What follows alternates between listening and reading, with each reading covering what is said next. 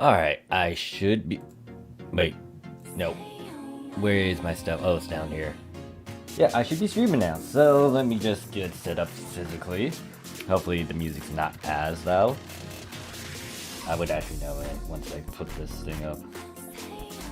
Hey there, Bebop Gaming, how you doing? And you said, so NGS is out? Not yet. Japanese PSO2 will be able to do a closed beta. Global will eventually get one, but I don't think it's anytime soon.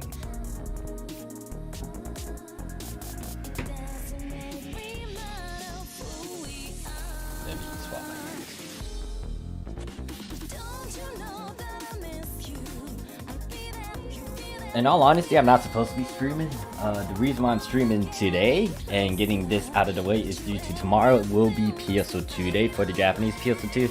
And I want to make sure that I get this stuff out of the way. I might do a bit of weeklies here and there for tomorrow as well. Right now, Morning of Demise is up. I'm not going to do that because I don't really need to get anything off of it.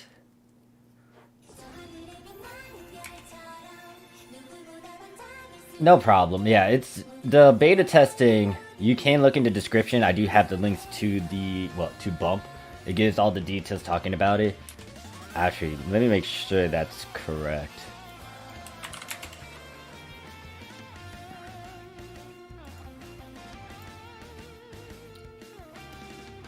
No problem, yeah.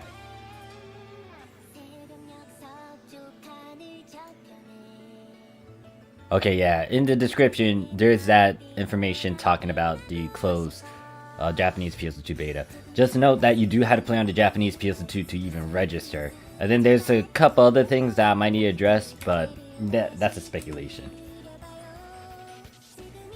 So yeah, in this video, I am going to be doing my weeklies and dailies. Fun. I need to do this stuff before the reset kicks in. In terms of my battle pass, mission pass, well, I'm on 8, but I can get 9, and then by tomorrow, or when the reset kicks in an hour or so, I can push it to 10. So by next week, I should be able to get to tier 30, and when I get to 28, I can get another Ice Stone.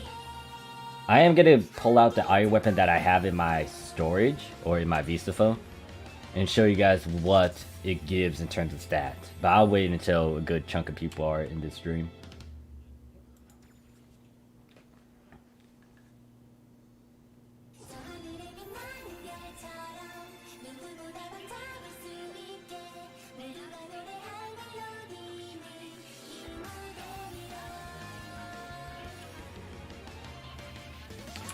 So this character already did the weeklies. I need to go through all 21 of my other characters now. That's gonna be fun.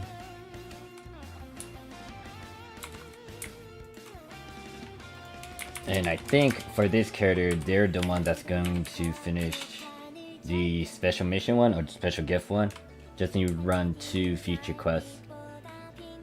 This one, I'm taking my sweet time with this one because I am keeping tabs on how many times I'm doing the what is it, the Primordial Darkness runs.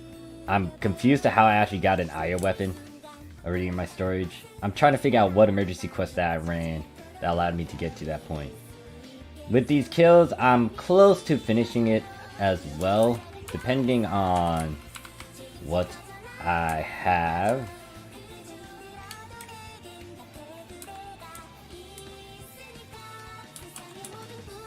And then I'm also going to talk about some little snippets and things, because I realized that I was giving a good chunk of advice and opinions about something, but I also need to be a bit more brutal with my answers, especially when it comes to those who are interested in getting the Riverlate Liberates.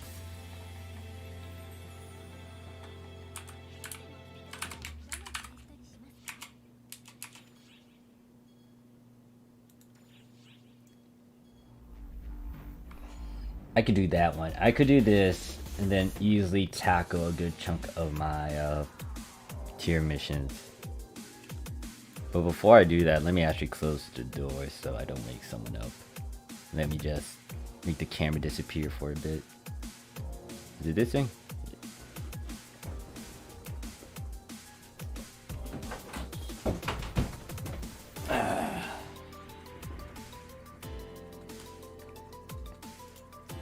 Alright, so we gotta do this. We gotta do this on normal. This right now is at 400%. I don't really need it. If you are new to the Japanese PSO2 and you want to try to power level without using keys, this is your best go-to. Now I do need to get on my other character because I am trying to stockpile on a bunch of items so I can get through the next week tier missions quickly, especially with that client order one. And I can't bring a friend, so that's complete daily order. Should have did that, but I'll do that once I get through these. Not a big fan of these. I hate soloing these missions.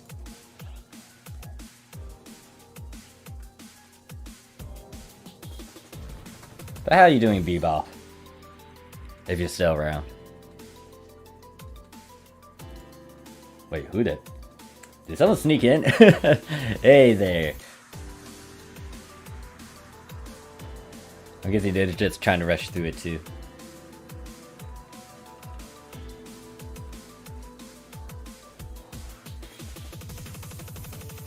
Oh wait, oh it's this one, okay. So it's that, I thought it was a bit difficult, but no, it's not an actual buster run, it's just you breezing through this and killing mobs. I forgot someone.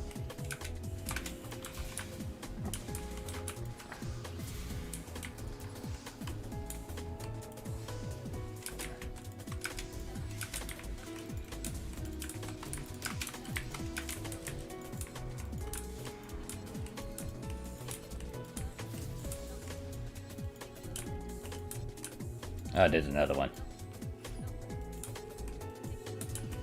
And then where is it? Towers. ECU says, whoa, you're streaming on my day off? Yep, I am. I usually keep or I don't stream on the weekend, just because, my parents are home, and then like they tend to watch from Netflix a lot, and that kind of eats up the internet and my connection. I'm gonna do it today though, because I'm not gonna be streaming as much next week until like the beginning of January. And then also tomorrow is actually power leveling day, so I do want to be a bit relaxed and just chat with you guys before I go hardcore and do a bunch of leveling stuff tomorrow. So you get to see me stream today. I might continue it. Well, I don't think I'll continue it. Obviously I'll let you guys know through my Discord and Twitter. But right now I'll stream until I need to eat lunch. And then tomorrow I'll stream again, but tomorrow is going to be specifically power leveling. But how you doing, ECU?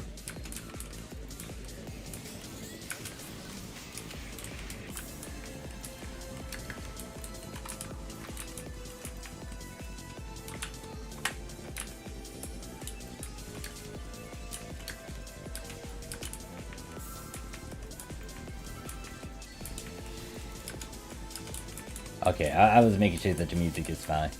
Apparently the Destiny Child OCTs that I've been playing, it's okay. The big issue is the Jet Set Radio music. That one has like a hit or miss depending on a certain song. I do need to look at the copyright issues that did come along with it. It's not like a huge one. Actually, no, it is a huge one because it says a couple countries cannot view the video.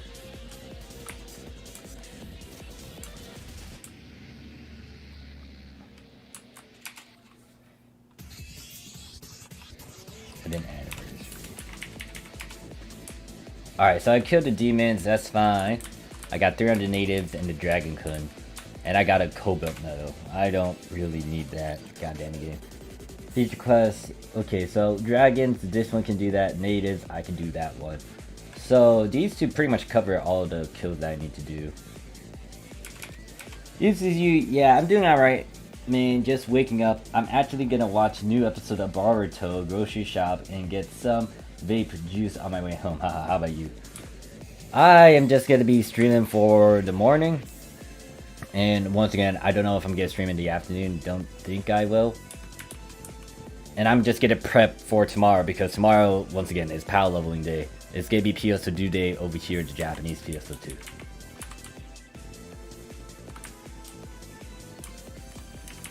Oh yeah, also, ECU, you do play on Global, right?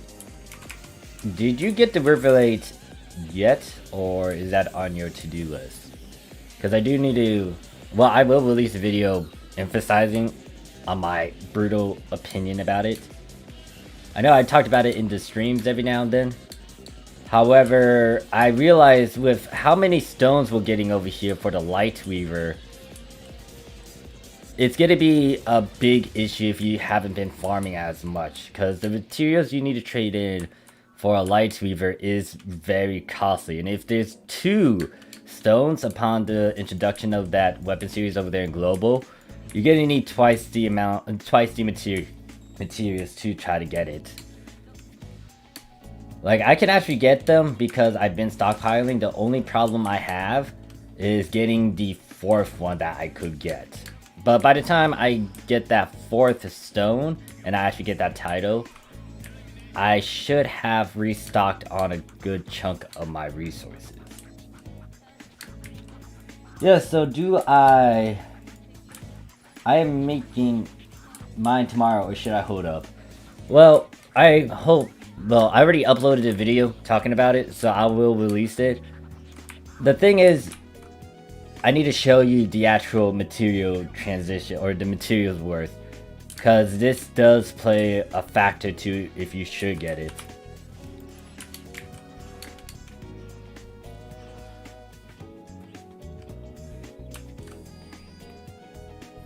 I would personally say I would skip it, especially with how Global's on a 3x 4x speed. And even though I say you want to skip it, there might be a chance that the Global PSO2 will release those weapons for free. But I'm not 100% sure on that part.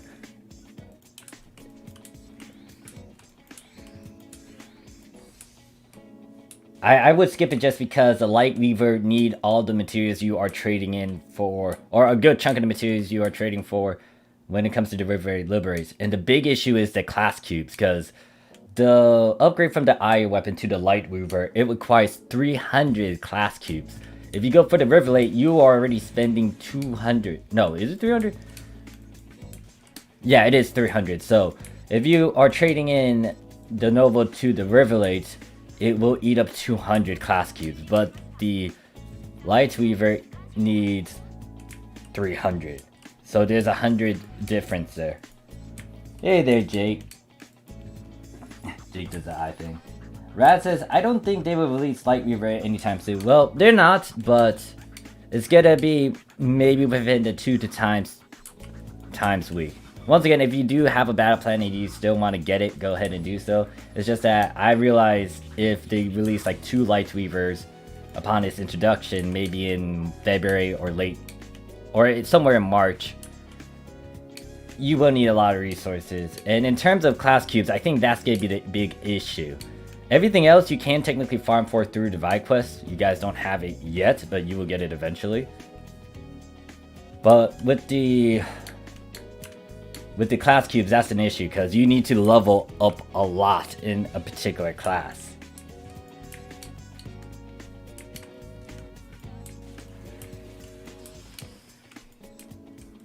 ET says, they kind of made class cubes really easy to farm. I already have like 712. Oh. Well, shit. Never mind then. You already got 700, damn. Alright, if they did make it, how easy did they make it? Because I know you guys can farm Masquerade. Hold up, no. That might be another reason.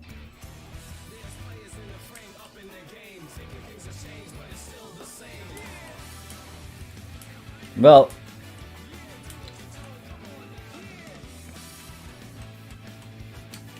no, it should be the same thing. I guess you guys just got like earlier methods compared to what Japan has to go through. And it also depends on if you've been farming actively as well.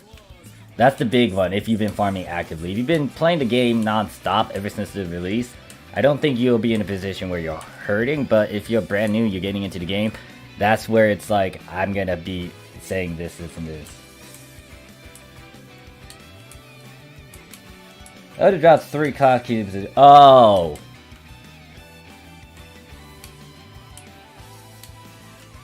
Wait, is that a guarantee? Okay, yeah, Global did change some stuff. That's kind of broken. And if I remember correctly, there was like this Meseta thing that you could have capitalized on over there with the Elder trigger. So if people were spamming during that time, then they did capitalize on that. Okay, so yeah, they implemented a couple things that wasn't really released on our side on Japanese PSO2. That kind of ticks me off. But whatever. Once again, they're spoiling Global.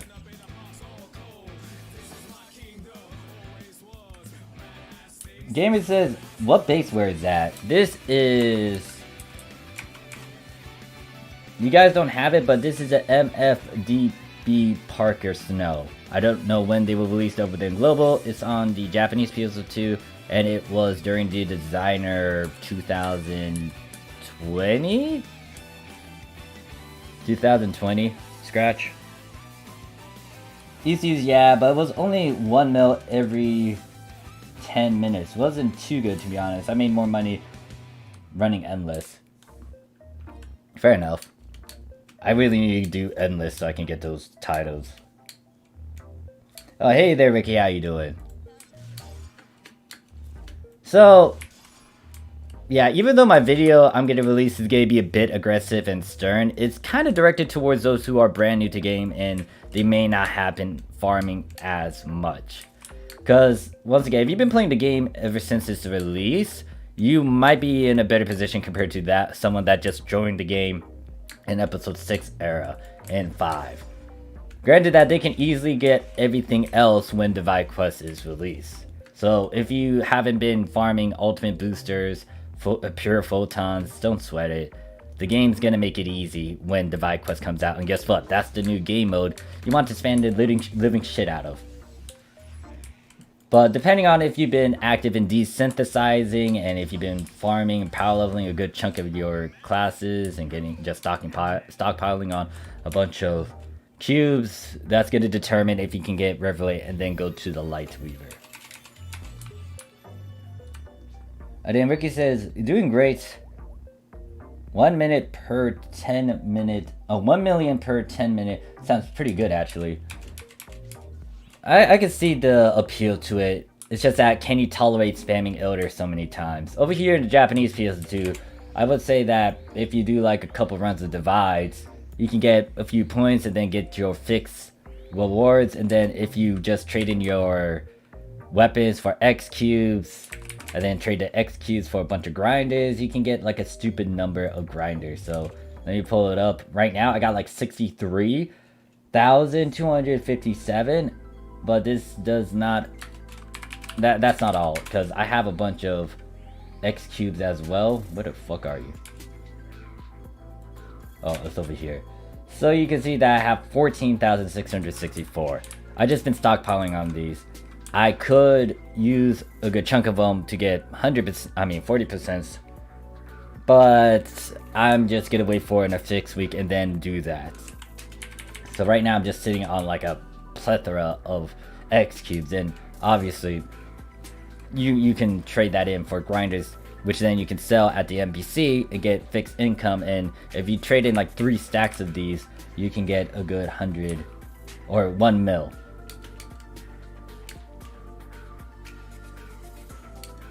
Yeah, don't worry about the ultimate boosters. If you guys can't farm it over there in global, you will get Divide Quest. Divide Quest is gonna be your next best friend.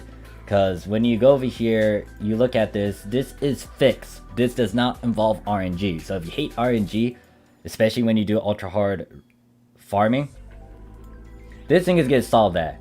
Because if you go over here, you will need to play this quest mode. You had to get 250,000 points. But once you get 250,000 points, it's a guaranteed ultimate booster, 5 of them, and 10 pure photons. And if you got multiple characters, guess what? You can capitalize on that and get more of these. And this is only at 250,000 points. It's not that bad compared to trying to get all your characters to get 1 million. You do need a good chunk of these resources for later upgrades like the Light Weaver and the Steel Puros. But if you really need ultimate boosters and stuff, this is how you can get them. Ricky's like, about 12 mil per stack for X cube. Gotcha. Alright, so what I need to do now is turn in daily order, then I'm done with this character's stuff.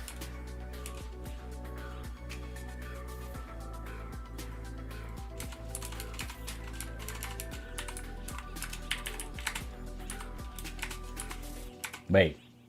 Fuck. Alright, I actually need to do a super hard one. I guess I could do that for what? Where are you? This one. This one I need to do because if I remember correctly, I have this tier mission that I need to get rid of. I already completed 3 of these. I need to complete this native one. I can ignore that 30 client order, then I had to do the emergency quest one. EC says, yeah, Divides made me actually swap my alts to a 12 and get them 95. I just don't know what to rename my cast as. As in an actual name? I'm not good with names, don't ask me about them. I would just try to look it up online. Go to a generic like name thing. Unless you really want a cast name, you might want to ask on the Discords.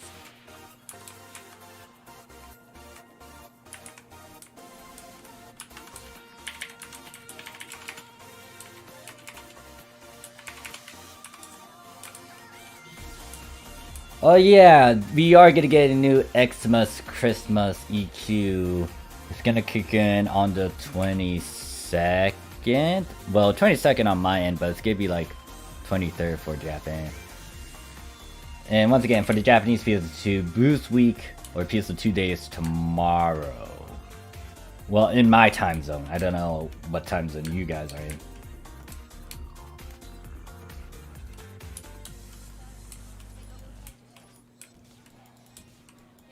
You named him Gundam for now.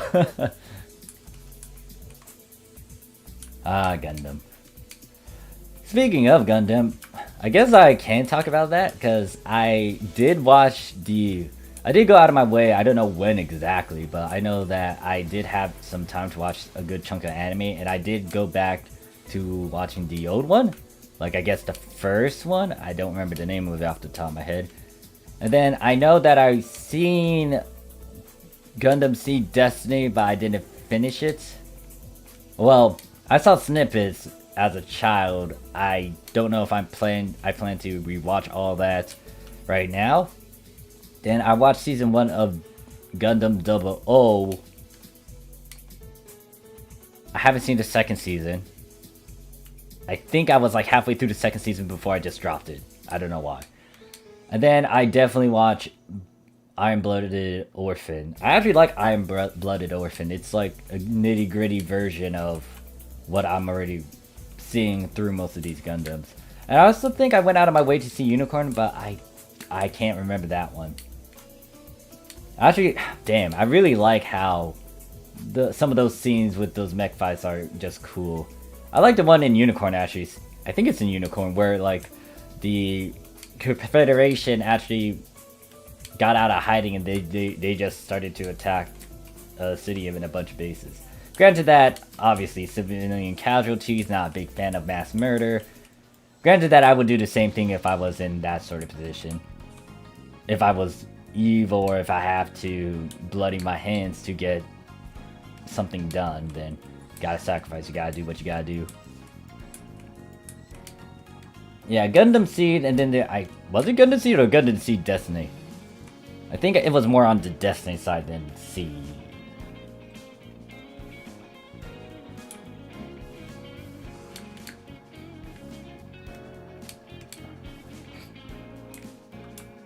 Actually, I think I also watched like another Gundam something, but I don't remember the name of it.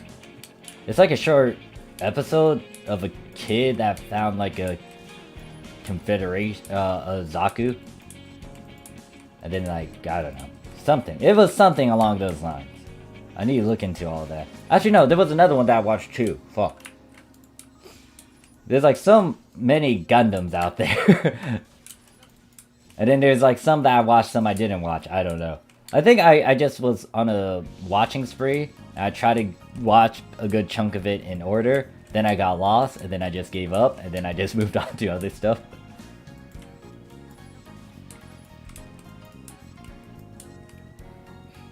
Easy says, is Iron Blooded Orphan getting...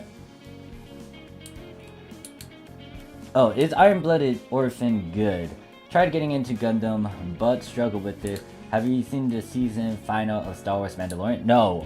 I am actually interested in watching that because it's a Mandalorian. I love... They were the one group that I like from the old Knights of the Republic, and they have a rich history, or they got a good amount of lore behind them. So I want to watch that Mandalorian series and see how that is. And before I answer your question about the Iron-Blooded Orphan, let me read what Droid says. How much do you think is a 3-slot fodder with absolute glare catalyst and fact 4 would go for? It's gonna be a lot. I don't know how much I would need to start to market, and then I would have to point out some factors. I'll come back to that question in a bit, Droid.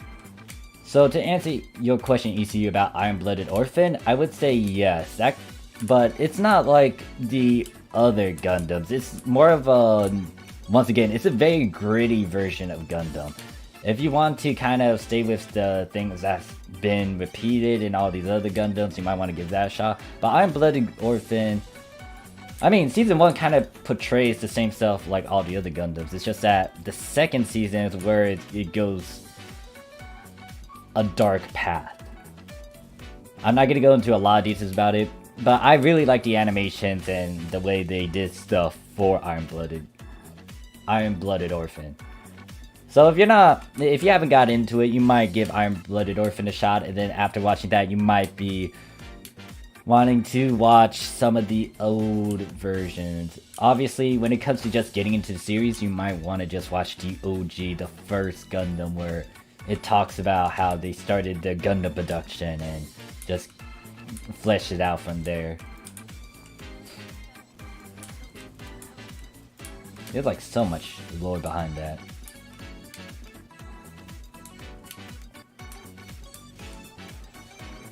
Can you? Yeah, you can. It is a pain in the...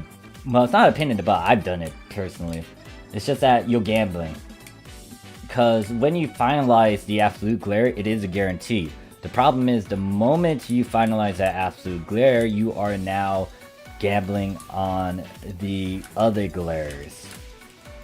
Or specifically glare catalyst, because that one is at a 10%. The only way you can ignore this is if you have that receptor, which allows it to be 100%.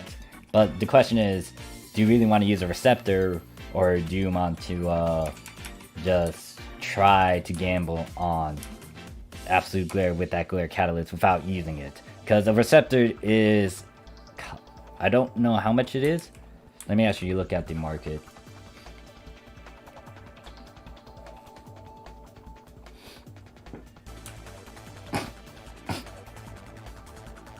Yeah, I think all of the other catalysts allow you to transfer it if you got multiple copies, except the... What, the glare catalyst? Yeah. So let me go over here and... What is it? It's the, Reverie? No. It should be catalyst receptor.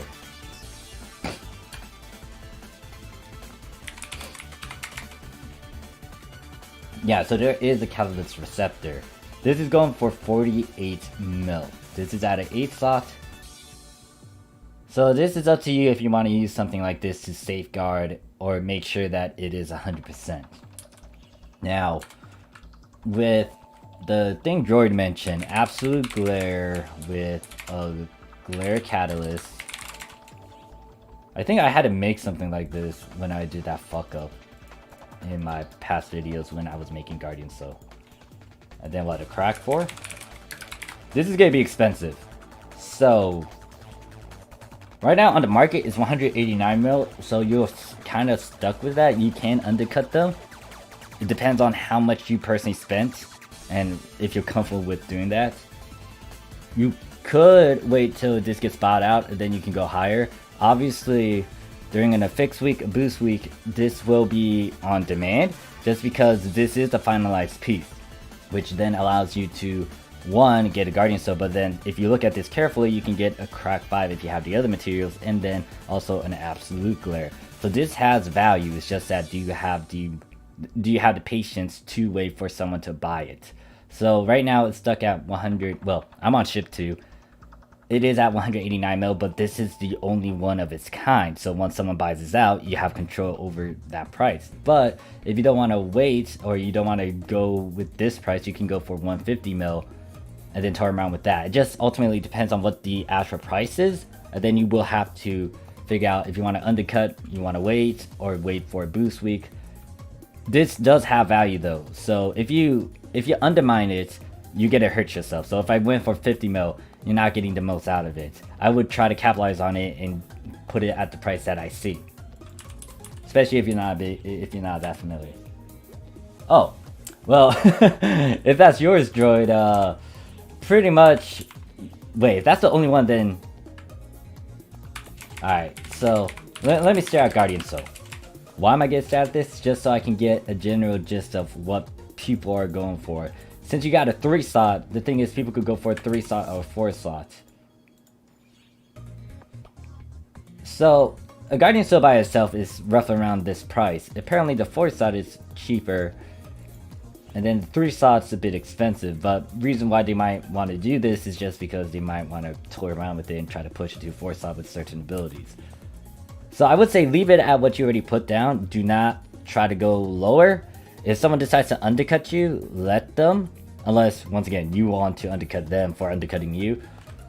So leave it at that, because in the grand scheme of things, you're giving them the option to go for Guardian Soul, Absolute Glare, and a Crack 5. So if you really want to try to figure out a pricing, you also need to stare at what these various prices are.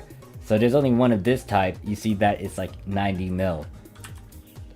So 90 mil for like a crack 5. You do need a good chunk of cracks to go from a crack 1 to a 5. Then there's also, what is it, Absolute Glare. Now, this is at 57 mil, it's not as high, and this is finalized, but once again, you have a finalized one which then can be used for a Guardian Cell, and even though this isn't as high like what you already put and then like the crack, this is still something that people may want to buy right off the bat just because it's a finalized Absolute Glare which leads towards that Guardian Cell. So keep it at that 200, because if I type in something like this, I think it will be on the market. Let's see, without any slot numbers, you can see that this thing is 712,950. This is finalized. Now, if you do a bit of math, if they can get more of those pieces that you made, then it would kind of equal up to this. Granted that they have the other materials, and if they have the money to actually do it and find someone who actually made it. So I would say leave it at that. I would say that a good chunk of people might be waiting until a fixed week before they actually go for Guardian Cell, Absolute Glare, Returner 5, and a Crack 5. So you can sell now, or you can just take it off the market and just hold on to it until the episode, until the next affix week. It's up to you, Droid. Rick is like, one MSG, you can buy the whole 8-slot unit with that, laugh aloud.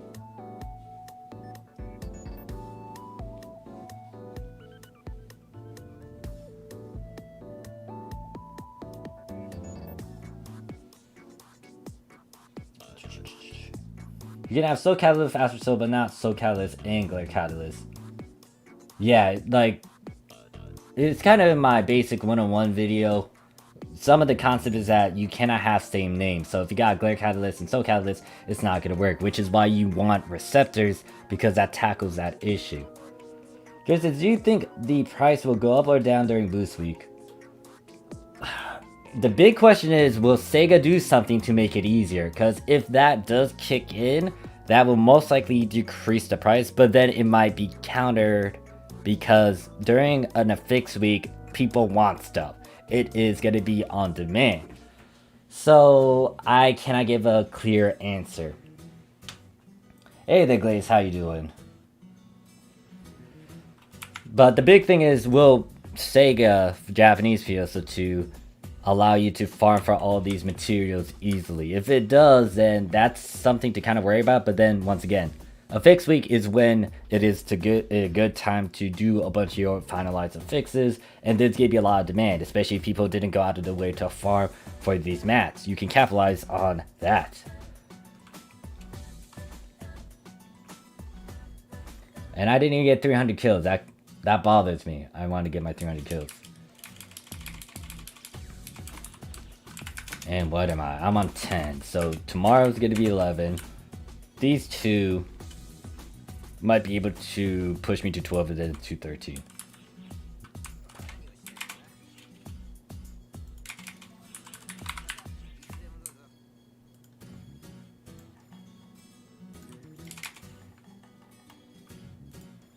I am going to be doing a bit of organization on stream. I am actually making some of the fodder materials that I need for next affix week whenever that comes around. Hopefully they're not going to do another one anytime. Well, if they do, great, but I got a feeling that it might be like somewhere before the closed beta for the Japanese PSO2 NGS.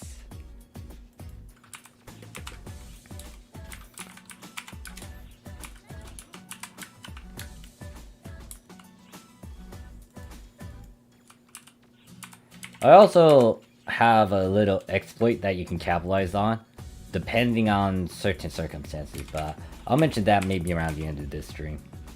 And I will most likely make a video emphasizing that. Hey there, Young, how you doing? Ricky's like, end affixes always get cheap during affix week, while basic affix will go up. It's, once again, just supply and demand. some people will want something and then they realize they don't have a lot of it, or the market just doesn't have as much, or because of the fact that people are buying a lot, it's just gonna go up. Like the glares. Some of the glares are actually cheap, especially if you are aware of how to get them and if it is easy to access to. But then there's something like the Angie and Dominius over on the Japanese PSO2, where it's actually a pain in the butt to get those. It does stack against you if you need many of them, or a lot of them. Let me display that on the screen. I will make a video just mentioning these two glares, and once again, there's a certain way around it, especially if you understand transfers and how you can capitalize on the unit SAFs. But if I pull Angie Glare, which is pretty much the one boss you fight in Armada, there's the other boss as well. You do need one of those two. But you can see that this at 2 slot is like 1.2 mil. Now if I go to a 3 slot, which is the ideal number, it's 1.6, so it's not as bad. But the thing is, if you need multiple of these, and if you fail a good chunk, this will stack against you. Or it will slowly start to stack against you. Now Dominius is a bit more expensive, and you can see that this is running for 2.5. If you really had to choose between the two, Angie is your best friend. But if you're trying to use it for yourself and you're farming it, either one of those two, Dominius and or Angie. You will fight against one of those guys when you do an Armada. It's not like you're not going to get something out of it. Now the problem is, it's RNG still, so even if you have a shit ton of boosters, there's still a chance that you're not going to get anything. Just pray to the RNG gods that you get something. And also have your Monkey King bar, because that is your best friend in terms of increasing your chances on unit farming.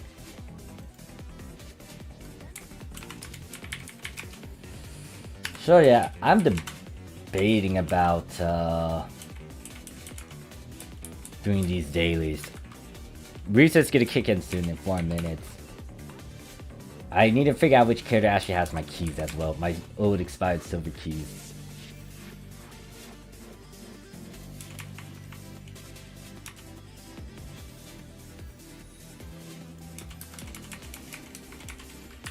E3 uses fun fact on how lazy global can be. 1 grindy equals 1 XP egg, or 1 XP egg equals 10 20k etc. on player market.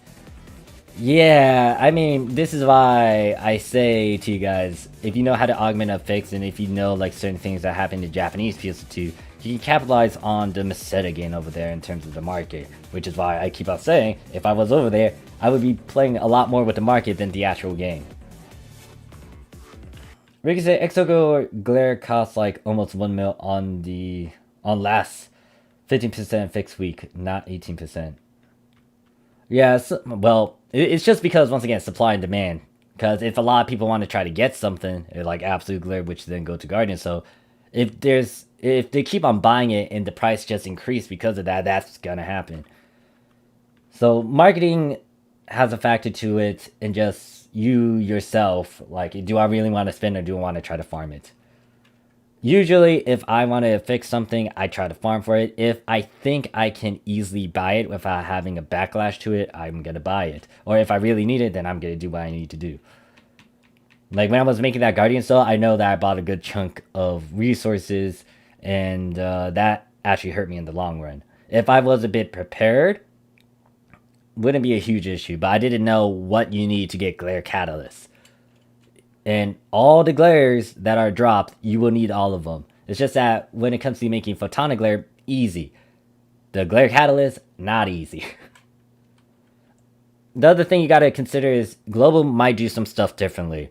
Not 100% sure, just keep that in mind if you're playing on Global. They might make it easy. Because when I released that video talking about you should farm for Yamato Factor because it's actually hard to get the trigger and hard to see it pop up, guess what? Global kind of slapped me across the face and said like, hey look, we're releasing this trigger over here and it's not going to be as bad to farm for. So they might do the same thing over there in Global, which means they're going to spoil the living shit out of you guys, which means you're not going to stress as much in terms of augment farming.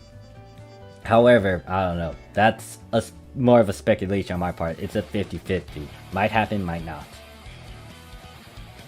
Glaze says, so is there a reason why 3-slot, 4-slot units with catalyst sell for high? It's because if you do not have high protections, you go 3 slots, 4 slots, or you go 2, especially if you're like a free-to-play. But Jake, you got like crack 3s and returner 3s to drop on a fucking unit piece. Give me those units. No, you're trying to do a all-rounder build too, so you'll need those, but goddamn your luck. George says, yeah, I've been hoarding Angie glares on global and buying up all the cheap ones, and now I have around 100 at 2 or more slots. Shit, man. Hopefully, look, if it does spike, capitalize on that, dude. Because, once again, you'll get a lot of money from it. Because if that thing that I mentioned a few seconds ago, if they do release an easy way to do it, you might as well capitalize on it in that prior stage when people realize, oh shit, I need a lot of these. And then if there's a boost week or a fixed week, you can sell on that and then just get a shit ton of Meseta. I made those units, it's not drops. Oh. I know, but Sis said otherwise, Jake. Ricky says people usually make unit at 4 slots and transfer past 8 slots since... Yeah, okay, yeah. So Ricky's explaining why people go for 3 slot, 4 slot. Global have triggers from Rising Badge. Guess that gonna make it easier to farm.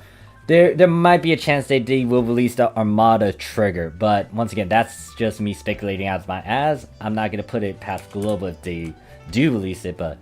Or, did I word that wrong? It's just that there's a chance that Global will... There's a slim chance, 50-50 chance that Global might make it easy to farm for. Because if I mentioned like the Yamato Factor one, they released a trigger to get that. So they kind of tackle that. They might have did that because they were trying to put stuff in the Rising Badge shop that is different from Japan. Because a lot of the stuff in our badge shop is outdated. It has a bunch of old weapon types. And Global might have been like, okay, we can put these triggers instead to help them out and also to fill up this shop with something that is worthwhile compared to going for some of these old types that Japan badge shop has. It's kind of smart on what Global did, but at the same time, people are still doing some things that I'm shaking my head at. But, you know, I'm not going to say you guys should stop it, because in terms of getting Meseta, you want to get Meseta. If you want to capitalize on these mistakes, then so be it. I already gave indirect warnings here and there. I already said some of my opinions. If you did heed it, good on you. If not, then, you know, my videos were out there.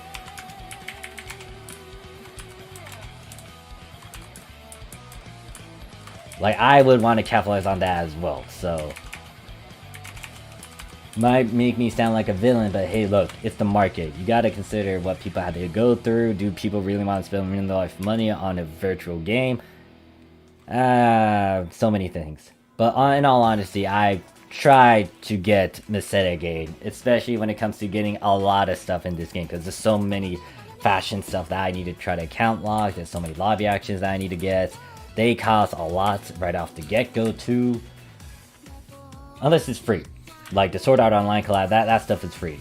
Thank God.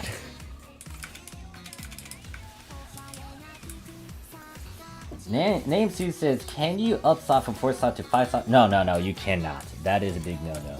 I tried that, no. You have to get it at the certain number. So if you were working with something below it, that is fine. At the same number, that's fine.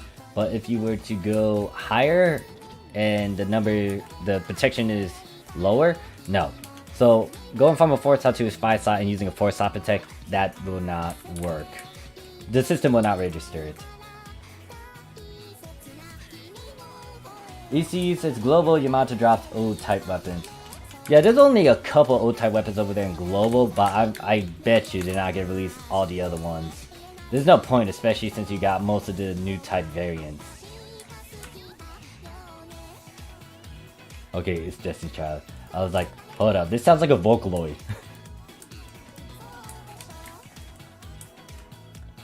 Yeah, there's a couple old types. I think it's one particular weapon series from the Yamato one. James says, why can't we all just get the Giga 8 slot Giga augment? Sega's messed up. I don't know why Global toyed around with that. I don't know if it's because of what they've been doing, which influenced the programming. I'm just surprised that a lot of people can't get 8 slots. But then again, I tend to farm with that Monkey King bar, and that was a thing ever since I joined the game. It's just that I learned about it a bit later. It's just that the mechanic for that Monkey King bar was a pain in the butt, because you physically had to hold it every time you break a crystal.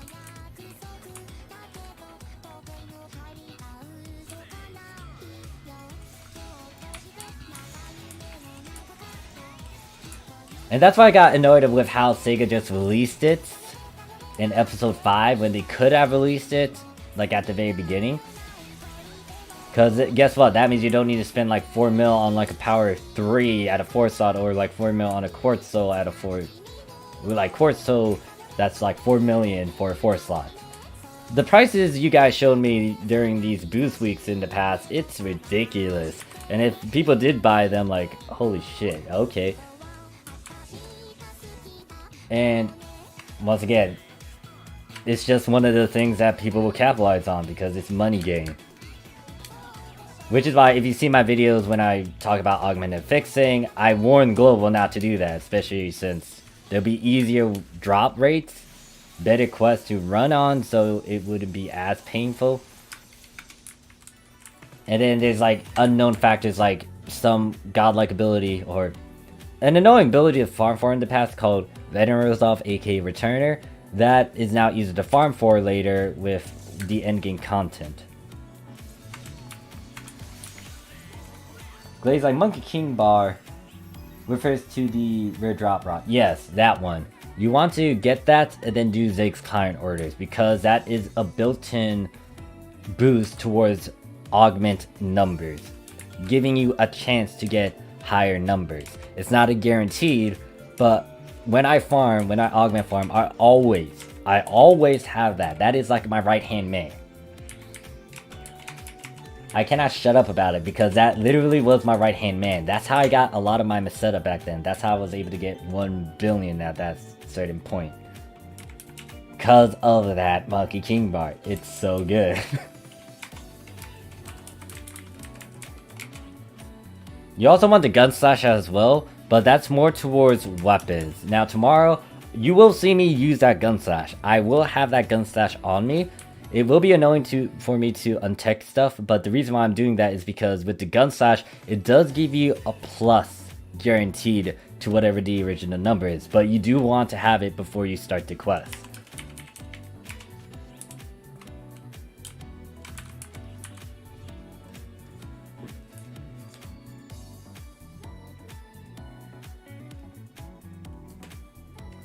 Someone already mentioned that in the video too. I kind of addressed that. I think it was... his username started with a K. K-A-E something something. He did make a video mentioning how it does built-in...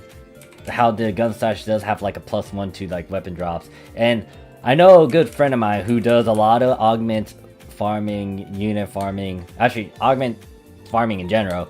And then also does a bunch of crafting. He mentioned and pointed out this is why he always have this stuff, and then also told me like little snippets that helped him in getting higher slots on weapons and unit drops. I will get to that video eventually where I talk about the stuff that will help you in terms of farming for augments and abilities.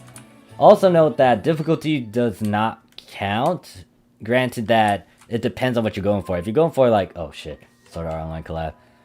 If you go for SAFs, oh well, if you're going for S-class abilities, that's a different story. You do need to get it at a certain difficulty depending on what that S-class ability is. But if you were trying to get like usual augment affix drops, you can do it on normal. You could just run it on normal and you can get a good chunk of stuff. Like sometimes you get stuff at an 8 slot. That's what my pal and I did. Way back then in episode 2 when we were farming like the night gear limited quest. Like we spammed on normal and hard. We were one farming stuff, but then we also helped out like new players as well. That's how we also spread our name too. We were quite notorious. But yeah, difficulty does not really count unless it's a very specific thing like an S-class ability.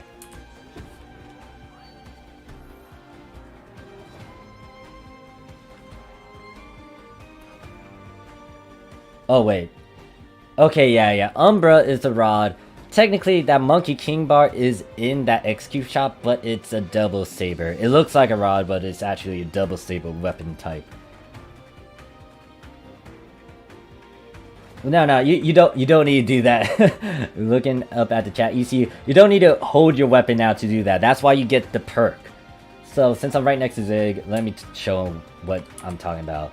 So if you do this client order, this is something you would want to do, because this allows it to be an automatic feature as long as it's in your inventory. If it's not in your inventory, this is not going to kick in. But once you complete this client order, and once you complete the client order, you want the weapons in your inventory. Now, out of these two, the one that you want in your inventory is that Monkey King bar compared to that Gun Slash. You want the Gun Slash if you know that something's gonna drop as a weapon, and you want it at a certain element, and then also have that little snippet with the +1, +2 in terms of your increase in your augments. But the big one is that Monkey King bar, because this will not annoy you as much. The Gun Slash will annoy you if you're farming a bunch of stuff, especially if there's a lot of weapon drops. There's gonna be all those weapons that are 7-star and higher. It will be in that special weapon form. So you want to be careful with that Gun Slash one. If you don't mind spending X amount of Meseta for it, go ahead and just hold it. But the big one is this Monkey King bar, because it's not going to cost you as much. You don't need to untech a bunch of stuff and pay a bunch of Meseta for it. Every time I go on in the new Extreme Quest, I would get that Monkey King bar. Note that this is also not a count lock, so depending on what character you're on, you will want to make sure that the character has it.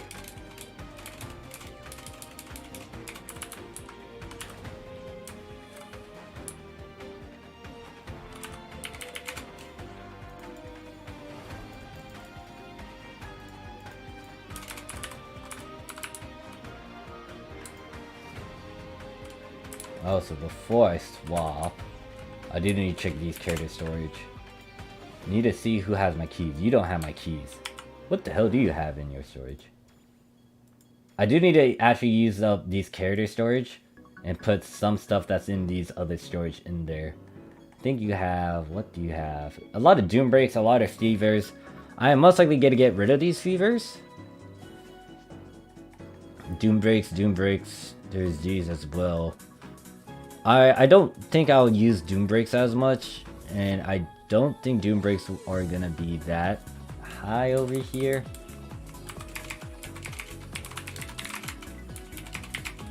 Let me just the price for this. It might sell for a good chunk. I might want to gamble and see if someone will actually buy it. So that is something.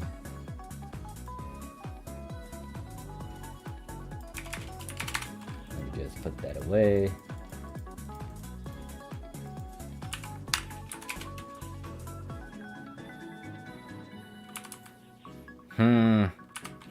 Alright, so I might actually do this character as daily just because I might as well trade in the keys that I get from these runs for tomorrow power leveling, because I don't know how many keys I have. Use a boost, use that, do it super hard. Alright.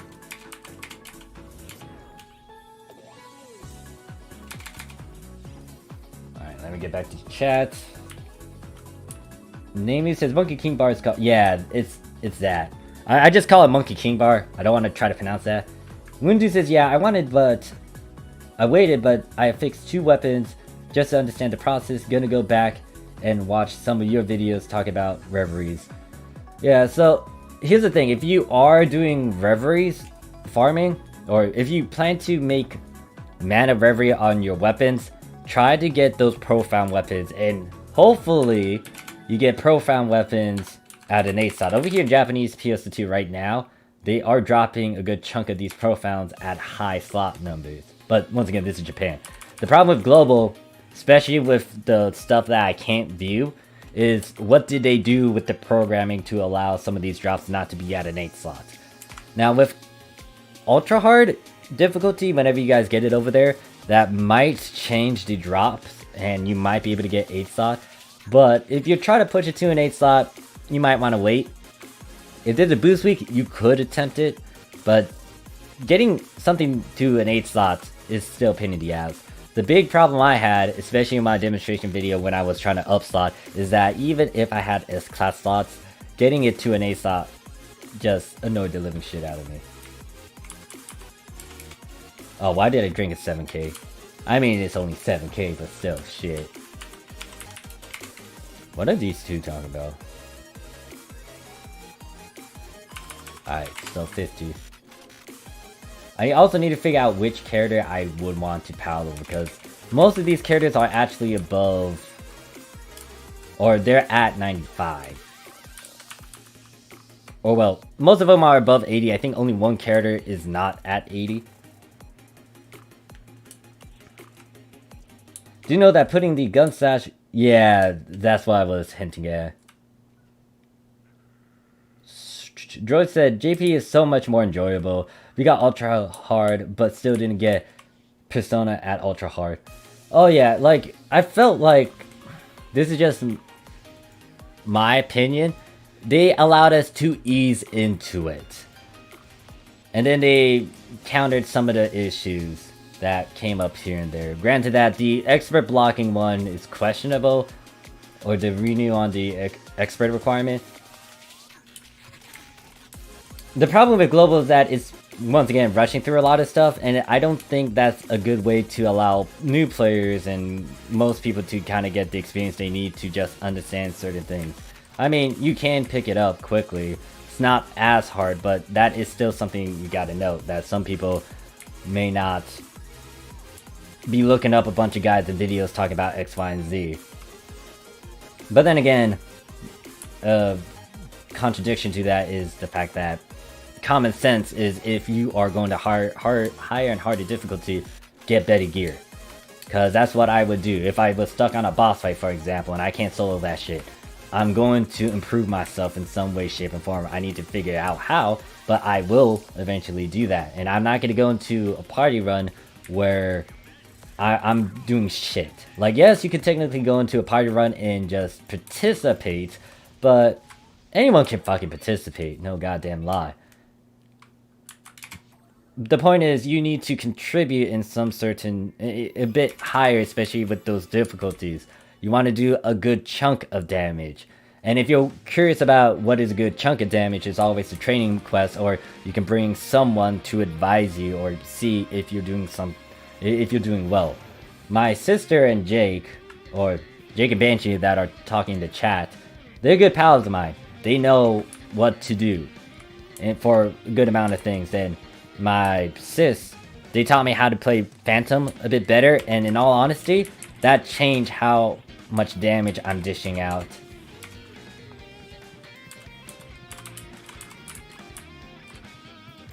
And these two are nuts. Once again, they duel a bunch of stuff. When, well, Ultimate Quest was the thing? Oh no, yeah, Ultimate Quest Nibirius in episode 3 back then, these two kind of soloed the thing together by themselves. And then I think the same can be said with like several other things as well, so they're mad lads. I love them though.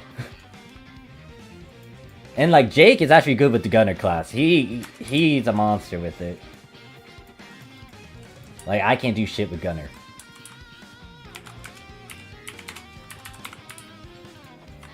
Like, a good chunk of my pals that played in the past, they were mad lads. Two of my pals actually, three of them decided solo Ultimate Quest and fight against Anga by themselves in episode 3. And that was a pain in the butt to do, just because Anga has that certain fucking nerf. Oh god. Planning to duel the Ultra Hard Prime. James says Global is going to get slowed road with ultra hard difficulty. Don't expect it at all at once. Yeah, it's well, I don't know. With what they did for the episode 6 release, they kind of released a good chunk of stuff before, you know, certain things happened here and there. And I actually see the fucking chat. What the fuck? Hold up. How's that chat popping up? Oh, does it pop up every now and then? I didn't realize that I need to toy around with that box. Huh.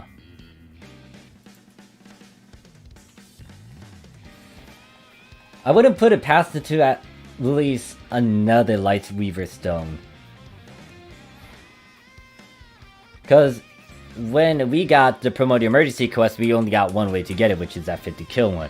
But Global might release the Battle Pass form of it, which allows you to get another stone. Because they kind of did that for the Atlas EX. You guys got like the upgrade for this, or got the stone over there when they released that thing, and they also have an event. So I'm kind of afraid of how Global is going to execute the release of the Lightweaver, because they might release this in their Battle Pass over there, and then they're going to most likely maybe put an event as well, meaning that you can get 3 of these Lightweaver stones. And when it comes to the conversion, it's going to eat up a lot of resources. Because right now I'm staring at it saying, holy shit, I actually need a lot of stuff. Once again though, if this falls on your certain situation, because if you've been farming actively, it's not going to hurt you as much. But once again, you got to consider how many things you need to buy. Let me go over there and show it. Oh, god damn it, stop fucking shit. SAO, please.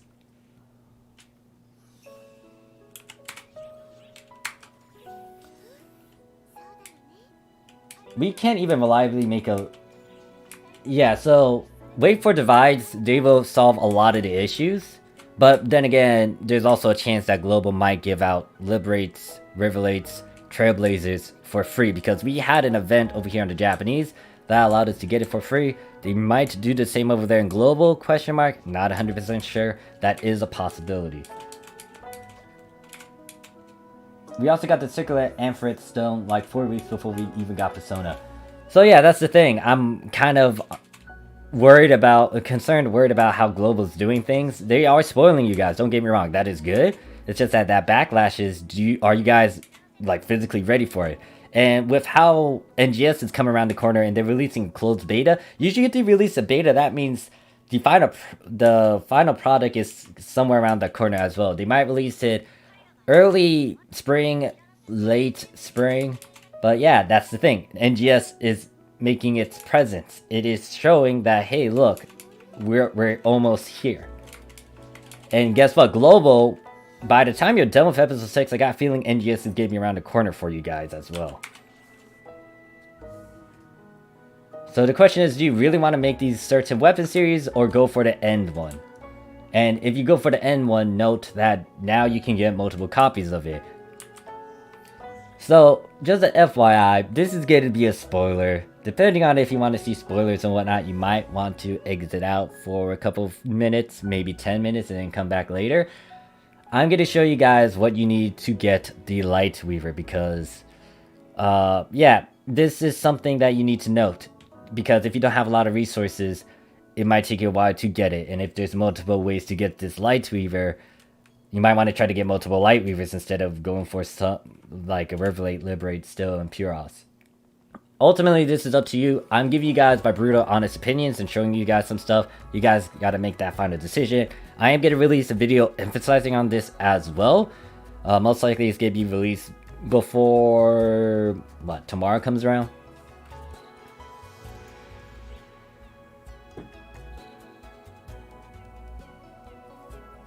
So he says, in Japan, I'm only level 40-ish. Laugh loud, just started yesterday. Yeah, I'm on ship 2 right now.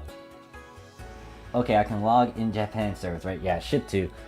So if I go over here, here's the thing. This is the endgame weapon here. If you're not familiar with these upgrades, let me just briefly go over it. So, for the Liberate, it's gonna eat up these things. Note that most of these items are needed for this Lightweaver and the Ire upgrade. Now, the problem with the Ire is that if you don't get it as a natural drop, this thing is going to eat up a good chunk of resources, especially if you don't have a lot of resources to get this to plus 35. However, the way to tackle this is to get grind caps, grind level caps. It could be a specific weapon type, or it could be the overall one. You might want the overall one, but depending on if you can get those certain weapon ones, you can. Hopefully Global release certain methods to get them for free, or like a fixed method and it's farmable compared to going to that limited exchange shop over there. Don't do that. Ignore that class cube exchange. Do not do that. These grind caps will be easy to get eventually. But hopefully they do that, because if you do your math, you technically need 6 of these. So do 6 times all these numbers. To make one of these, you need primordial stones, which is pretty much the primordial currency, like how Persona has their own currency. You need emerald. You need 50 of them. Lab materials, you need 100. X cubes 200. Fragments 200. Ultimate boosters 30. Now, if you don't have grind caps, once again, this is not at plus 35. Times this number by 6. 120, 300, 600, 1200, 1200, and then 180. It's a lot.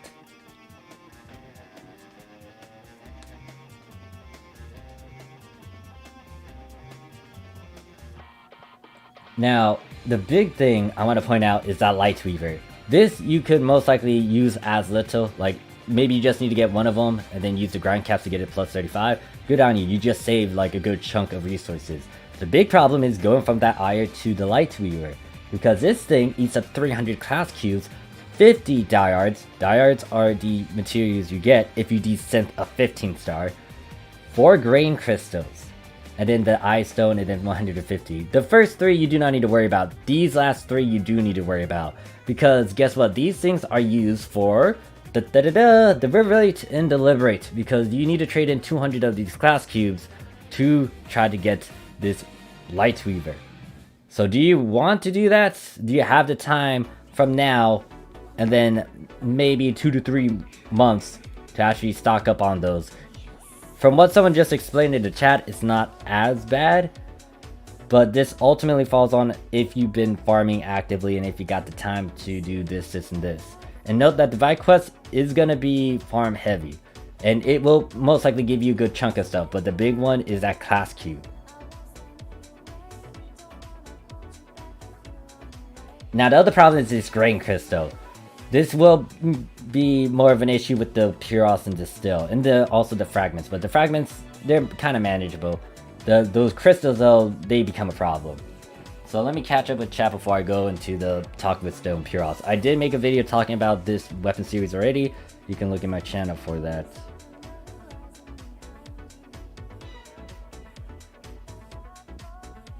Yeah, once again, don't worry about the pure photons or ultimate boosters. Divide Quest will tackle that, and you would want to start spamming it the moment it's released. Hopefully it's called Divide Quest over there. Might be named differently. James says, I mean, counter players should 100% wait for the Lightweaver stuff to be released. Every weapon that has been released has gotten extremely easy to make as time has passed through triggers or whatever. That's another good point, which is why... I don't know, that's the thing, when are they gonna add that? Because I don't think, since they're caught up to date now, they're not gonna release it until maybe at the end of episode 6 where they do all these triggers, but then the question is, do you still have all the resources when that Lightweaver is released along with all these other methods? It might take a while to do it, but that's the question. Do you want to actually spend the resources now, or do you want to spend those resources later? Glade says, you laugh aloud. Yeah, Hero is best daily character. I'm in B32. I'll meet you by Stargym. Okay, so you guys are meeting up in game?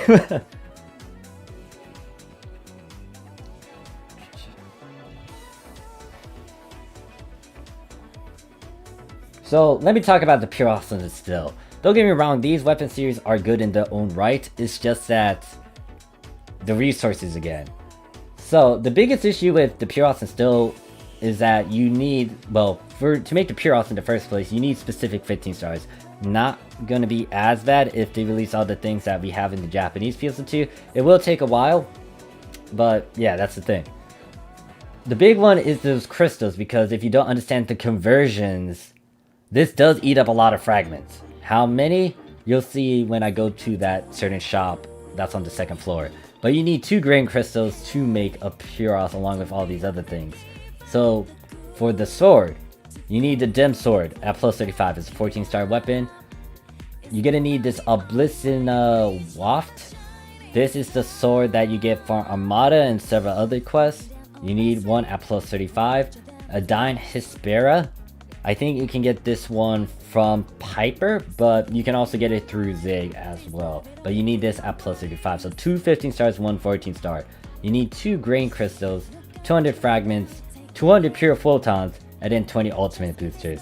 Now this isn't as bad in terms of ultimate boosters when I compare it to something like this, but you are still eating ultimate boosters. When it comes to the Puros to distill though, you're not going to use any of these 2 materials, and you don't need to worry about a good chunk of your descent materials. However, the number is higher, and this is more of a headache because you're gonna use modules. Yeah, you're gonna use modules. Modules are specifically from Divide Quest. They will add other means drops, especially like some of the emergency quests now dropping modules. You got Varuna. You need 25 of these. Metro, 25 of these. 50 of the extra core one. Then you need 500 fragments and then 6 grain crystals. These 2, well, all of them are actually a pain in the butt, and you need to farm continuously on Divide Quest to get these. Now, you could technically buy the modules, but when it comes to the fragments and grain crystals, you cannot buy them. You will have to farm them. Now, they will add certain things like them being a bit easier over there in Global, especially with the Battle Pass, Mission Pass. But let me show you guys the conversion, because this is where it's going to get annoying in terms of getting just a ton of fragments. So if I go over here, go to Divide Metal Exchange, this is on a monthly cooldown. This is why I make videos just talking about this little thing, because this is important. If you don't do it, then you miss out on these conversions and you have to wait another month to get another 4. So to get a grain crystal, you need 200 fragments and 350 divide metals. Do that by 4, because you only get 4 of these within that month. You're gonna need 800 fragments, and then you will need, if my math is correct, 1,600? No, 1,400 divide metals. And note that these fragments, you had to trade in fragments to get this grain crystal. So all those fragments I talked about in those previous conversion, you gotta also note this one as well. So it stacks, you need a lot. Now there is another way to get another grain crystal. I think it's over here. You can trade in your gold prize medal, but you will need 500 of these. I've used a good chunk of them already. So yeah, this is another option. If you're farming for Armada, make sure you farm the living shit out of it until it starts to die out. Because one, you get these prize medals from it, but then secondly, you can also get those glares that I talked about for glare catalyst and then absolute glare, which then you might be able to go for the, well, you can make a guardian still, but that's up to you. And then also some of these weapons will drop over there as well, along with some of these SSAs, and then some unique ones as well, like the attack up 2. But yeah, if you want my brutal honest opinion now, I would skip the Riverlight Liberate and the Still and Puros. I would definitely skip the Riverlight Liberate just because if I'm aware of how stuff is on, or how stuff is over in the Japanese side, I will wait till they give it out for free. Granted that, you know, Global might just change things up and do X, Y, and Z. And even though I say this, there's a chance that they will make it even easier over there. Which I kind of have, like, once again, that opinion. It's more of a good and a bad thing. It depends on how you view it. Ultimately, it falls on if you're a gamer, if you're familiar with farming and all that. If the game is pretty much giving stuff out for free, what's the... Well, that's more of an extreme. I'll make a separate video for that. I actually need to form my thoughts on it. I can't just talk about it willy-nilly because I'll say something stupid.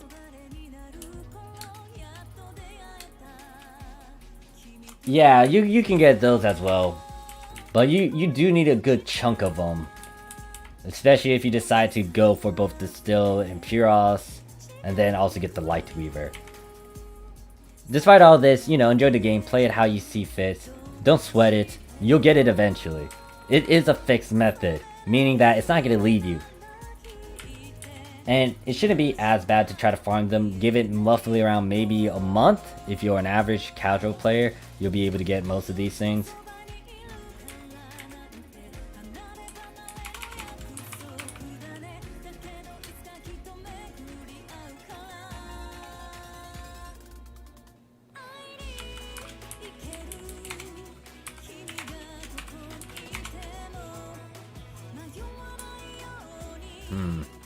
I might need to redo that video I just fucking uploaded. Great.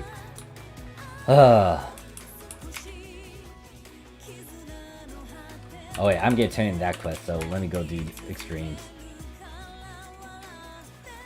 Oh yeah, that's pretty much what I want to talk about. Herfrost says, hope they give us more grain crystals from the mission pass. They might spoil you guys in that sense.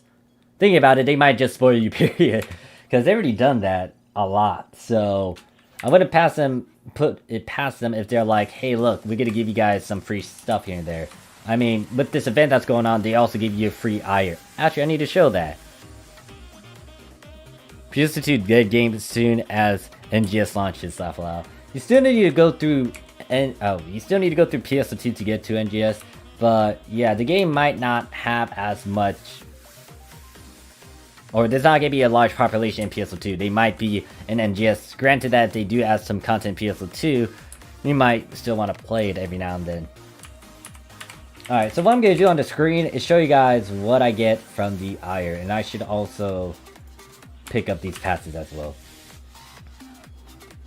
I'm still confused to how I got like 10 emergency quests finished, because I feel like they cheated me in a way. Because if you look at my tier missions, well, I still need to complete this one, but I only got like 7 out of 10. So I'm confused to how I got 10 out of 10 from this. But anyways, I apparently have the iron weapon, so I'm going to put it into this character's inventory. I'm going to lock it. Let us see what it gives. Okay, it's a gun slash, it's a 5 slot, not bad. Okay, that's good. This is already at plus 35, so all you need to do with this weapon is get it to an 8 slot. I don't care about these abilities, I'm going to put junk abilities on it. I can get this to an 8 slot eventually. So yeah, this is actually fucking good.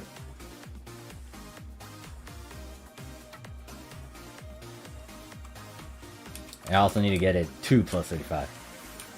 So yeah, if you're not playing on the Japanese PSO2, you might want to consider it, since they're giving out a free 15 star that's already at plus 35 with decent augments. Now the problem is, it is a gun slash. You can't really you can't change it until you get it to a light weaver.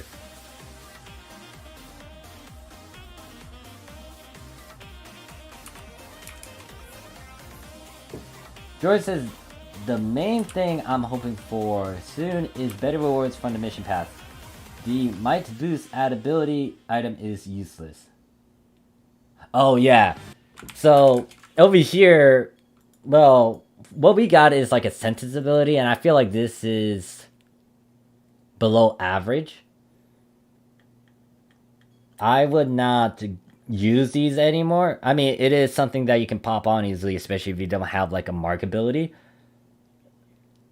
But yeah, I'm not a big fan of it. They might want to swap that out later. The big thing that will be really good are these things here, because these are pop items to get 100% on the catalysts and what, Ether Soul, and then the Omega Memoria.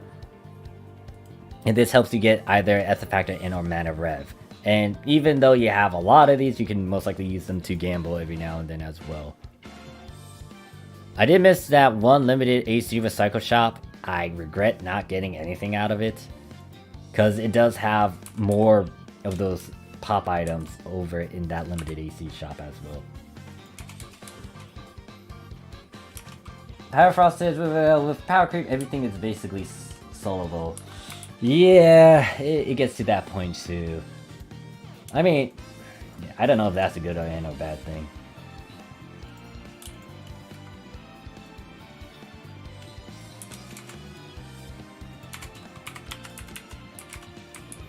People have already soloed TPD.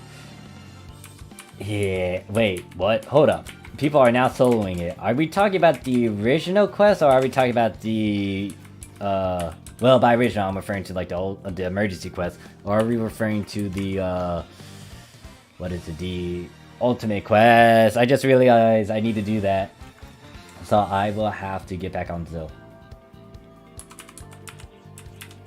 I mean, Japanese players are mad, lads. They know, they just do a bunch of stuff. And then there's some players on the western side that they know what they're doing as well. What am I doing? What am I doing? What am I doing? I was staring at my character info to see what boosts I have. It's the 50. Like, I've seen in the past when people couldn't really go for an 8 slot, I've seen people back then, well, Japanese players back then with fucking 8 slots, and they were decent affixes at the time. And I was confused to how the fuck they did that with our old system. Well, it was back in like episode 2. DQ, okay, yeah, damn. Well, I don't know what to say. I really don't know what to say about that.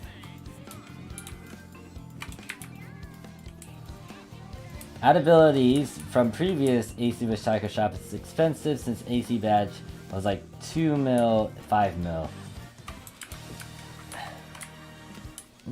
That's why, well, what? That's the AC Recycle badge. You might want to be looking through a bunch of the costumes if that is the case. It's just that there's a lot of costumes to go through, and I don't know if you guys have the patience to try to find and look at each one of these non-popular stuff to see if you can actually buy it at a cheaper price. But then again, if you are willing and you really want to save some, etc., and want to get some of the goodies from that AC Recycle shop, gotta do what you gotta do. But they are super geared.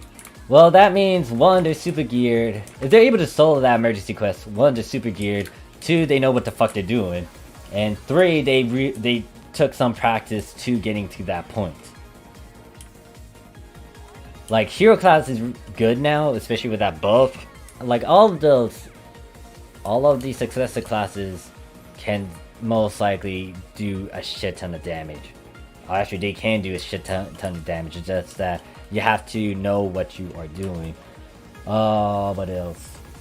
I would say, well, it's just in general, like, if you know what you're doing, you will do well, and if you got the gear and stuff, you can do it.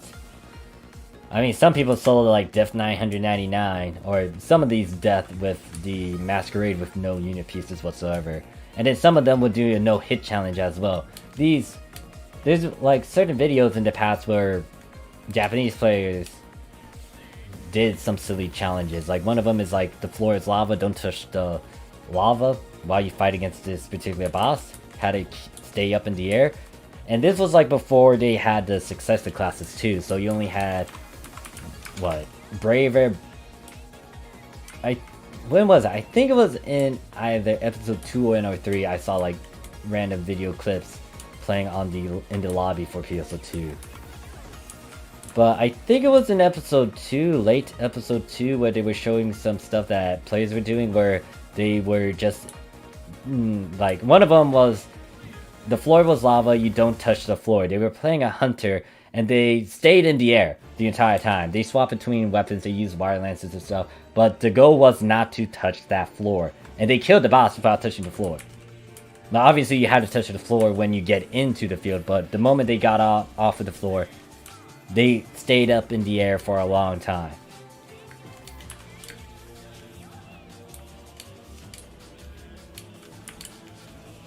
Even Trash AC costume goes up 2+ mil. Yeah, you really have to dive deep. Sometimes some of them will be cheap, some of them might not. I remember when they did that, when they increased the price for those badges, I did look through some really old stuff that I kind of knew was at a cheap price. And I was able to save a good 1 to 2 mil. Well, that's for the particular item. I saved like maybe 10 mil off of it, but that's with me knowing some little things here and there and keeping tabs on items. But once again, do you guys really have that time to do it?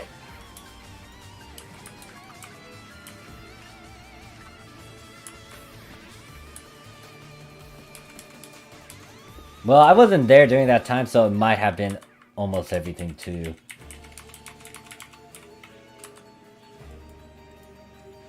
I wasn't there for the 18%. The 18%, I should have done something for it. The only thing I did for that 18% was get my eye weapon from whatever slot number it was. I think it was a 4 slot all the way up to an 8 slot.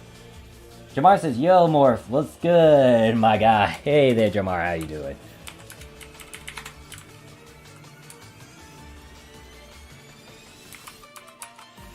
There we go over here.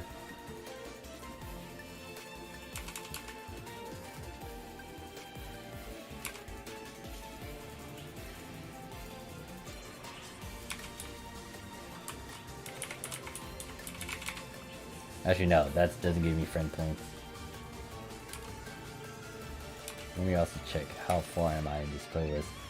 So, fun little thing is that I can't go and play the entire Jet Set Radio playlist because there are a few copyright issues. I just need to figure out what songs. Or I can just choose it and try to find instrumentals.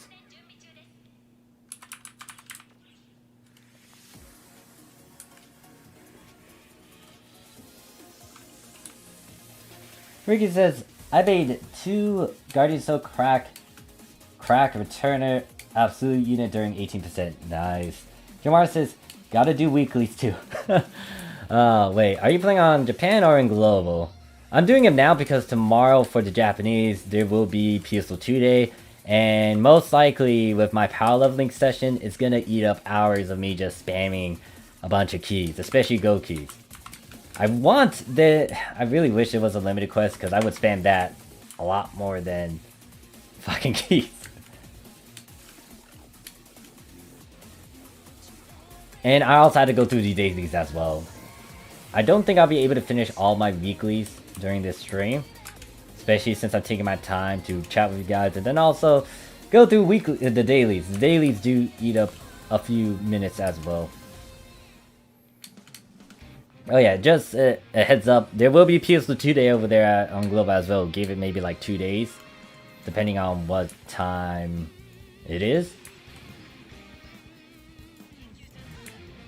If you have rainbow keys, that would be really good to use it on, use the rainbow keys on that boost day. I have like several rainbow keys sitting around and I think they should be able to push me from 95 to 100. For maybe one character. I have 5 of them. Hopefully they could most likely push me to 100. That means I don't need to use as many Go keys. I don't know. We'll see. I'm going to use a lot of boosters as well. I've been hoarding a lot of boosters of all types. And I think I have a good chunk of like 200s and like higher ones. So I'm going to go nuts with it. Yeah, I got like 200x try boost. I got 100% for this one. What else? I got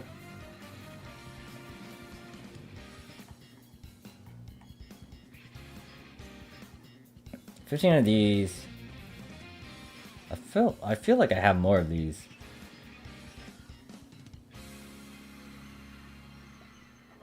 A 100 of this. Oh wow, I have a lot of hundreds of that. Okay. And then there's also the team boost, and then I think I finished my dailies. No, I just need to turn that in.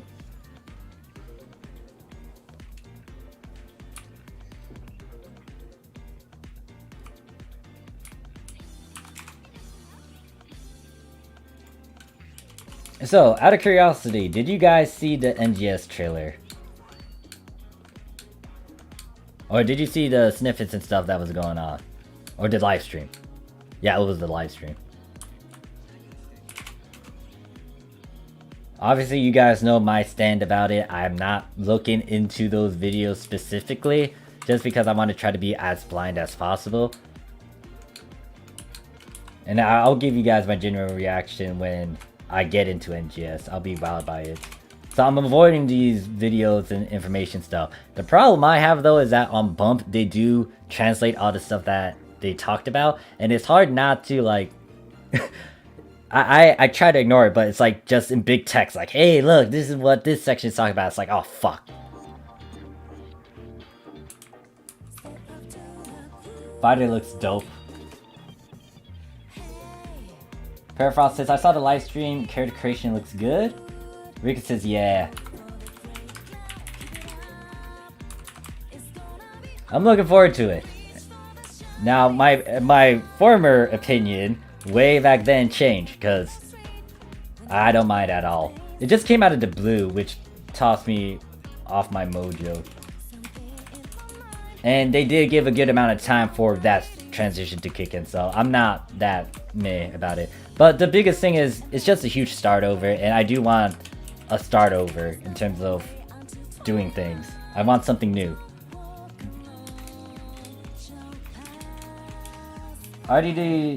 RDFFF says all classes look very smooth in NGS. Herfrost says, I just hope my current characters don't look... Oh god. So... I don't know how to do that closed beta selection. Some people, well, a pal of mine told me that it might only be those who are in Japan. I don't think they would do that, but I wouldn't put it past them if they do limit it like that. It would be nice for, you know, some foreigners to be able to get into the closed beta. This also gives Sega maybe a heads up on how it will be received. But, you know, it's whatever. If they got a strict requirement that's like underneath the radar and past the firing points, then so be it. I'll most likely try to get into the next beta testing. Since this is closed, they might have an open one. I don't know. But yeah, that's something I'm kind of worried about, because it took me a while to get some of these characters to look nice, and if I had to toy around with that, I'm gonna have to toy around with it. Gotta suck it up, I'm gonna have to do it. The question is, can I navigate through that character creation if everything is in Japanese? There's a slim chance that I might fuck up some of my stuff if I'm not that familiar, but shouldn't be as bad, especially if I toy around with the sliders. I just need to make notes of whatever I have previously before I change it and experiment with it.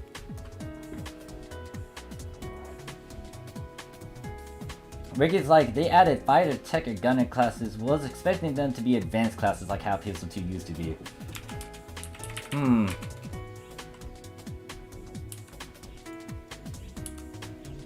That is a thing, yeah. Technically, with the Japanese PSO2, Fighter, Techer, and Gunner were viewed as an advanced class.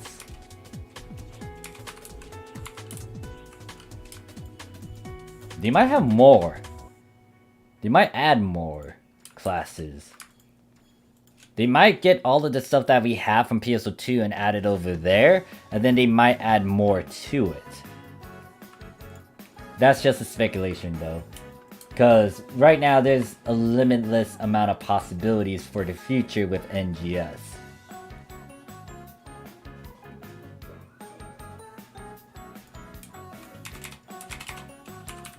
Luke says, they have a Japanese in the global beta, I'm pretty... Yeah, like, even though Japan has it right now, it's just because of some factors that they might want to execute. And just because on the Japanese side it's kind of dying down. So they may want to try to, you know, find a way to persuade players to get back into the game. But yeah, global, they will most likely get it a bit later. Not right now, but a bit later. So don't feel left out. You'll get it eventually. Just wait. I know, like, the hype is there and people really want to play it. It's just that, be patient with it. And if there are some issues, then, you know, there's gonna be some issues. It's a new game. Hopefully, the big thing that I'll send my regards to and wishes for is that when NGS does come out and upon its release, Global do not have those issues. They do not have that issue like they don't have the issues like upon like the release of PSO2. I want it to be smooth as fucking possible for you guys, because I hate waiting, especially when it's supposed to be promised and, you know, they got the date and stuff. That time is where you can get impatient. But prior to that, you know, be a bit patient about it. But when they actually say a release date and they finalize it and then they have it in there and then it's not working as properly, that's where I get mad and get impatient.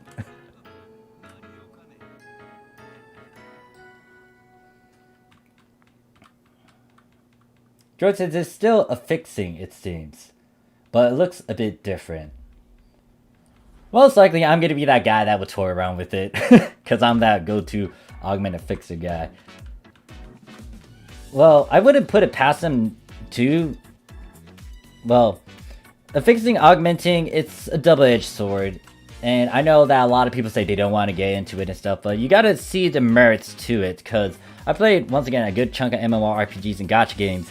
And the big thing that I have with some games is that they add RNG on top of the stats when you get the particular weapon. So if you farm for a weapon, there's a chance that you're not going to get the right stats that you want. And guess what? To get the right stats you want, you would need to farm again, which means you need to go through fucking RNG to beat the shit out of the thing that you need to get.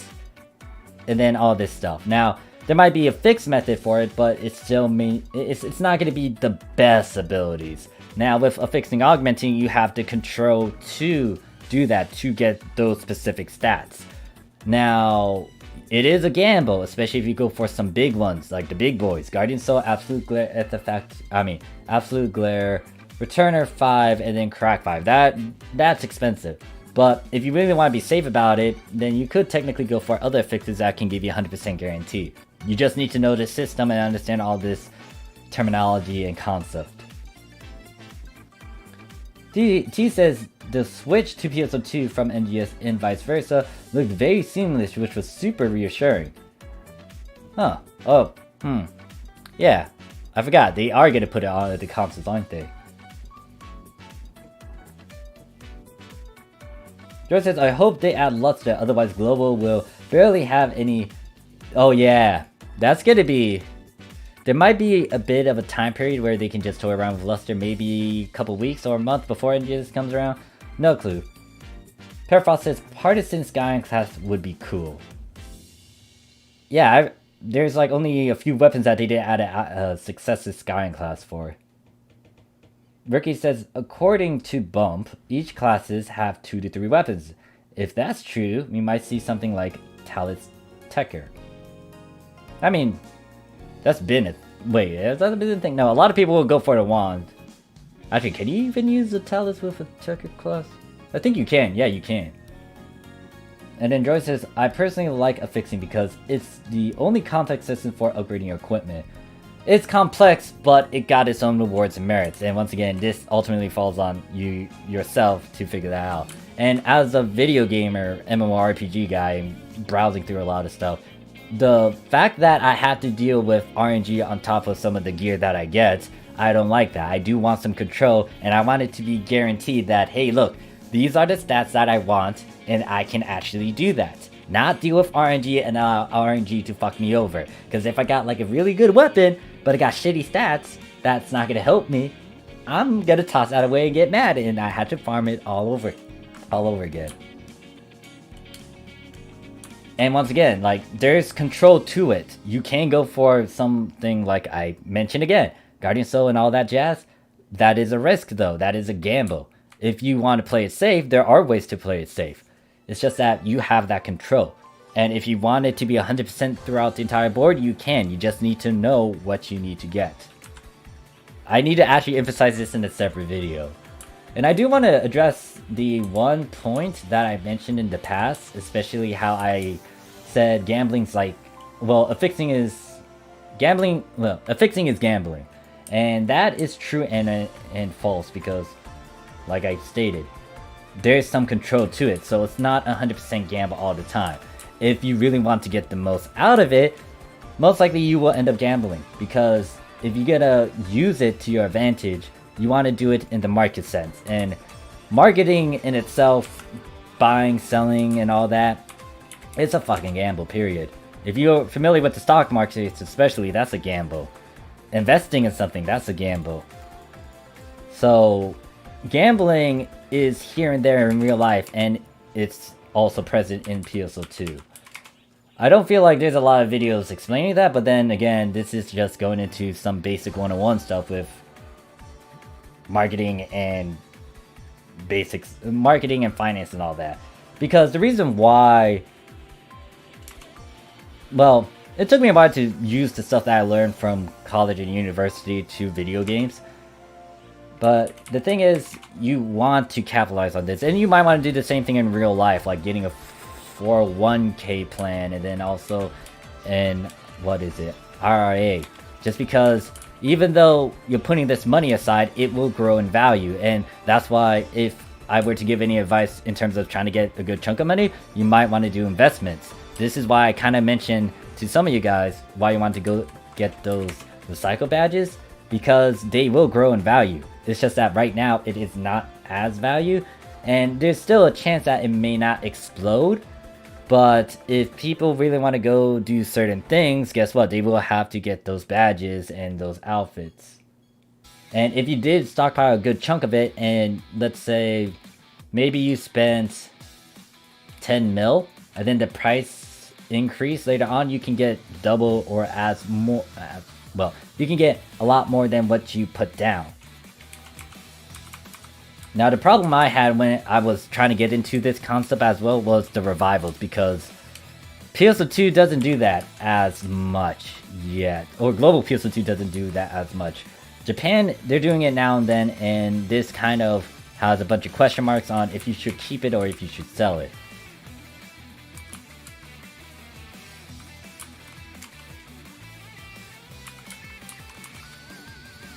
Wait, what am I playing? Hunter. No. I need to go fighter.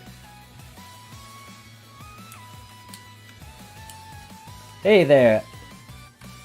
It's as odd, the NA recycled Bitcoin market. Oh yeah, like the thing is, I wanted to say so much about the market, but there were a lot of unknown factors that you gotta consider. And I still need to write a stupid script for that, because there's a bunch of factors. The big one is the fact that revival is a thing, but it's just that I haven't seen it as much over there in global. They did a revival for some of the old stuff in the beginning, or upon the release of PSO2, but I don't know about any others, because if you look at the Japanese scratches, when they release a new scratch, there's a chance that they have certain revival things, or they have recolors of stuff that they just revive. And then also with some of the collabs that are popping up again, there's a chance that if it's a collab that we previously have, when they release the new stuff, they will have a chance to get all the old stuff again. So what is it? One of the collabs that we're getting a revamp of is Guilty Gear and Blaze Blue. So we're gonna get all the new stuff, and then we're gonna get all the old stuff, which means a revival, which means that, you know, prices are gonna decrease, especially if it's stupidly high right now. He says, I wonder if they bring back some old weapons from PSU like Slicer or something. The other thing about Global is that they don't have the other alternatives for those things, and I don't know how to get most of those badges as well. George says, I personally like... Oh, okay, I already read that. It says, yeah, NA hasn't had the time to rerun anything other than Xbox scratches. Yeah, so that's why I'm kind of reluctant to release the marketing video, just because of that. Like, I can't predict if investing in something over there in Global might actually be painful and not actually good. Because if something's up there for, like, let's say there's only one item for a particular accessory, that's 250 mil. I'm not sure if they're going to revive that later on. Now, you could get it, and then you could gamble on someone trying to spend as much on that particular item, especially if that's the only one left. So if you bought it for 250 mil, I would try to go for 500 mil as the final sell. Oh, well, not final sell, as the sell price. Now, if they decide to barter with you and they want you to decrease it a bit, I would try to decrease it, but not as much, because the goal is not to get to 250. You want to try to get a giant profit off of it. You want to get the money back, but you want a bit more with it. So I would say 500 mil would be like the max, but then 400 mil might be the minimum. But then if they do a revival, guess what? That ruins your investment, because a revival will most likely be cheap in cost, especially if it's easy to pull. So that 500 mil profit you can gain, that decrease drastically, and you might be losing money.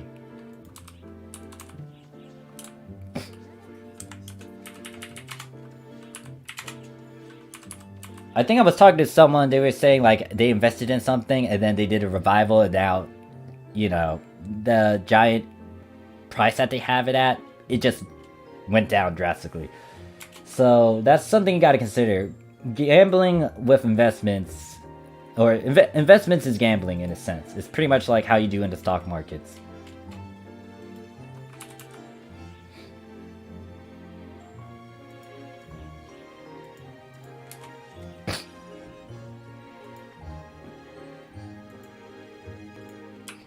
Now, the same can be said with affixing, but affixing, you're gonna get a buyer. That's the definite. Now, what you are selling in particular, that's questionable. Because if you sell something like a Doombreak 3, and it's accessible and easy, that's gonna have some competition, and it's a hit or miss. But if I sold something that was very specific, like what Droid is selling, that's gonna have a lot of value. The problem is, will you actually get a buyer right off the bat? Now, I would try to also sell my services depending on X, Y, and Z. But yeah. Also, people are just lazy, they just get to buy stuff as well. So you can just sell stuff that you just farm and then put it up there. Affixing and farming, they go hand in hand.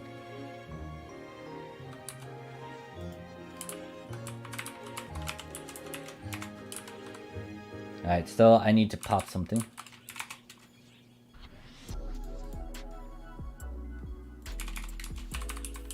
In all honesty, let me pull up something. I do have an old screenshot of what I did in terms of affixing. Now, this isn't giant numbers, mind you. This is small numbers, but I was able to spend roughly around, okay, gonna move that. I was able to spend roughly around 100 mil. No, not 100 mil. That's too much. When was this? There's always a date up here, so I think this was the first, yeah, January 6th, 2019. Oh, this was when I was getting back into the game. Now, the 2B hair, I invested in that. That thing, I invested 50 mil. Well, was it 50 mil? I think it was 50 mil. So I invested it back then for 50 mil. And then when I got back into the game, I think it was after a year or two. Or year and a half. Yeah. I put down 50 mil. And then when I came back to the game, I sold it for 210 mil. So I gained a 160 profit right there. And then you see all these other things. Some of these things that I just sold it as it is. I didn't actually affix them. And most of these from the, over here, you can see that it's subcards and all that.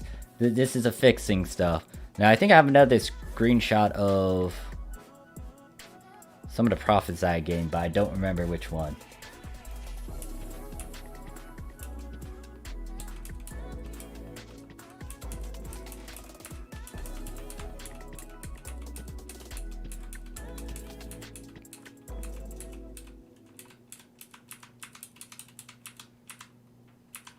Now, it might be a bit more pricey over there in Global.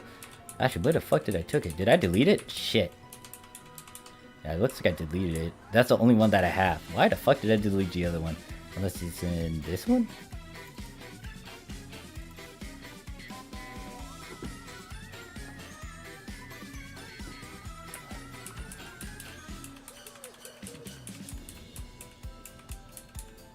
Yeah, I think I deleted the other one that I have. I don't know why I deleted it. God damn it.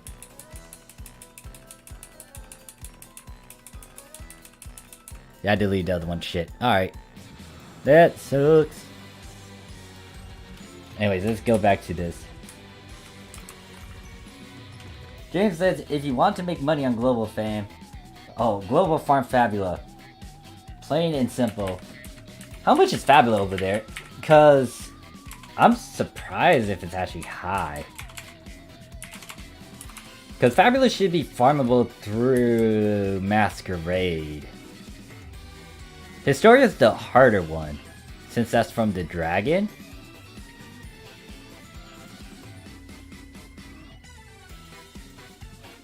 Unless they change the drop rates over there in Global.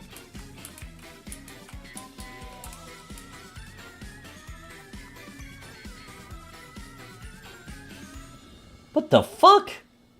Hold up. 8 slot Fab Soul Weapon is 40. What the fuck? Oh wait, I can guess why.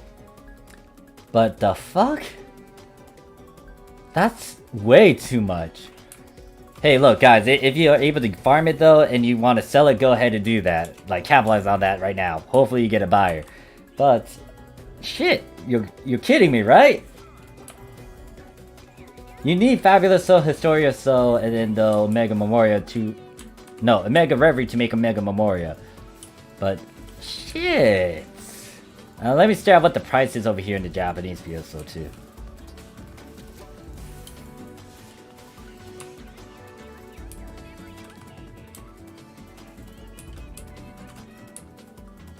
Historia is good global farm for quickness setup.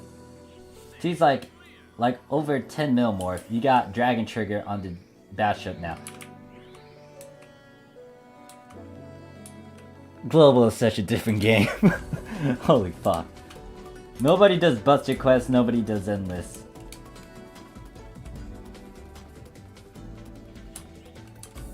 Jesus, so are you fucking kidding me? Yeah, I remember it being pricey. That was because of the time and era, but... Well, I mean, it still will be expensive over there for a while. Because if no one's doing the episode 5 content, yeah, that's gonna be a huge factor to why it's still up there in price. But fuck. Fuck. This is why you want to farm, guys. But shit. Oh, man. I cannot stress this enough. If you're playing on global and you know stuff that's going on in Japan and the augments and affixing, you can make a lot of profit. Damn. Shit. Fuck. And Mega Memorial 7 8 slot is like 60 mil last time I checked for weapon. Shit. Goddamn. Goddamn, guys. Goddamn. Permafrost, like, there's no Luther EQ on global? They should wait. They should have it, but do they have the ultra hard version? They might not have the ultra hard version yet. It's like, no point taking the augment chance to laugh my ass off. Just sell fabulous. So yeah, don't try to gamble and make a fucking Omega Memoria. In the overall sense, sell it as it is because that is really good. And in terms of like gamble, what is an Omega Memoria at an A slot over there in global? It might prices might differ because of the ship that you might be in, but you don't need to mention what ship you're in. Just FYI to those who might watch the replay or see this stream. God damn. Just goddamn. God damn.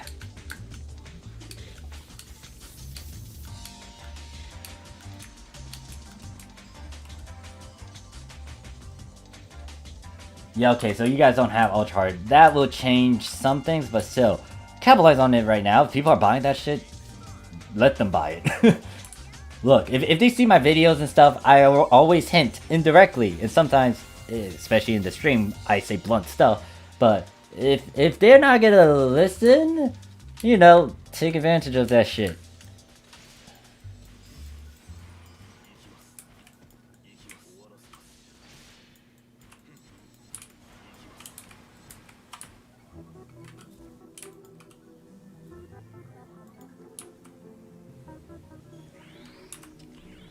Omega Memoria is fucking 100 mil. Are you shitting me? Hey there, Vass. How you doing? 60 mil. Jesus Christ, you guys are mad. These prices are so good. Well, good in the sense of selling, not good in terms of you buying it. Damn shit. I don't know. Oh my god. These numbers. I'm jealous. I kind of want to go over there just to play with the market. And just farm. George says an 8-slot ray weapon was like 80 mil during boost week for global. Tip, if you guys want to capitalize on that again, if you have a rainbow key, use that rainbow key, but make sure you have that gun slash and the monkey king bar, pop all the rare drop rate boosters you have, and pray to God that you get an 8-slot. And then sell that 8-slot. Because eventually you'll get more rainbow keys, and then you can get more of these ray weapons and hopefully add an 8th slot. But if it's not dropping naturally at an 8th slot, then, you know, you might want to hold on to it. I don't know. Depends. But, yeah, it's... Holy fucking shit. Oh my god. I'm just here. Dumbfounded. Again, at global, in the price. But if you want to make money and you just want to farm and then sell stuff as you go, go ahead. Power to you. Not gonna tell you guys not to do this, but you know, I gave my warning shots.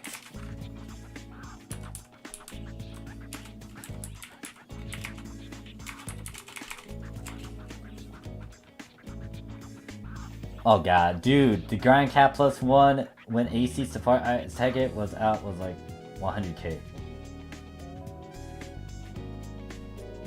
Wait, it was only 100k when AC support item. Is it? Wait, 100k? 100k or was it 100 mil? Because 100k is actually cheap. If you meant 100 mil, I'm gonna be stupid. T says global market is literally chaotic. I feel like some of the other shops would be nice. I think Ship 4 might have a bit of control over there. I don't know, correct me if I'm wrong. I'm just sitting here saying, holy shit, you guys. I mean, there were times where you could exploit some stuff in the market for the Japanese side, especially with some of the tricks that I talked about with how you can upslot and most likely try to get a profit off of it. But then people got a bit smart and they figured it out and they were like, yeah, you're not gonna do that. Because of this, I'm actually like losing my focus. What am I doing? Need to drink something. Alright, drink.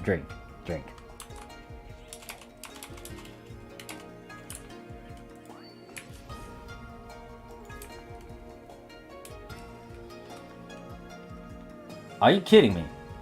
6 digits. 100,000. Wait, so these enhanced caps were just 100,000. 100,000 for a grind level cap? What? Yes, like if it's cheap, buy the fuck out of them. that is like me just trading in 999 grinders. I think I can get like what 400,000 just by trading in 999 grinders. That is cheap as fuck. I need to check what's going on with the Japanese.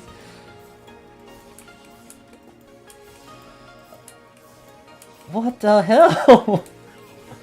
The fucking market. It fluctuates. Alright.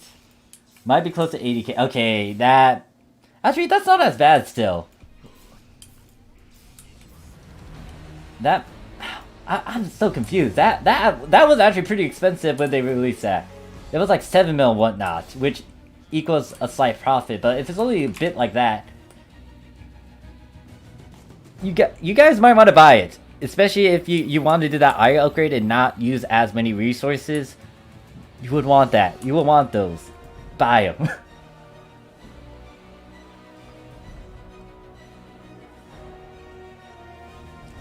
Yeah, that's a problem. Because here's the thing. When people get that update of the future and the Light Weaver stuff, they're going to realize, oh shit, I could actually get this. But then when they look at it, it's going to be expensive. And over there in Global, I feel like they're going to put it to the extreme. It's not going to be the price that Japan has. So if you are looking at that right now, you might want to buy some of them. I don't know how many, but put a few millions into it. It shouldn't be as bad, because once you start farming divides, you're going to get a lot of X cubes. You can trade in those X cubes for grinders. I'll actually demonstrate how much you can get just by doing the X cube to grinder exchanges and sell those grinders. Let me look at the grind caps. So if I look at a regular grind cap over here in the Japanese PSO2, it's not as bad. It's a bit pricey though. I wouldn't actually use this, buy it. Especially if I can get rainbow keys and get it naturally through those means. But if it's kind of cheap, you may want to get it. You could wait for the update where you get the rainbow keys. But even then, rainbow keys is still RNG based. So even if you have 3 rainbow keys from the future mission pass, it's still RNG chance that you can even get one of these.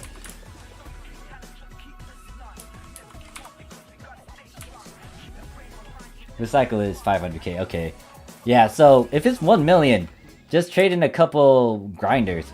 999 a stack of them. Now, I need to go through this. I can't believe I had to go through this for all my characters. Don't get me wrong. I like what they did in terms of the cutscene. Now, it's not as impressive with the Sword Art Online stuff.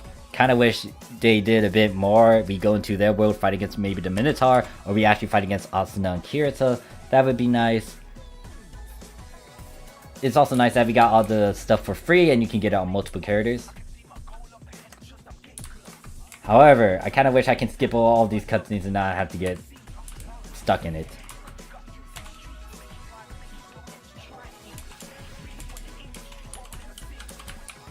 Parafrost says, I think Trick or Treat event make grind caps cheap. Wait, so over there, is this in reference to global or Japan? Japan, I understand why, but if we're referring to global, yeah, I don't know about the drops over there. Parafrost says, actually no, I skipped over one. Actually no, Parafrost says since it dropped caps for specific. Okay, so you might be referring to the Halloween one that we got from Japan. Per T says 11 mil, 12 mil for grind caps. Yep. Yeah, if it's that expensive, then you might not. Yeah, Japan has a lot of grind caps now, of even those specific types. I'll most likely show some stuff. Richard says, how do you get grind caps +1? They're over on the Japanese side. They release a couple events. There's like a particular event where if you spam ultra hard free exploration, if you farm it, you get a chance for these grind caps to drop, but it was within a certain time frame. Now, Rainbow Keys do drop the... what is it? They do drop some grind caps, but it is RNG. It's not 100% guaranteed. So those are the main ways. There are some other quests that now drop these grind caps as well. Another thing you can do on the Japanese side is once you hit the appropriate level, I mean, you can easily pick these things up, but you might want to pick them up and start farming this out. You will want to try to do this on the highest difficulty, so ultra hard. But the thing is, if you go for a certain weapon type, you see that they will give you grind caps of a weapon type. So if you were thinking of doing a bunch of class cubes exchange, don't do that. That's going to be a waste. Especially when you need those class cubes for future weapon upgrades. What you want to do is do the collection file if you're on Japan and complete these so you can get these things so you don't use the overall grind cap. You might want to hold on to overall grind caps because there might be a situation where you don't have a lot of the very specific ones you need. And if I look at my storage, I think I had a good chunk of them, especially because I was farming a bit of the Halloween before I stopped. And with these specific grind ones, they are specific. You had to use it for that weapon type. So if I use a partisan one, I want to use it for that partisan. And you see I have like 18 of the +1 grind caps over here, but then I got a good chunk of these other grind caps as well. Oh, I know this person that's in front of me.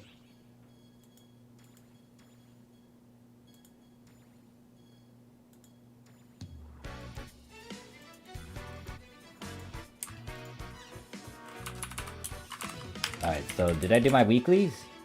I forgot to turn that in. Gotta turn that in. Kitty's like, shop with 300 class cubes, 4 specific weapon grind caps, a waste though. Yeah, don't do it. Please do not do it. Especially if you're playing on global, please do not do that. You really need those class X cubes now. But how you doing, Kitty?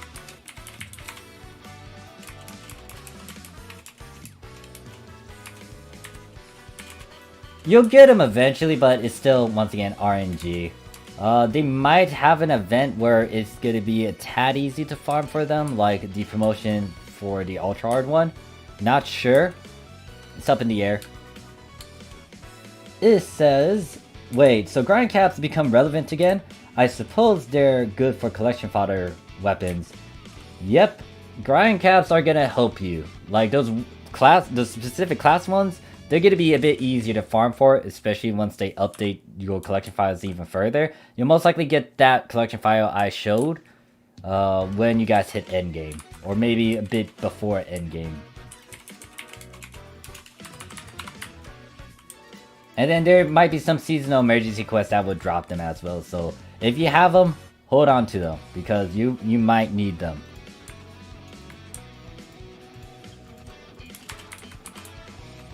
But if you can make a profit off of it, you go ahead and do it. It's entirely up to you.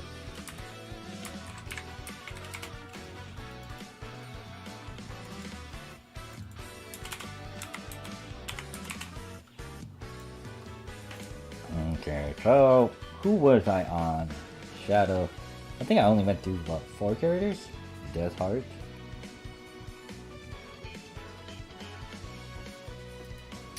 Alright, so before I forget, let me go on Zillion and do the ultimate quest.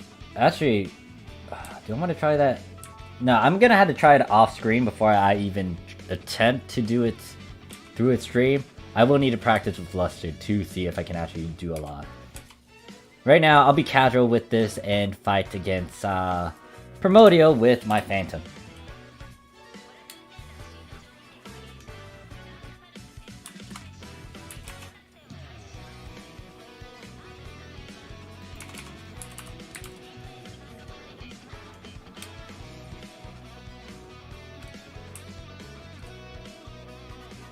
Yeah, Emerald. That's gonna be a hard material. Actually, that is the one thing you need for, what, the ire?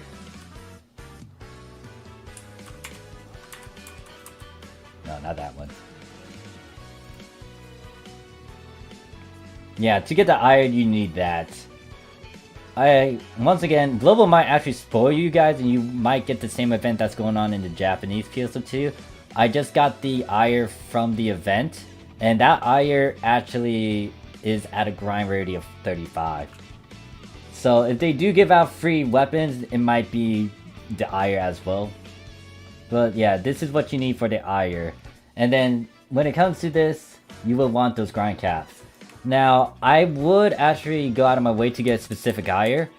You might want to go for the one that you have a lot of X cubes for, class X cubes, or you go for the gun slash. If you go for the gun slash, that's actually the best one, because depending on what's... Because the gun slash is pretty much overall use.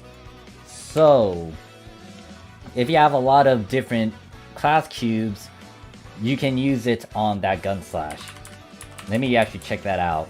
Let me start the conversion.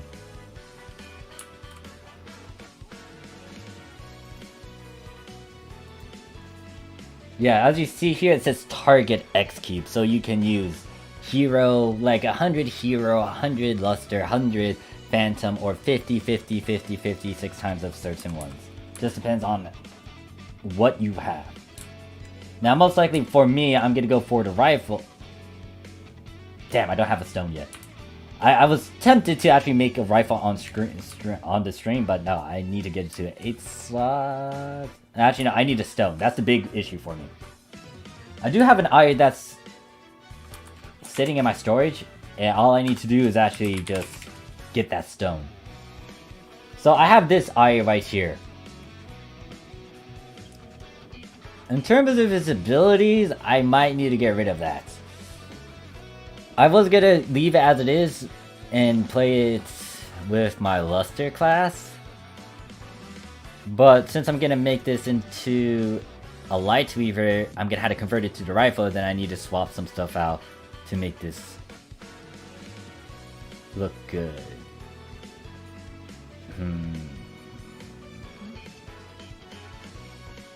I need to figure out what 3 other abilities I want on this. But yeah, I do have one prepped and ready, it's just that I need that stone. Would be nice to use soon, because I'm gonna go into the ultimate quest. Now let me do this. Now, once again, FYI, this is a bit of a spoiler. This will reveal some endgame content for Global. I would say come back in maybe 30... Well, yeah, maybe come back in 30 minutes, depending on if you don't want to see said spoilers.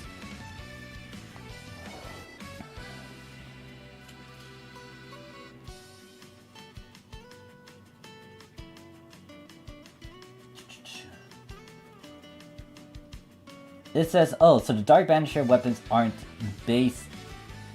Yeah, they're not base 35. Yes, they're not at base 35. If you get it as a natural drop, that is a different story, but the Ires are not at a base of 35.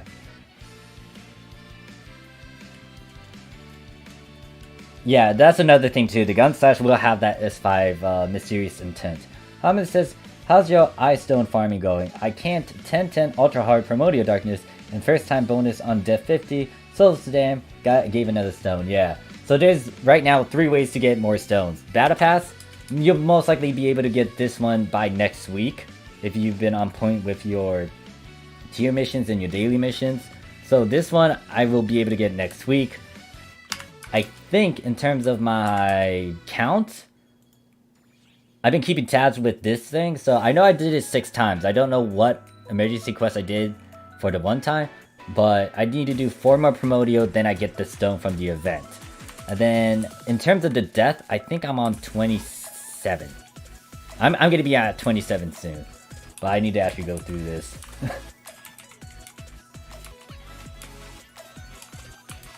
Alright, don't get me wrong, I like my chill music, but we get to go into boss fight. I need boss fight music.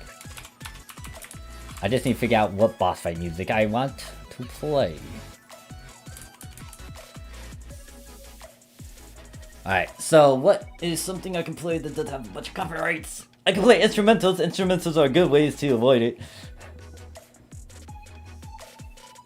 Now, I don't mind having a bit of copyright. The reason why I'm a bit more conscious of this is because depending on if it has huge copyrights, like, it'll still be in the video. It's just that you guys might not be able to view it.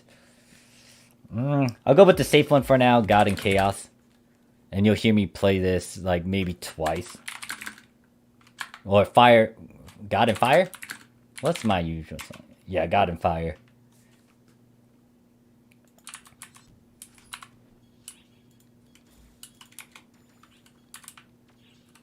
Alright, so let me also do a little thing on the screen. I'm gonna do this. 29. There we go. Now I'm an edgelord. Alright, so let me start this up. I'm gonna be using the rifle mostly with this. I can be a bit relaxed while I fight against this. Once again, endgame content. Spoiler, FYI, I already gave the said warning.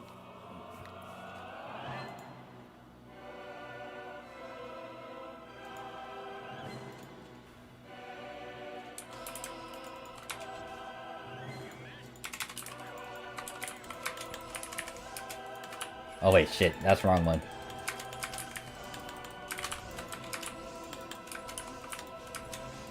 No, wrong keys, wrong keys.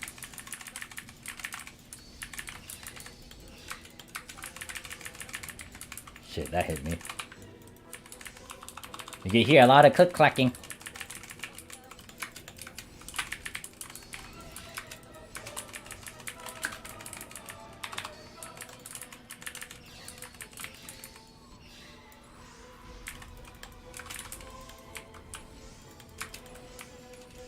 Oh, wait, shit. No, wait, I'm getting my keys mixed up. Hold up. Dude, this is what I want. I want to put down that mine.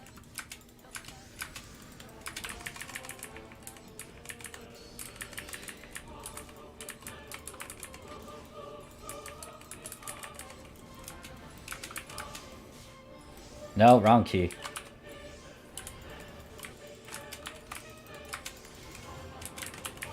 Oh shit, that's bad. Okay, good. I didn't get frozen. I hate it when he frees me. And then he does his stupid move, that thing right there. Now I'm gonna be in the air twirling around because I want to get that shift on D-band from Skydance. And then I'm gonna do that, do this, put down another mine.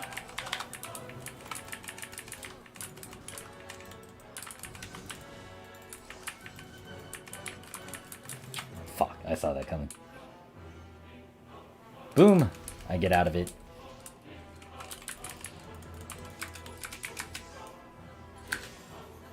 Oh shit, that's the wrong one. I was trying to pop. There we go.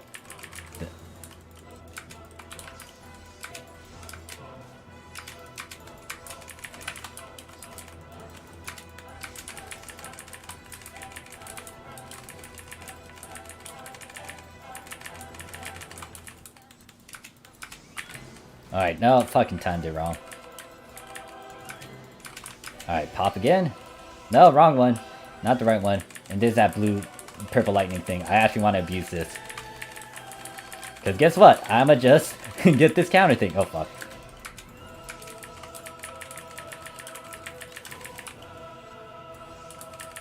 I'm gonna start shooting his, like, millions of purple light.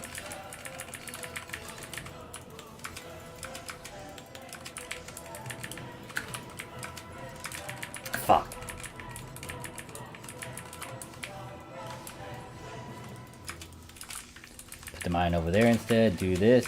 Do this. Oh, no. I don't like that one. I need the actual one with the circle. Shit. I hate the range on that. Hold up. Put mine. No, what am I doing wrong? Okay, that button. Pop Phantom. Where the hell are you?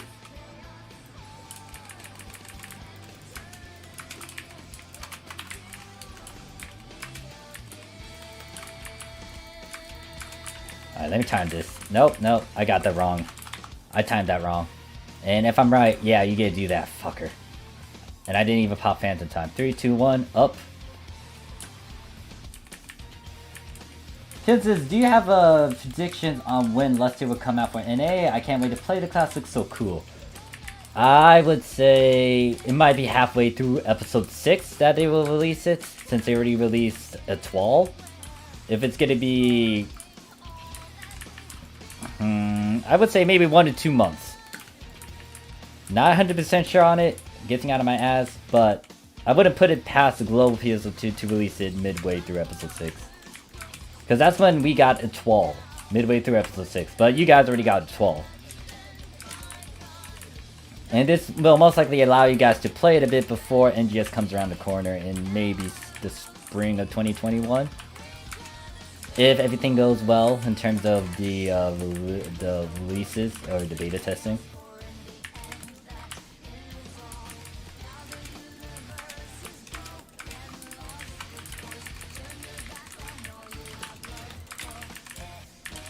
Come on, time that right. There we go.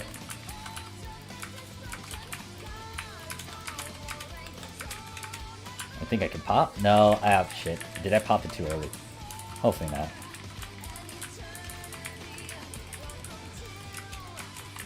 Ah shit, I hate this ice smoke. Why are you in this ice smoke?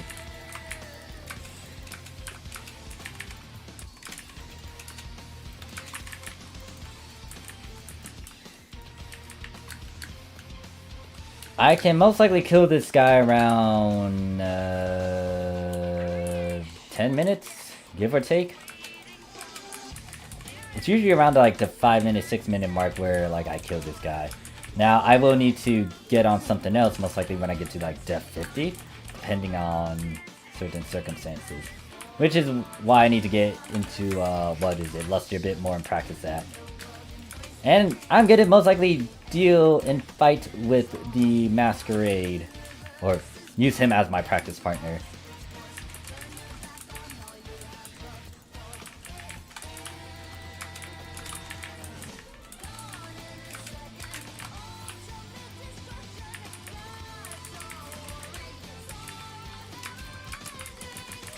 Kun says, just out of curiosity, Morph, what type of rewards do you get for doing Saddam, or is it just a flex thing? You get a good chunk of stuff. I don't know if there's a information sheet about it, but Death 50 will give you an Eye Stone, which is now, you know, something of great interest.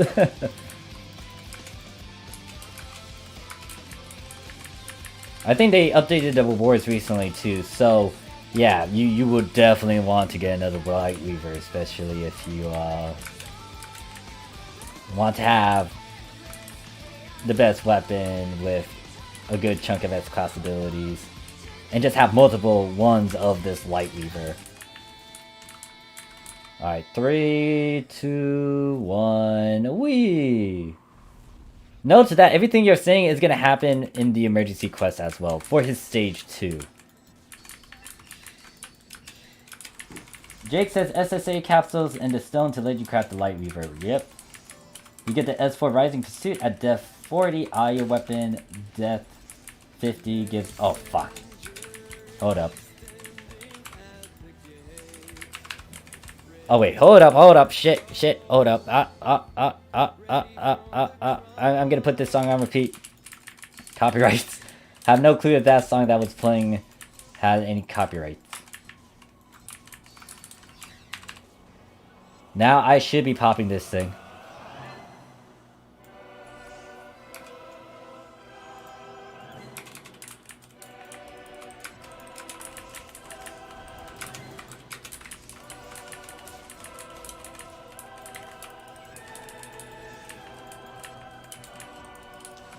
Oh yeah, it does. I did get an exclusive 15 star. It was like Guardians of something.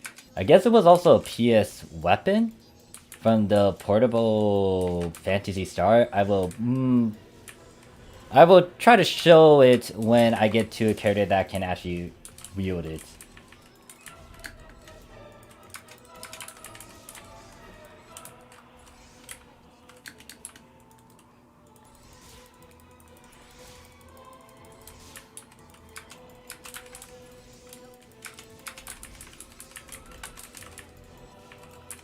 Yeah, I was surprised at it. I was like, what the hell is this thing? It looks cool because it's like a Chaos and Dark weapon.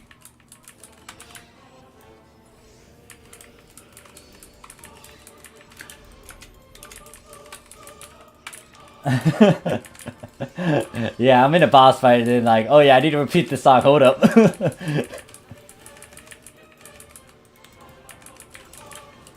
I want Shiva. I would rather fight Shiva. Now, you might be saying more if you're simping on Shiva. Maybe, but the thing is, Shiva was just interesting in how she has like certain mechanics where it was a bit of a challenge. You had to pay attention to her. For this guy, it's like just second nature sometimes to just evade stuff and understand his timing. It's just that he's just a sponge. I have to just cut away this sponge's HP. Alright, pop this, do this, do this, do this, do this, do this. Pop this. Put another mine down. Continue spamming the basic. Oh man, okay, so yeah, as you can see, roughly around 10 minutes, I can kill this guy. For these stages.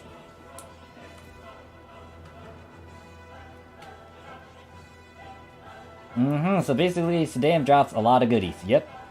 And the Parafoss says, I also forgot about the Weapon Camos 2, Livestream Celestial, Profound, Frad, and etc. A lot more than Masquerade. Masquerade is still a good practice partner. I will go visit him every now and then. I like him.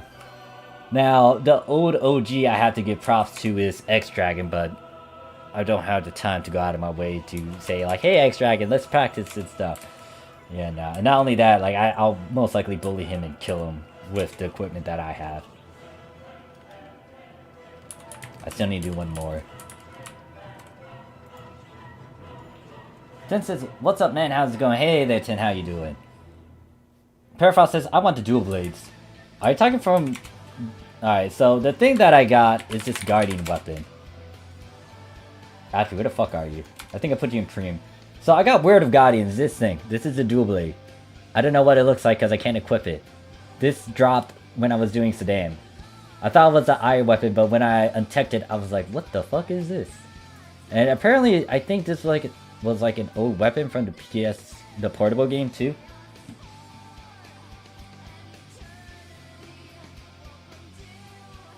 It's like, oh, this is going to be exhausting.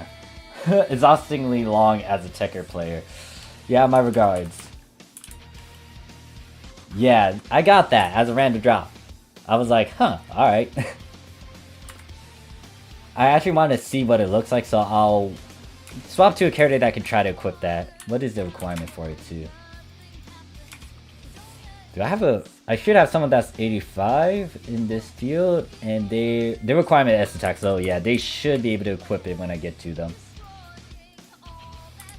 Now, what music should I play for this next fight?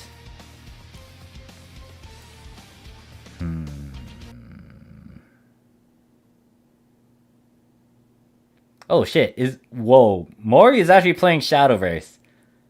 Most likely they're getting sponsored, but that's interesting. I want to see her play Shadowverse. Out of curiosity, do you guys play card games?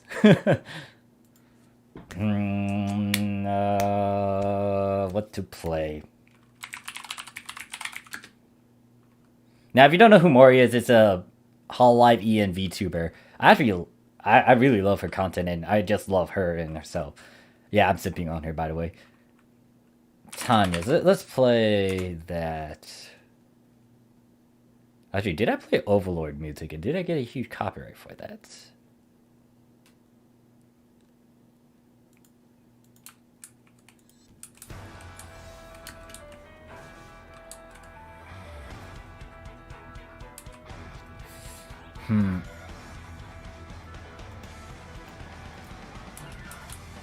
Let me see if I can put this on repeat.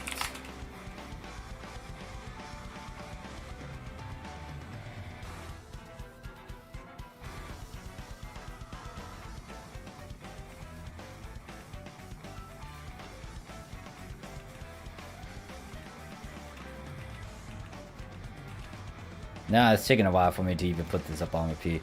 I don't want to go to Hunkai because I do. That's like my default go-to.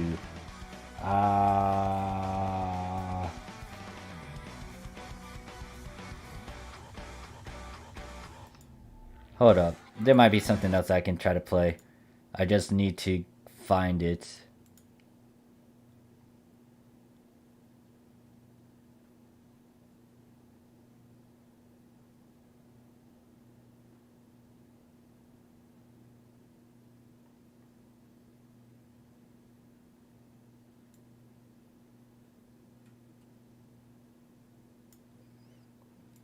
Actually, let's play this one. I know that this one doesn't have a big issue to it.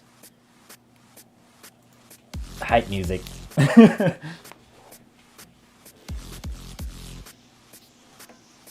I'm good, man. Just another day at work, but at least I have days off this week, and I'm really looking forward to Fighter and Tekken and NGS. And then trying to tap my on my phone with gloves on is hard. That's how I feel when I have that Morphsuit on. I believe it has gun guidance trainer, which increases affix. Yeah, wait, I don't know if it does. I might need to look into that.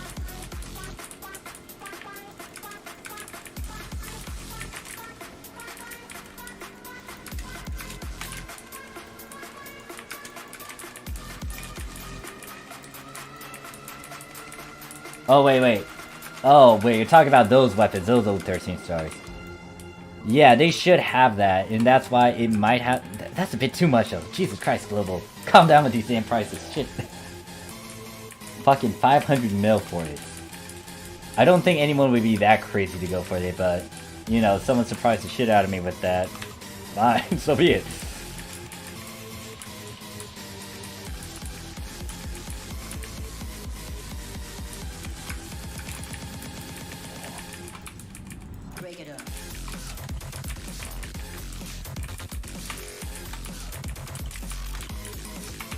Yeah, I played a couple of card games. I mean, when I was a child, I was into Yu-Gi-Oh! And Duel Masters.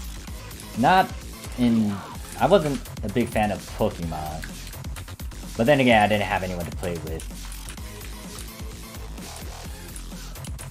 And when it comes to Pokemon, I would rather play like the Game Boy Advance games for it. And then when it came to Yu-Gi-Oh! It's just I saw the anime and then I was like, oh, I like this. And I also like some of the stuff that they showed in terms of the cards themselves.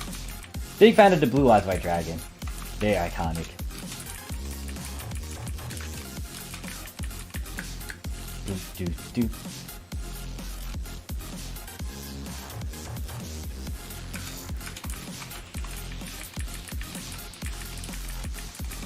Ow.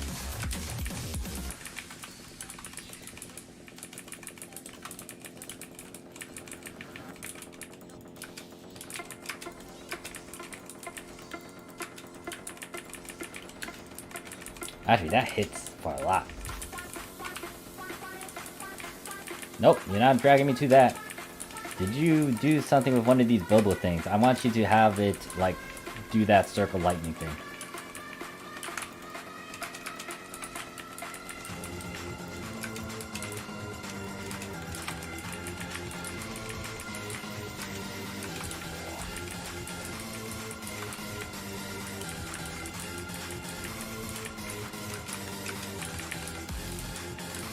I'm surprised these things aren't popping. Do I have to shoot at them to get... Okay, there we go.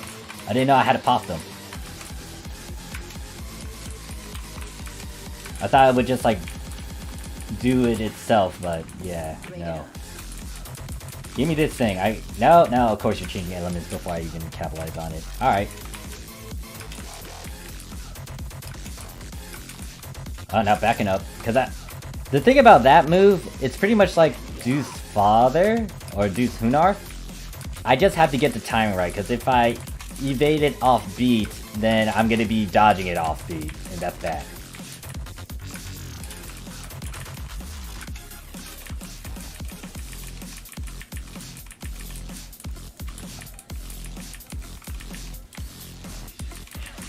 Alright, so question for you guys. What do you think about the music for PSO2? Do you like it? Do you not like it?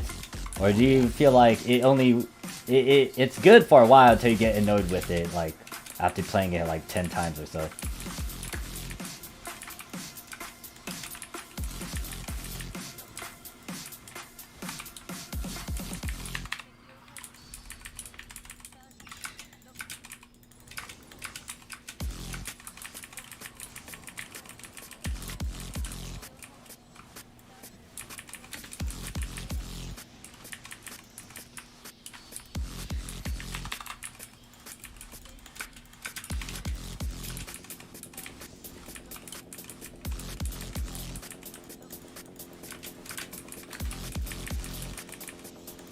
Yeah, I also had to get that timing right. Did I just waste a phantom? I did waste a phantom time. It's like, I like the non-lobby music. And then Tim says, I like it. PSO 1 and 2 and BB had better though. Gotcha. Parafrost says, I like Sedan theme the most. I do need to actually hear this guy's music again. I don't know if it's the one that has the lyrics or if it's like the one that's way back then. Oh wait, shit. I need hide or I'll be frozen. Glaze says, it's good, but I haven't found a song I love besides Quana stuff. So, for Quana stuff, are you okay with the dub one or do you like the Japanese?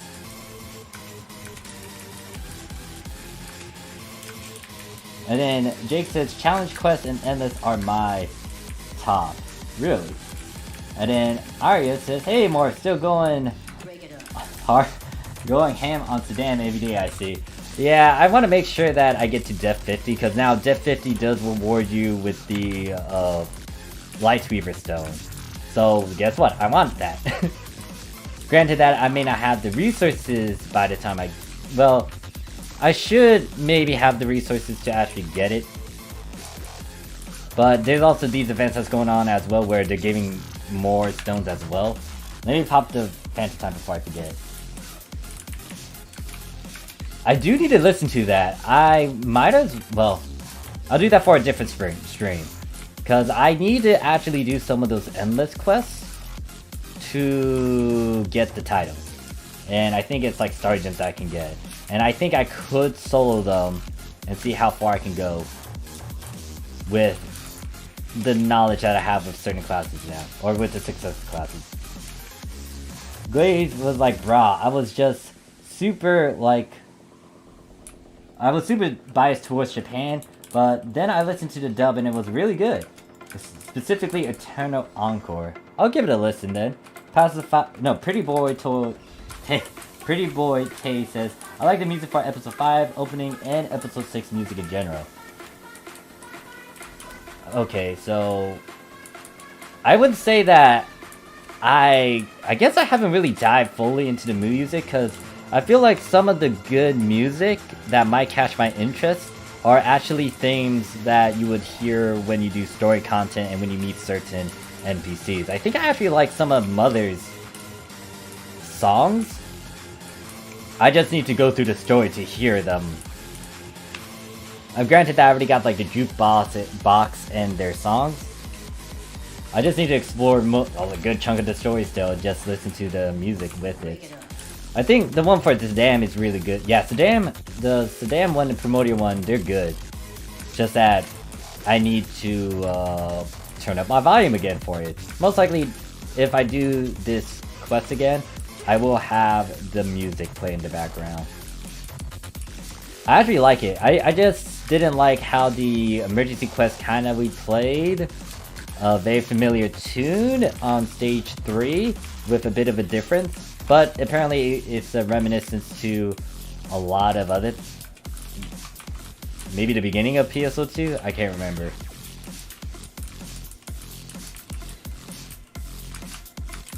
It's more of a remembrance thing.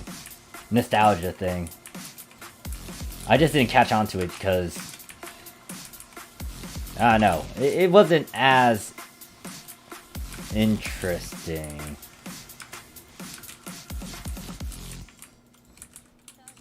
Banshee's like, I have several that I like in terms of background music. Enchanted Forest is nice. I might need to give that a shot too.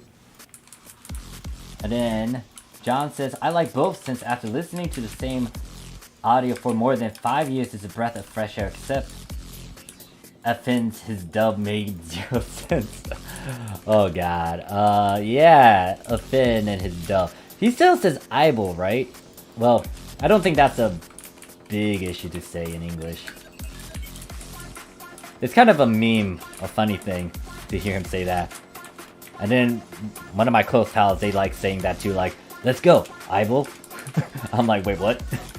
Oh, Ikazo eyeball.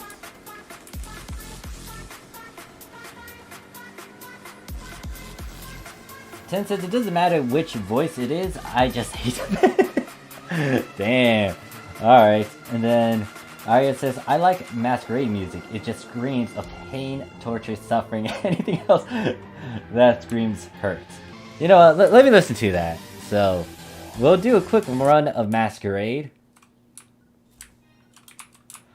Man, Finn not liking the Finn. Gray says, well, wait, I changed my mind. Sakura Wars collab, best music, highs and fear. Dude, that is... Well, I'm a bit biased towards Sakura Wars because that hits my childhood.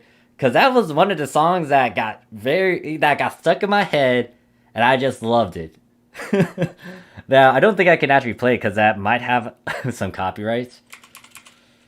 I remember just watching a good chunk of animes back then on DVDs, and then they would have a preview of that, and I was like, oh shit, this is a very catchy tune. I like it. It got mixed too.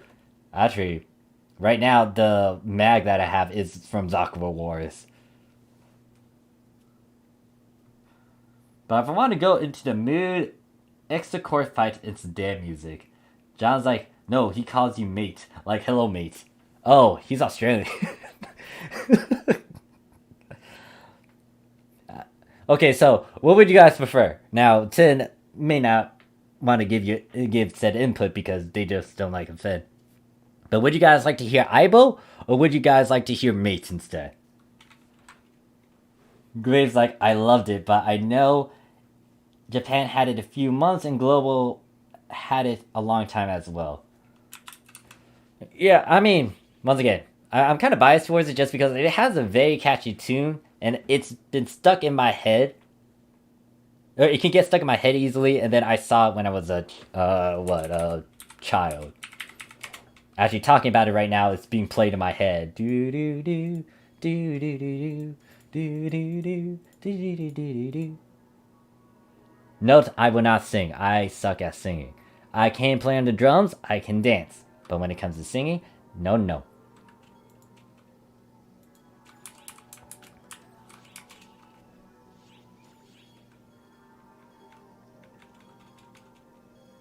Alright, so what we're doing... Oh yeah, I'm gonna beat the shit out of Masquerade. And I actually want to hear his music.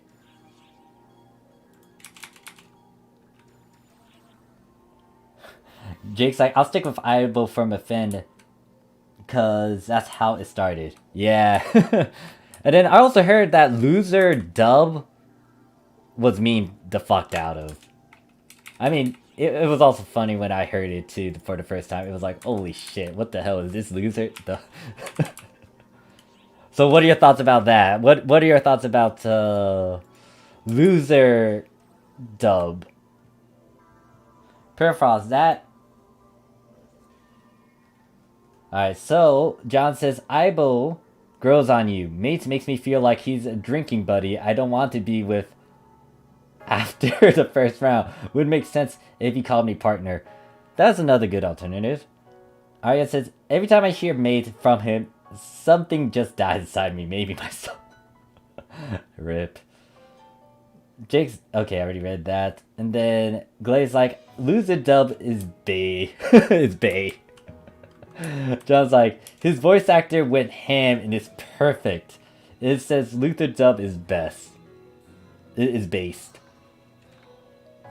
Yeah, it was hilarious when I heard it. I was like, wait, you're kidding me? This is loser, right? Holy shit.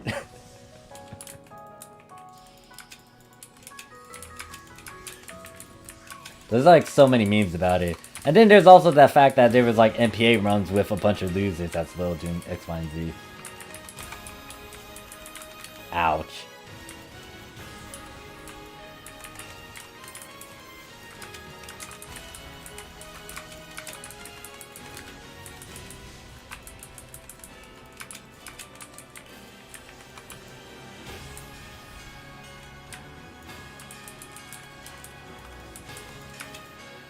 Alright, so since I'm listening to this right now... Oh god, I hate this injury status.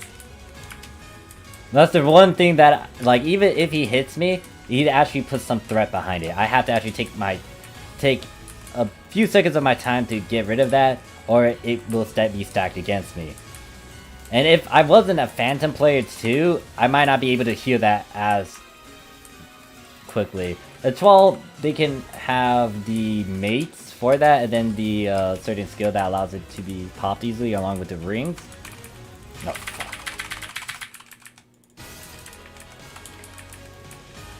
Luster, I might be able to rely on my iframes and dodge, but I would need to pay attention along with like Hero as well. Then with Braver, I would just capitalize on the counters. I haven't tried any other class against this guy other than Hunter and maybe Fighter. But Fighter, I haven't really tried one thing that I really need to get back into, which is trying to use Limit Break. I do need to make some new gear and equipment for my Fighter. Shit. Now, I could kill these clones just to make it easier. And I don't need to worry about having to deal with all these other... Did I kill all of them? So the music, I would say it's that... In terms of the instrumental, I can appreciate it. I can appreciate this music. I kind of wish it was a bit more of a boss thing, though. Unless the music for Elmer is different from this one.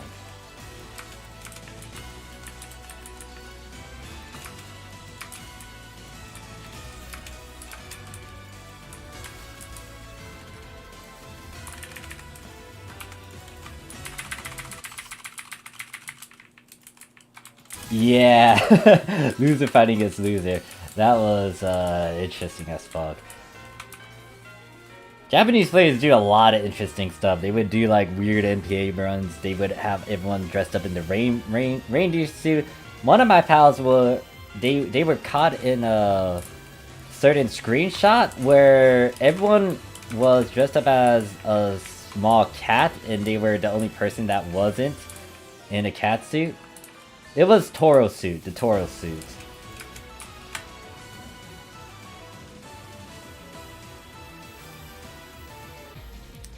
Yeah, Masquerade. I think I'm I'm decent with the rifle now. I can actually do stuff that I need to do with it.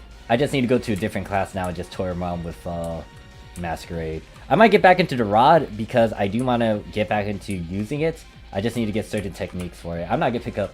Do I want to pick up something? Let me just pick up these unit pieces. I do need to affix a bit in terms of getting certain pieces to 3 slots and whatnot. Wait, what? Hold up. Okay, I think that was in my inventory already. Persona, and then... Okay, nothing fabulous, nothing outstanding. And then...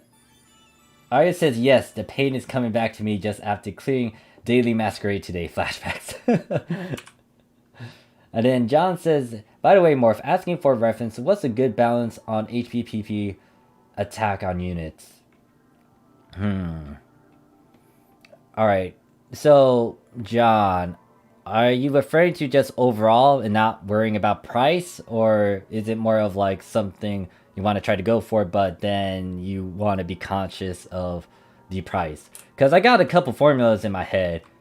Question is, how much are you putting behind it? Or are you willing to go for certain ones that I might talk about? Anyways, enough of this. I did my Sedan runs. Time for me to go back to weeklies and dailies. Yay. I do need that Meseta though.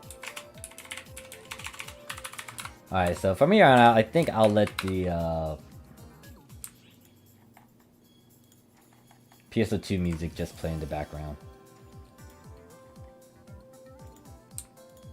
Yeah, this is like casual music right here.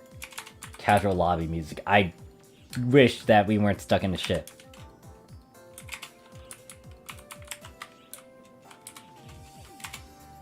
Alright, so let me get on someone who can equip those dual blades. Because I want to see what it looks like. I should be able to use... No.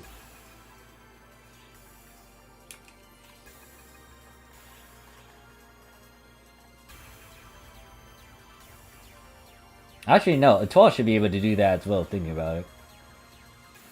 Who the fuck is Mod 12? Actually, Shiva. Shiva could demonstrate it. I do have a Shiva character. Where the hell are you? She doesn't have her coat. I would need to put a coat on her. Random says, what are good unit fixes in Japan if you are poor? I have like 10 mil on Japan. I play Luster. So here's the thing. All you need would be a good 13-star unit to start off with. If you are playing on the Japanese PS2 right now, try to do the event. I'll pull it up on the screen. So, cheap thing right now that you want to aim for if you're playing on Japan, this thing. Do these feature quests. Because you want to do 7 of these, you'll get a full set for the live stream. Sadly, I don't think it's going to be a 13-star unit. It will be a 12-star. You might need to farm Persona to get it to a 13-star.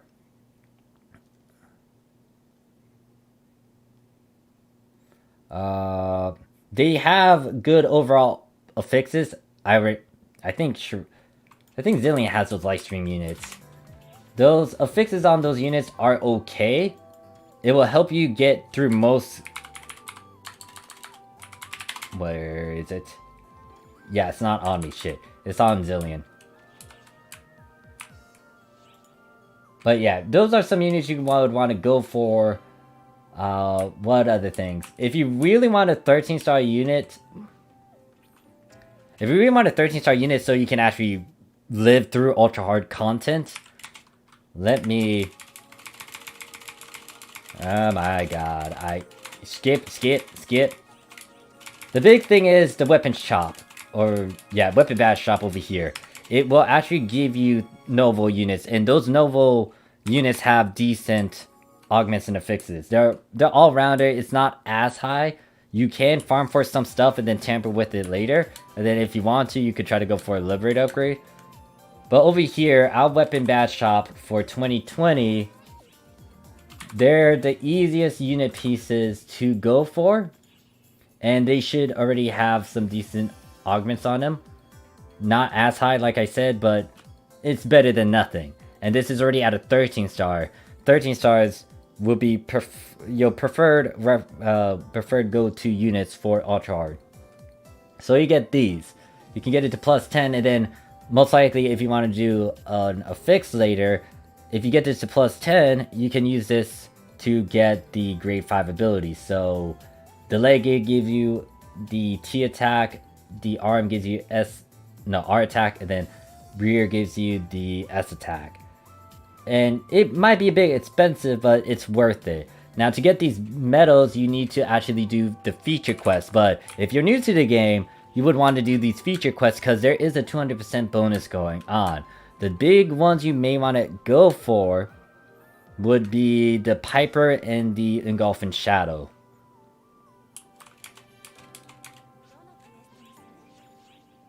Right now it's Chaotic Silence. It's not that good. It is something, but it doesn't give you like, you know, 15-star weapons and stuff. I'm gonna pull this thing up on the screen. It should...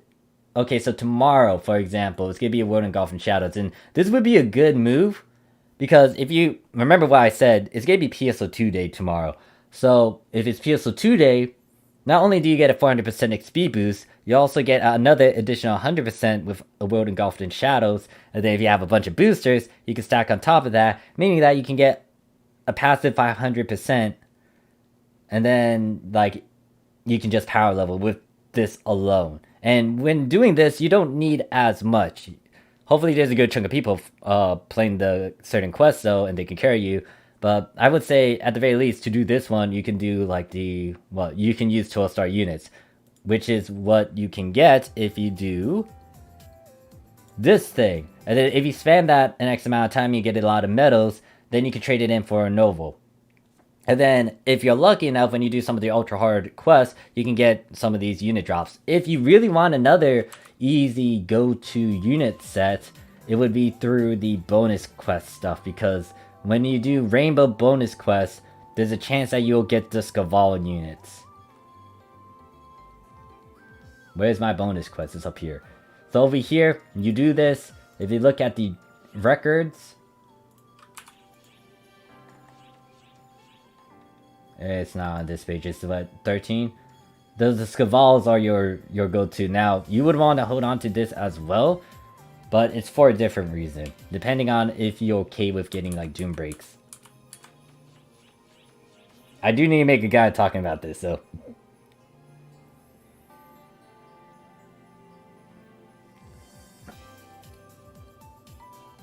Not worry about price. Okay, so because we all know we'll have to suffer for good affixes, and definitely worth it. Alright, so I'll get back to that in a bit once I catch up with chat. Alright, says any possible options to what John said, but for balanced budget, like having some resources and buying some stuff too. Alright, so if we're talking about the extreme, I'm gonna mention that first, and then I'll talk about budget stuff. Gamer says, I love this lobby music. John says, oh, just to follow up on the NA thing, we don't have receptors because Sega doesn't like us getting good affixes for some reason. I kind of understand what they're doing, but at the same time, especially since you're getting into episode 6, they should focus on some way to give you guys receptors. Glaze says, I would love to hate Dragon EX for the next few days thanks to Banshee, so Hunter, laugh aloud. I remember when when I was still practicing and I played with Banshee and Jake, they took me on X-Dragon runs, and they would make me go through, what is it? They told me, like, try not to get hit and just use just attacks to kill Dragon EX. That was something.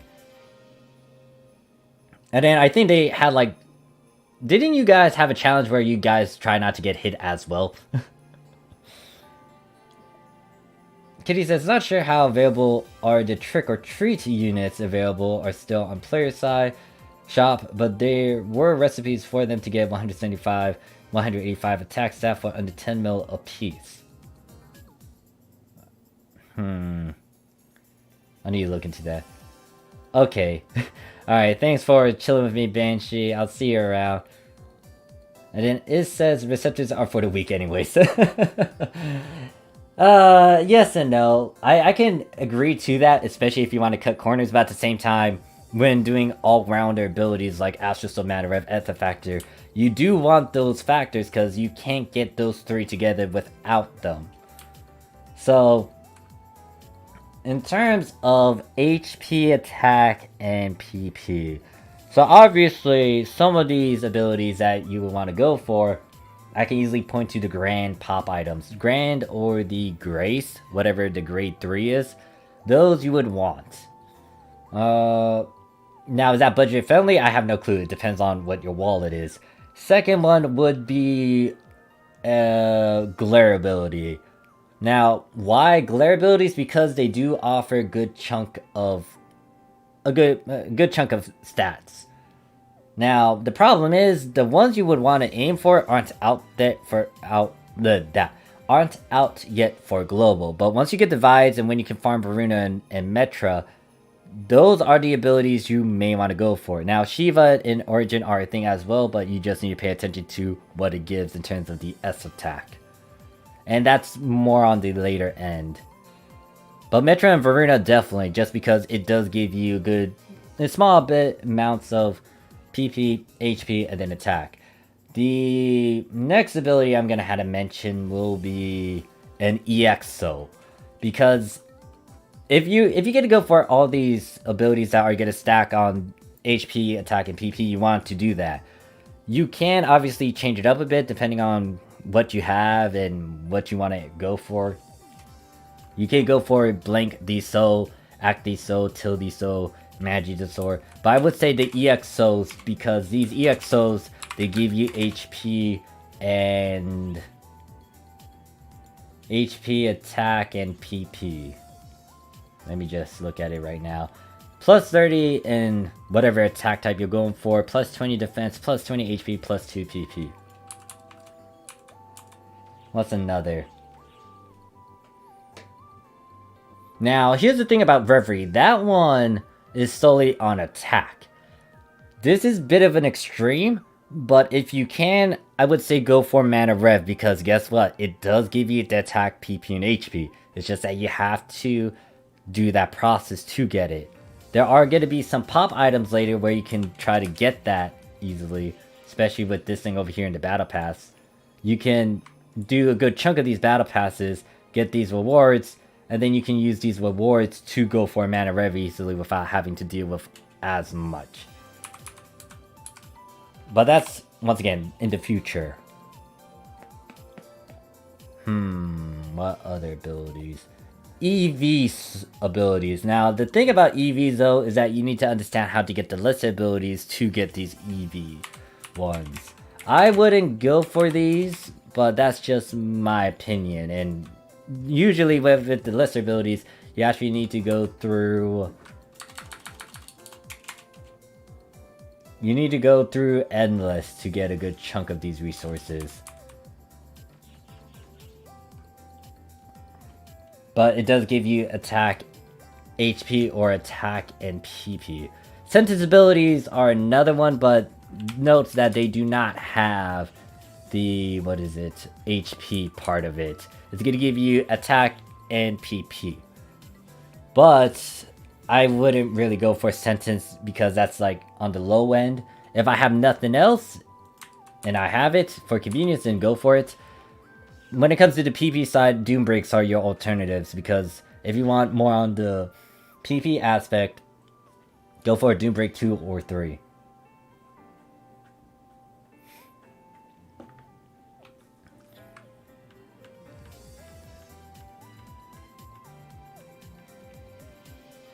Now, I would recommend a factor, but once again, like the other ones, especially if you're trying to...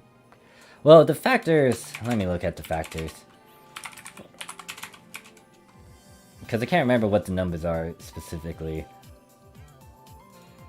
Factors! Okay, so the problem with a regular factor is the sheer fact that it's not as high. Well, the HP is alright, the attack is questionable, and there you got plus 1 PP.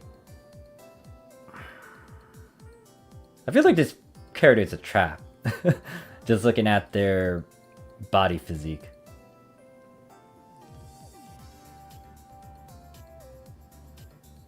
But in all honesty, I would actually push for an Etha factor if I really want to capitalize on HP, attack, and PP.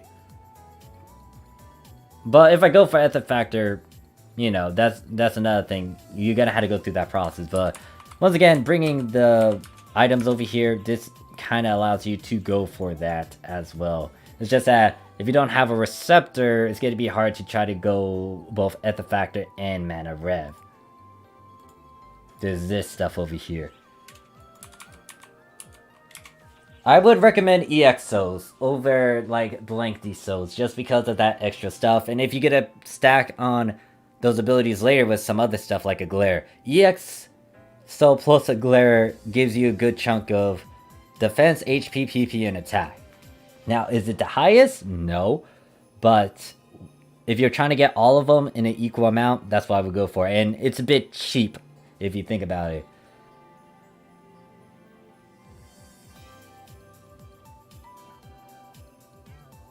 That's the thing though. I don't like the fact that the reveries do take away your stats. So, pretty much Arya asks, would you recommend the EXOs to be paired with the Persona Reverie just to nullify the negative defense of it and gain high attack, or would it be too much pairing both? It's on you, because you can do that. You can nullify it and it evens it out. But the problem is you're not getting an increase. You're evening it out. So do you want to do that or try to get as many multipliers as you can? Now, obviously, it's small numbers. It's a flat number too. Not really a big deal, but you gotta think about it. Like, what are you comfortable with? If you are doing this and these are the only pieces you have, go for it. It's gonna be budget friendly. I did some old fixes where it's not the best, but I did it. I think I still have the certain arm piece that I used when I was getting into the Liberate. Where is it? So this arm piece over here, this is the 12-star that you got from the Reverie Darkness Limited Quest. Look at this. This isn't as impressive, but note that I personally affixed this and this was under a certain budget, aka it was fucking cheap. Because I made it. It only cost me roughly around maybe 1 mil, 2 mil for me to do these affixes. I farmed everything else. And this thing gave me a good chunk of attack. It's above 100. Not ideal now, but this was back then when I was getting back into episode 5. I was getting back into PSO2. I got like a good chunk of attack and a good chunk of HP. Now, I didn't emphasize heavily on PP because I just didn't want that. There's another unit piece. The other unit piece that I have are destroyed because I used them in terms of getting my Astral Soul Mana Rev Ethifactor formula. Then I use those pieces to then go for the Guardian Soul stuff.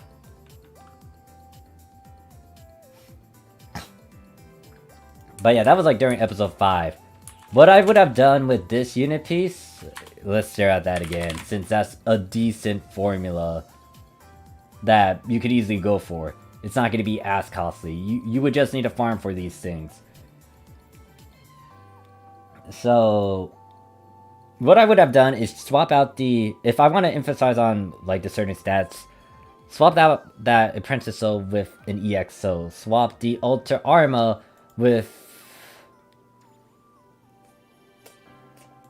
no, this one's debatable on my part, but during the time of episode 5, I was farming for a bunch of Reveries. What I could do with this Alter Arma, get rid of that and put a Mana Reverie instead. So I would have EX Alter, the Mana Reverie. I could put a grade 3 ability, so Grace or Elegant, whichever one is below the Grand one. Put that in here instead, or even use a Grand Stamina, because that gives you HP and PP. Oh, what else?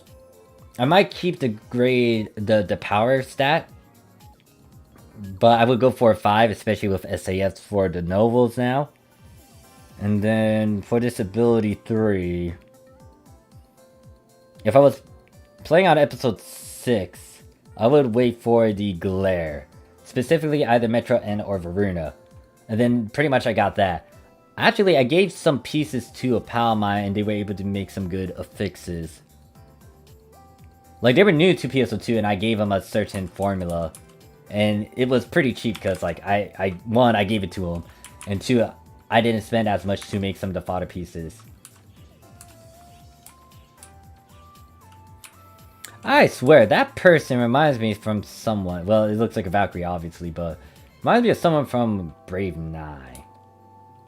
Actually, their username says Valkyrie as well. They definitely fit that thing. Oh yeah, Arc Sweep is another option as well. So, if Yeah, so I would swap that ability 3 with Arcs Fever, Arcs Max. And if it is expensive over there in Global, try to farm for it. And if it drops on a unit piece, even at a 1-slot, keep that thing. That's how you can easily get a 1-slot to a 5-slot and save a good chunk of Meseta instead of buying it for however much it is over in the market.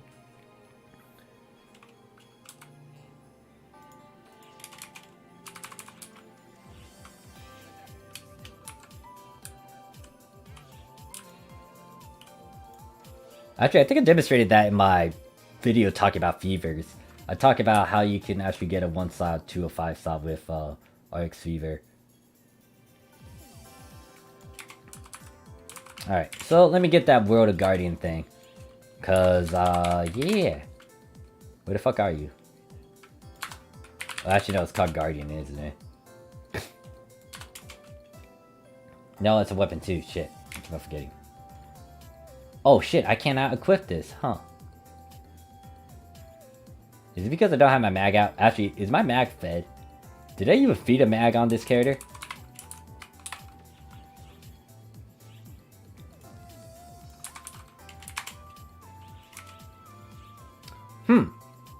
Huh.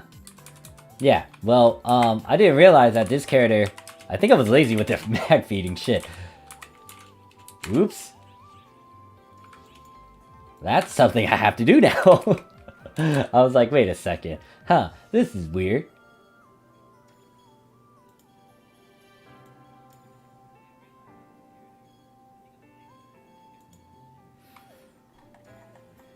Alright,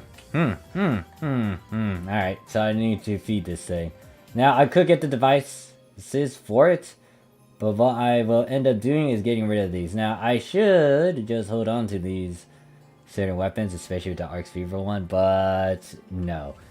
I barely use the weapon affix one, and I barely go for it on a weapon, so I'm gonna feed this to my mag. Well, at least 2 of these.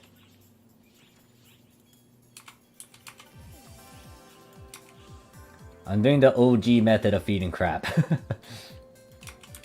I do have some other items as well. Did I mess that up? No, I didn't. Good. That's the other thing I had to just be aware of.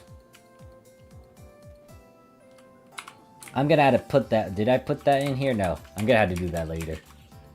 I'm gonna have to go to a character that did feed their mag. Alright, so speaking of Arcs Fever, I actually made some 5-slot custom affixes with it and Arcs Max. And to my disappointment, I actually been selling way too low than the average price. I could have earned more. Yeah, if you're playing on global and yeah, like surprisingly the Arcs Fevers were expensive. And you could have capitalized on that.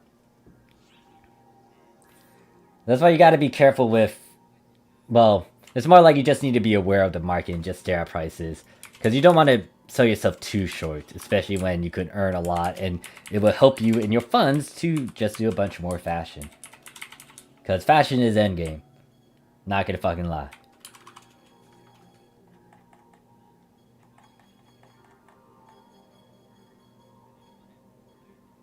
Actually, since I'm pulling up a friend in cosplays, let me get a character that is definitely a cosplay of someone.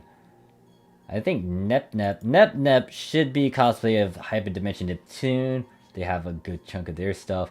There's another person that I have a friend of. Hopefully I didn't delete them. Please don't tell me I fucking delete them. I'll shoot myself in the foot if I did. There should be another character here that should be reminiscent of someone from Blaze Blue. What the fuck are they though?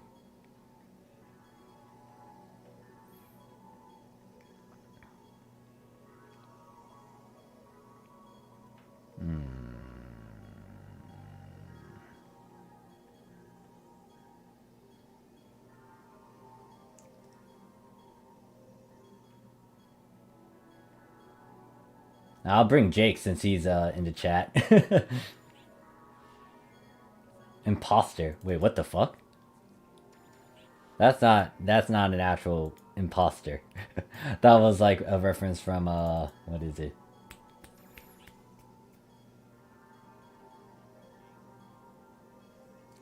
That was Among Us. Okay, yeah.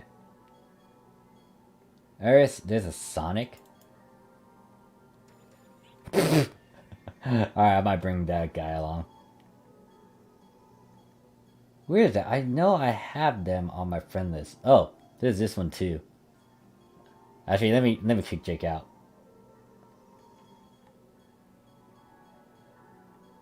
Damn.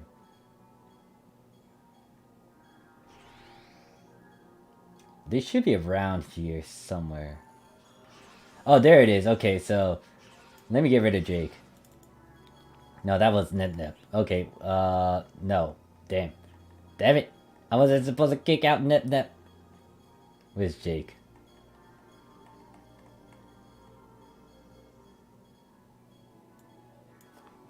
Hold up, let me just physically kick Jake out. Boom.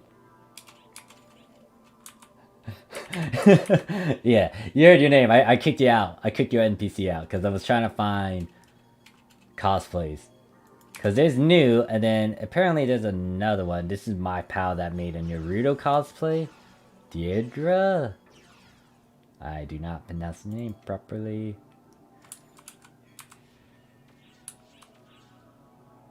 Somewhat close. I don't think it's like close to their actual outfit, but yeah, this one's a reference to Blaze Blue. This one is Naruto, and then this one is obviously Sonic from Sonic.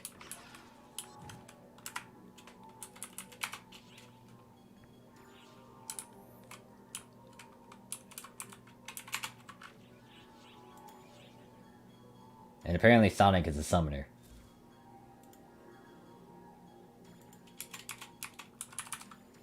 I think this is like before they released the outfit too, so this was their getup for Sonic.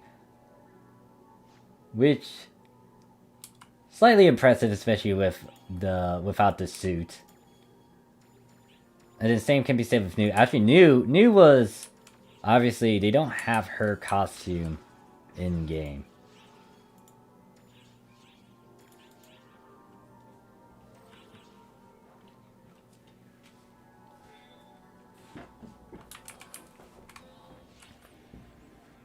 Yeah, this person though, the one that did New, they're like a long time OD, and we only farmed a few things here and there, especially in terms of Extreme Quest. They were telling me about the bioweapons back then in episode 2, and they were pretty much like good, decent all-rounder weapons back in the days. But then after like our little conversation, I don't remember seeing them on as much. I really like their cosplay for New though.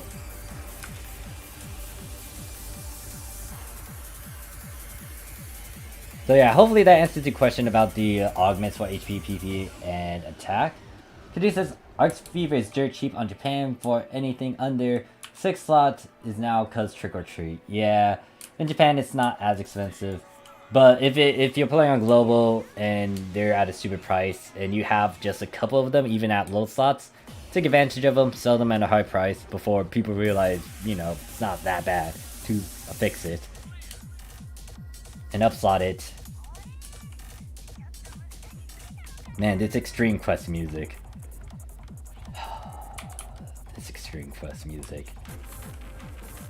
Now, I don't have a grudge against Extreme Quest, and I am going to go into a history lesson video with Extreme Quest, because they did take out why you would want to do a full run of Extreme Quest.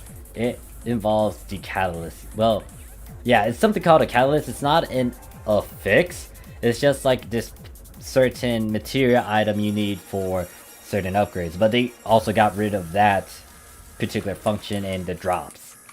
I still have some of the drops in my storage though. I kept them around because they were a pain in the butt to farm for, and I'm not trading it in for just one measly fucking photon booster.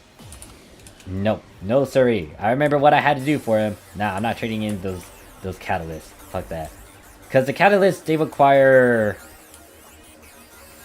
a lot of runs, and then some stuff that you had to trade in, which then you make it.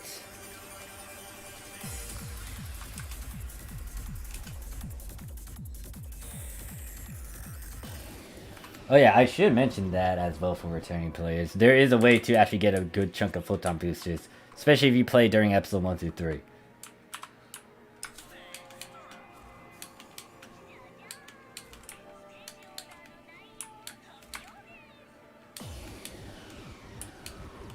I guess I'm okay with the electro music that's being played for Extreme Quest. I just remember that I don't like Karen as well. Karen can go, not to be mean, but she's mean.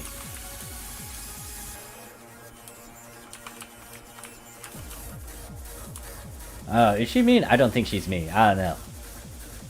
I don't like her animations. It creeped me out. That one I can say for sure.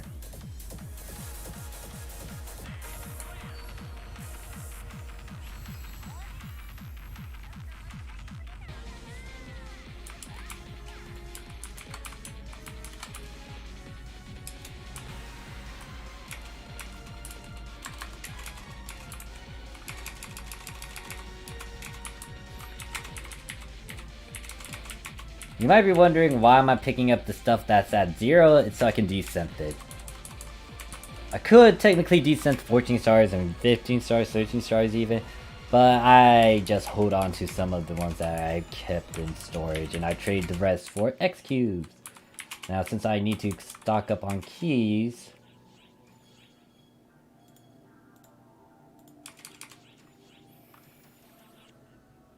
Akinen says, yo, what game is this? This is Phantasy Star Online 2.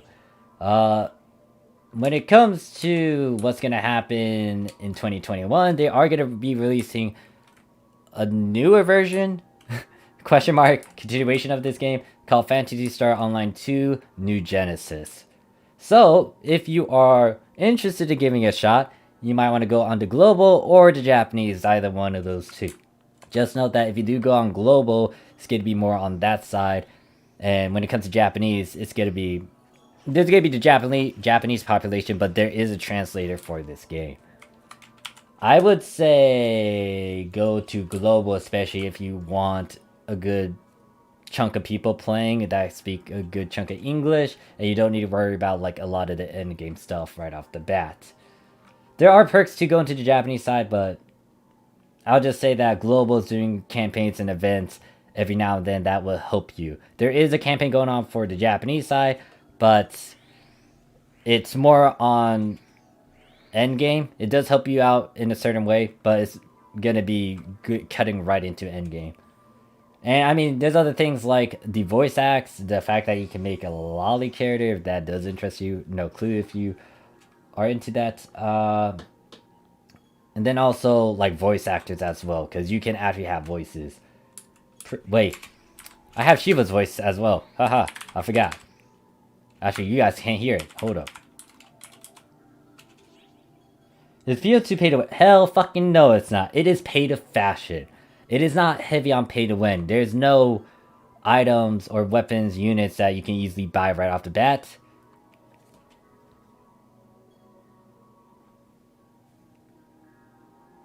But it's not heavy on pay to win. The only reason why you want to do that is... Well, the only reason why you want to dump money in the game is so you can get fashion stuff. There are some technical stuff like augments and affixes. However, you can easily buy that with the in-game currency. If you want to, you can, but it's not like you will be a powerhouse because you bought these things. No. It's more on pay to fashion, pay to spoil your characters, pay to just customize your waifu husbando / trap.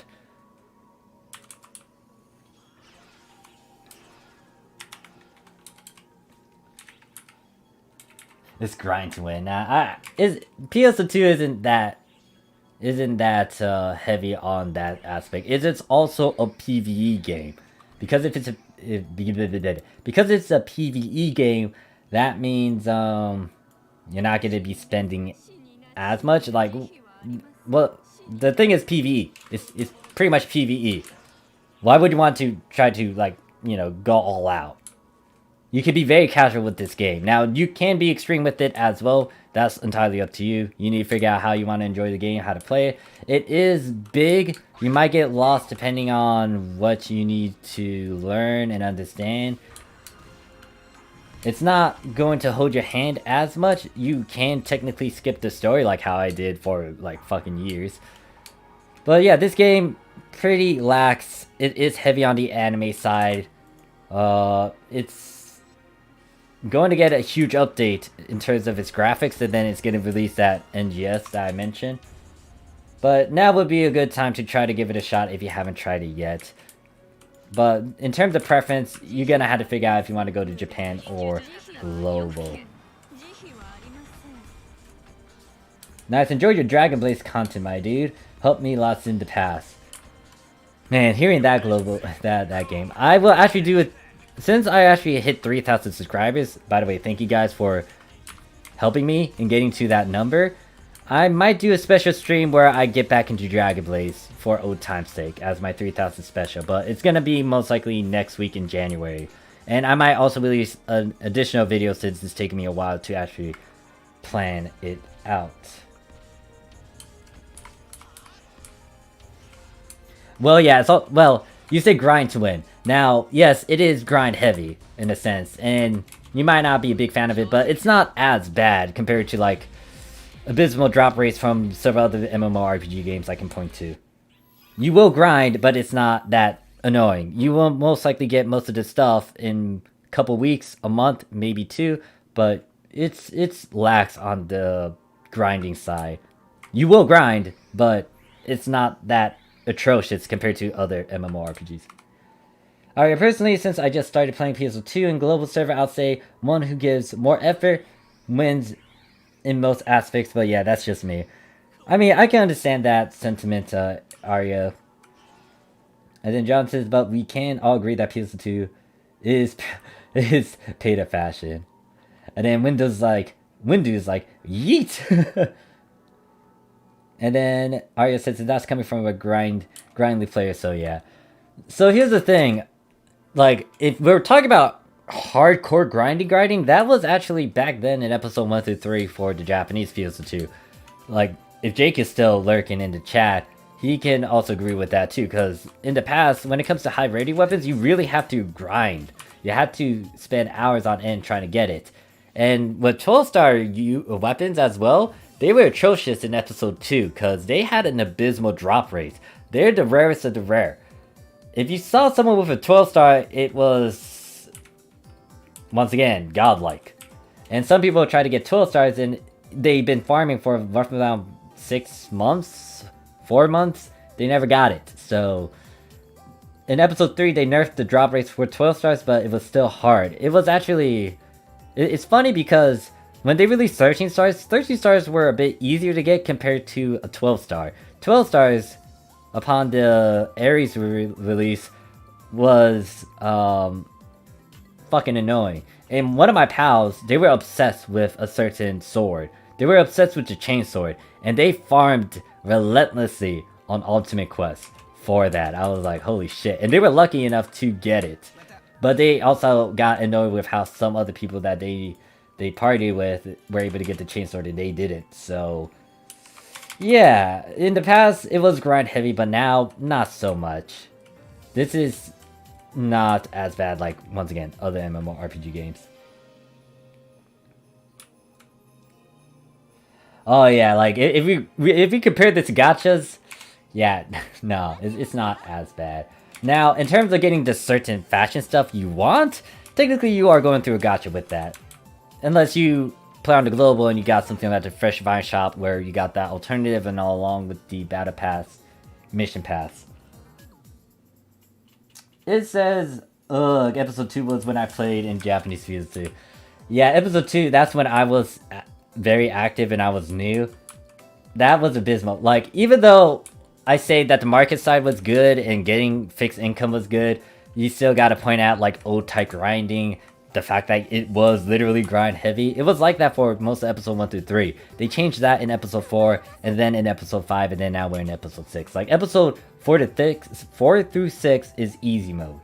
And if you played during those times in episode 1 through 3 for the Japanese PSO2, you can definitely say that. Because everything we did back then is utterly different now, and it's just easier and better. Now, the con is, yeah, it's not that hard, but once again, this is more on the casual side, and not a lot of people have time to farm and stuff, so this is a good alternative. Will they continue this trend in NGS? I don't know. I think they will, but that's just me guessing. And alright, so I think we'll just run around in fucking circles. Actually, what class am I putting my XP in? And when it comes to leveling up as well, not as bad.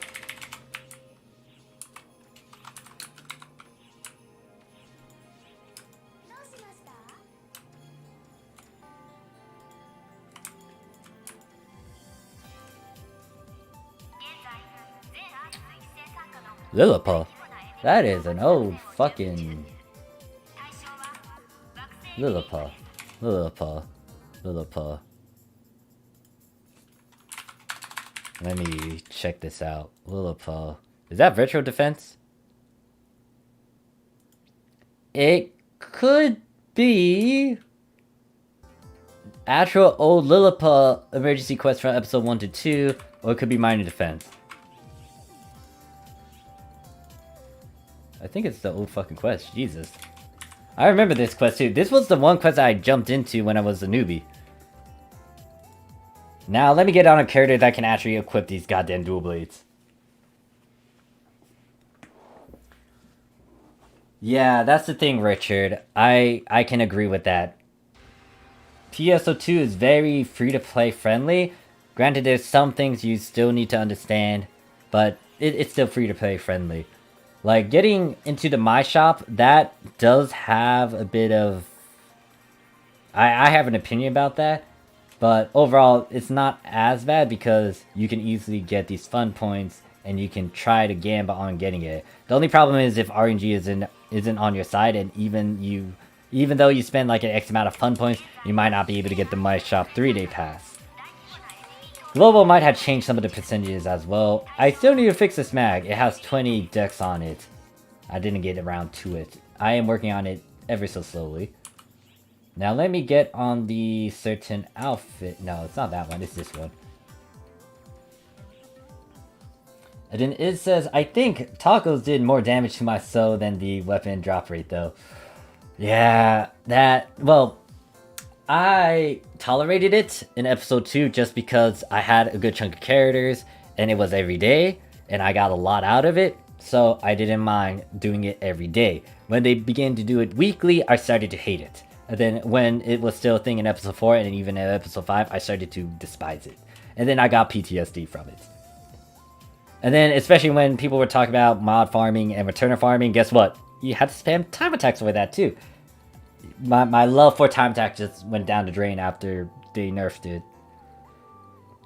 John says, "It just gave me taco PTSD." Oh god, yeah, I got PTSD as well. Post time attacks, stress disorder. I have it now because of episode 3, 4, and 5. Episode 2, I tolerated them, but once they nerfed it, 3, 4, and 5, nope. I just started to hate them.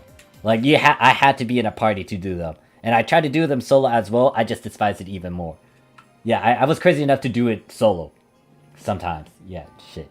Fuck, damn. Who the wait, did I... Where's my... Oh, wait, hold up. I cannot even equip it on this character? Shit. Alright, so... I really want to show these blades. I'm gonna get it on Shadow. Shadow should be able to equip this damn thing. This thing actually has a stupid high requirement. I didn't realize that. I shall sleep. Good luck on your stuff, Zilly. Alright. Thanks for stopping by, Jake.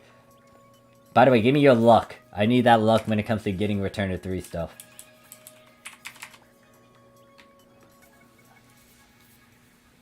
Alright, so Shadow should be able to equip this. If he does not, then I need to power level someone to 100. And that will be tomorrow. And then maybe I can show it tomorrow. But let me see if this should be able to equip it. And I'm going to do some cool poses with this for you guys.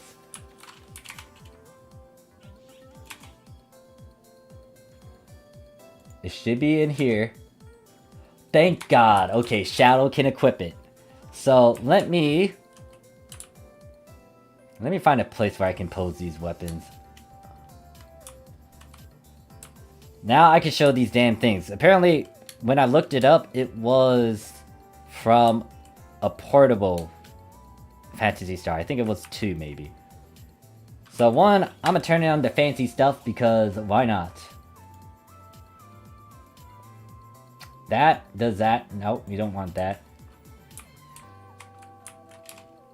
Let me also get rid of the name. The names. Then for the outfits, let's go with the devil suit. And then with that, let me equip this. Now, I got several lobby actions that... Oh shit, oh, this is the thing. I forgot. Yeah, why not? It's not like I'm not gonna use it. I do want to see what it looks like too anyways. Light and dark. Holy shit, that looks pretty nice. It's just that my hair's covering it. I should... Okay, so let me think. Do I have the dual blade one? I should have a dual blade one. I better have the dual blade one. I'll call myself an idiot if I don't. I think... wait, do I?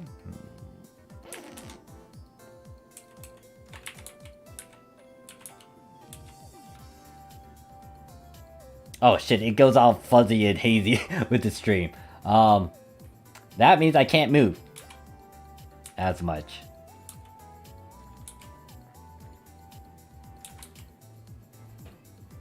I don't think I have a dual blade one. I have alternatives though, don't worry. Shiva should be able to do it. Yeah, there we go. Shiva can do it. So this is Shiva's pose.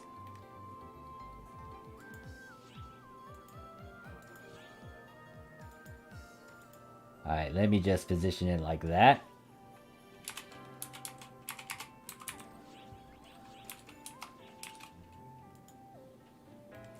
You can't see his face if I do that. So let me just...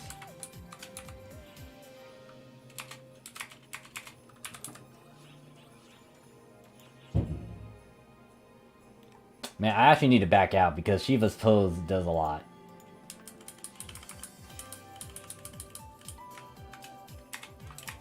Nope, that this is an actual weapon. And apparently it's from PS something. Alright, that one does that. I think I need to try out the male variant. So you swing the light one around. You float off of the ground. Then you get a fire laser with the second one. And then the fourth one, you already saw it, is where I just burst into something. This will be available... This lobby action will be available over there once you get the episode 6 scratch. Let me turn off the damn thing. It looks nice, but my stream is acting all stupid because of it. Let me try it again. So, boop.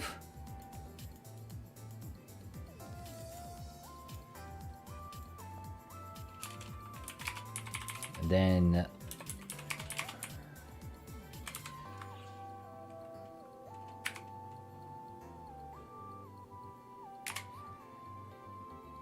Wait, isn't that the male one? Actually, that means I need to do the female one. Hold up.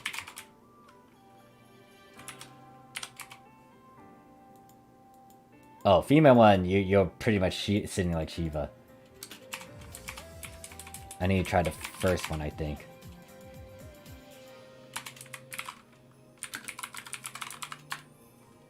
Actually, I don't think the first one can do it. I think it's a different weapon.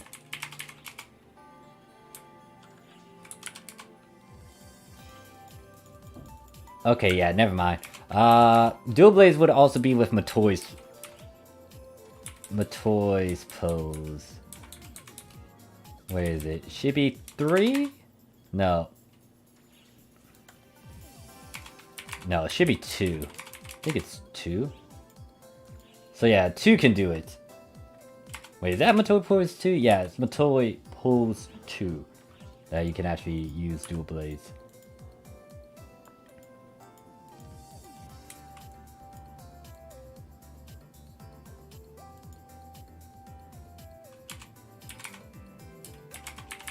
And I think 1 is where you float into the air. I might be wrong. No, it's with the damn thingy. That's not what I wanted. How about the male version? Okay, no, you just move that thing there. I don't want that. When you try to remember everything. Okay, that's the male one. I guess I need to do the female variant. So female variant would be... There we go, something like that.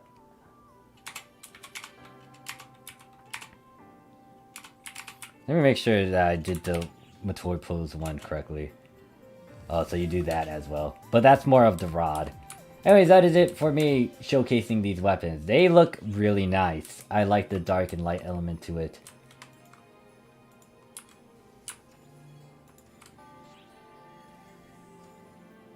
So I'll put the keys in there, then I'll put this back in my premium storage. It is now account locked to me. I own it.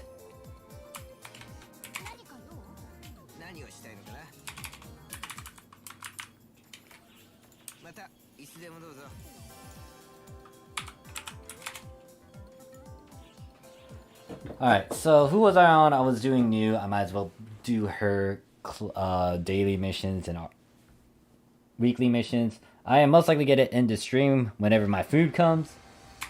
That might be, I don't know, 30 minutes from now. So I'm going to continue streaming until that happens. I don't think I'll be streaming afterwards though. I will most likely do a couple recordings here and there. Most likely I'll be doing a re-recording again of the Liberate Revelate in my discussion about it.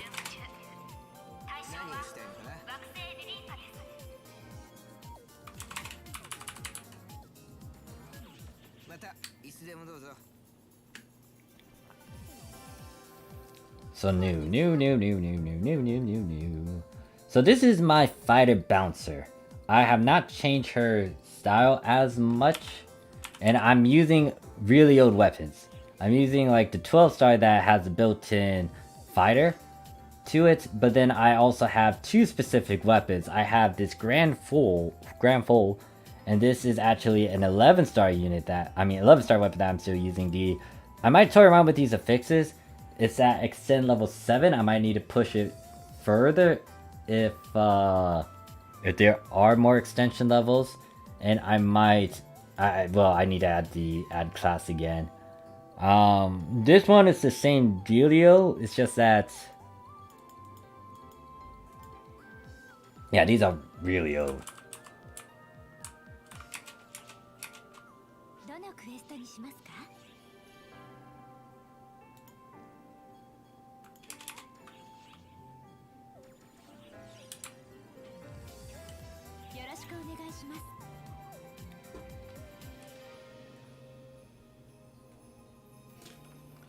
Yeah, I might actually use these specific weapons to toy around with the Ripper and Slayer abilities. Now... Yeah, and also put in a phrase decay or the phrase weakness. I think I'm leaning more on the weakness since this is more on element weakness.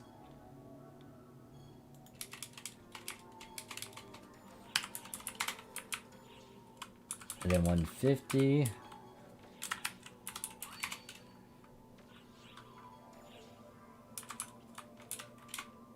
I do not have 75.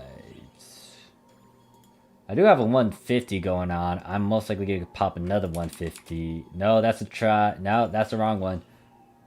I actually need this one. I don't want the extra one. Not the extra one. That's tomorrow.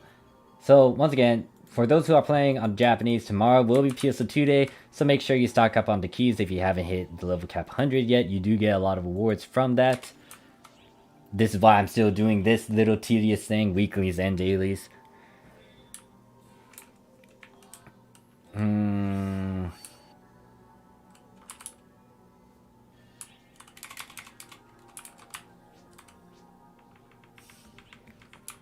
I will either finish up my weeklies once I'm done streaming, or I might do another stream on Tuesday, but that one I actually have to do a bunch of stuff. On that day I had to do a bunch of stuff, so stream on Tuesday, that's up in the air. Metal Collie says, oh right, I forgot about PSO today. Yeah, that's why I'm farming a bunch of stuff right now. Hey there, Melancholy, how you doing?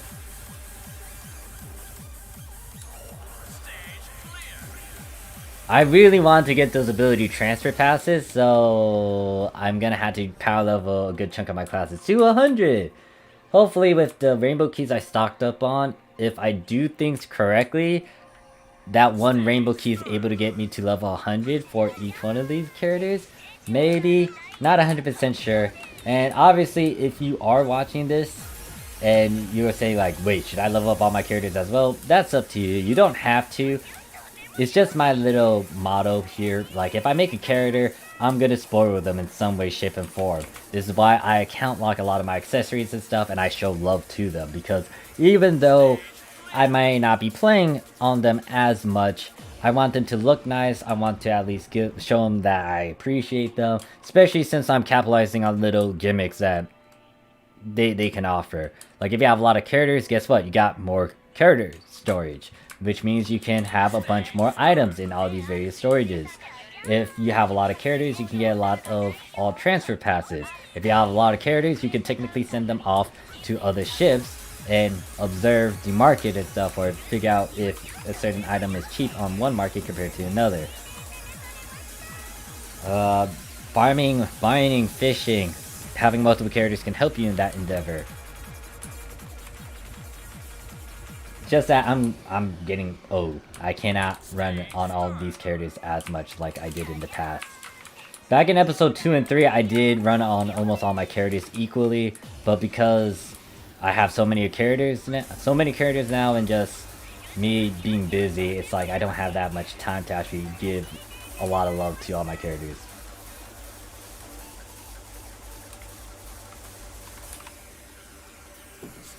Melancholy says, probably gonna take that chance to max Phantom in a 12, maybe Gunner. I'm gonna try to level up almost all the classes, or any of my characters that are already at 95, and try to push it to 100.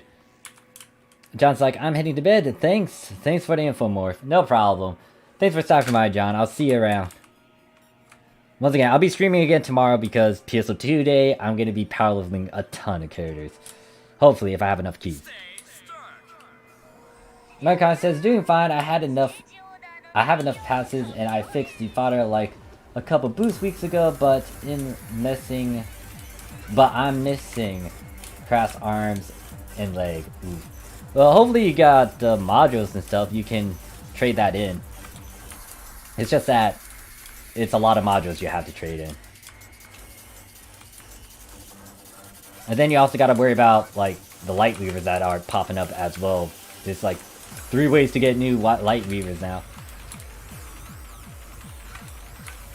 Actually, what am I doing? I should hook you before you run away. No. Now time for me to go nuts with this.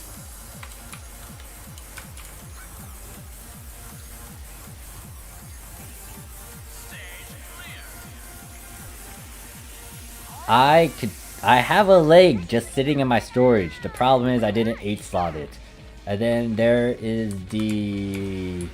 Well, I can trade in a good chunk of my modules for the one unit piece that I did not get. I think that's the... What is it? What do I have on me right now? I have the arm. I think I have the rear or the leg in terms of the crash unit. Yeah, I have the leg crash unit.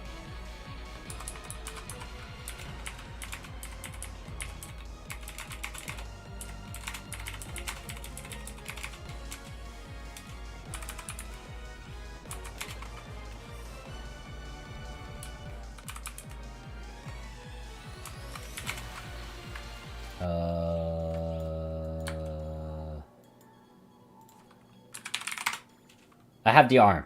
I have this arm sitting in my storage. I got this maybe 2 months ago. I don't remember, but I just got this thing. It's just sitting there. And I don't know why, but when I can call it, sometimes it happens. When I was doing that one run, I was sleep deprived. And then for some magical reason, my mom was like, yeah, I'm going to get this leg piece to drop. Oh no, arm. I'm going to get some crash unit to drop. And then after I did the run, it popped up in my inventory. I was like, yeah, I called it. But I'm sleep deprived. I need to go sleep. I don't know. That's the weird thing. Like, if I feel really super lucky about something and I can call it, it will most likely happen. when I was getting something for my sister in real life, I felt very lucky on that specific day, and I got the thing that I needed to get. So, yeah, I don't know. My luck is weird. Oh wait, shit.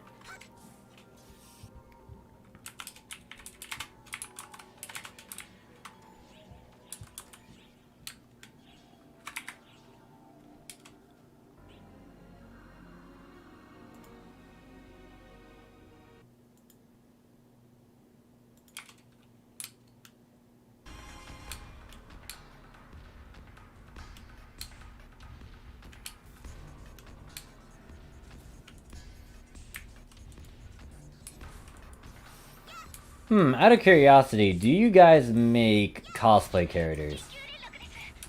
Because this character that I'm on right now is a cosplay of New from Kill la Kill. Like, the name should kind of give it away, but if you're not familiar with Japanese characters, then it's gonna be a bit difficult. The weapons that I'm using right now should also hint at it as well. Oh, wait, the monkeys are over there. Damn, I passed them.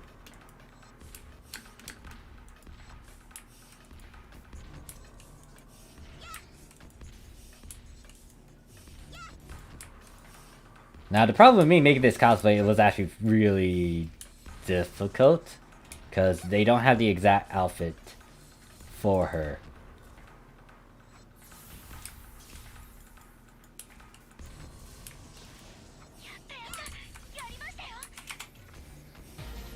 So let me pull up a reference for those who may not know. Kill la Kill New.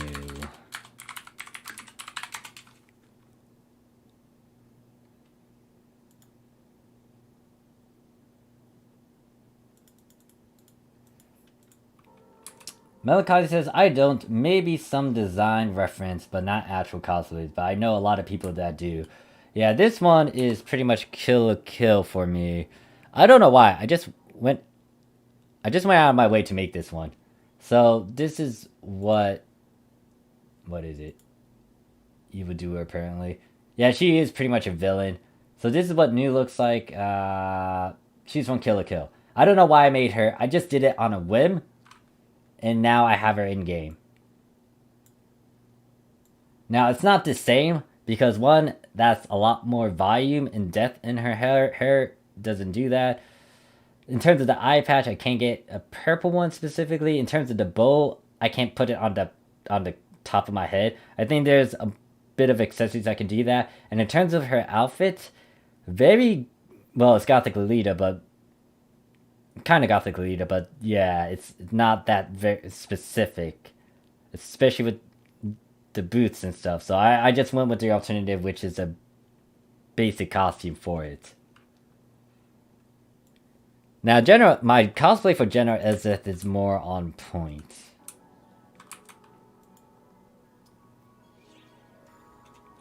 But yeah, I'm trying to figure out why I made this character. But I'm not going to delete her because, one, I made her, so I might as well. And I still got her stuff going on. So this one, I didn't spoil as much. But in terms of the weapons, I kind of did back in the days. Especially with the extension and doing the ad fighter stuff. So let me actually swap to... Both her bouncer and fighter are at 85. I am not going to power level this character. I am taking my time with this one.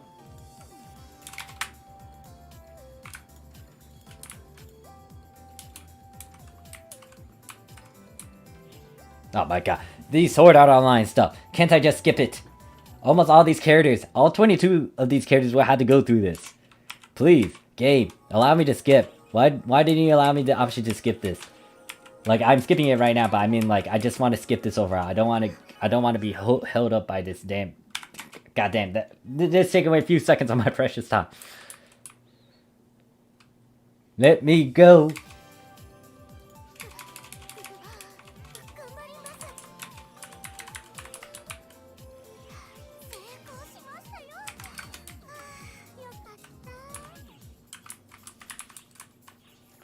James like, Jesus, doing emergency quests during NA prime time is an actual nightmare. What the fuck?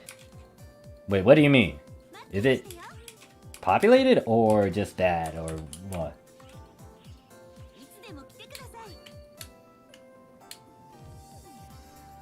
When SAO holds you hostage.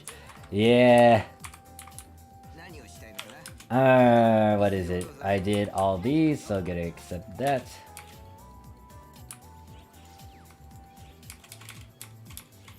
Are people not doing well in the Armada demise? Once again, I'm kind of surprised that Global didn't implement that expert, but I can see why they wouldn't. But at the same time, that is issue. Just because you get to get those who don't have good gear getting into that, or those who might want to try to leech. Now,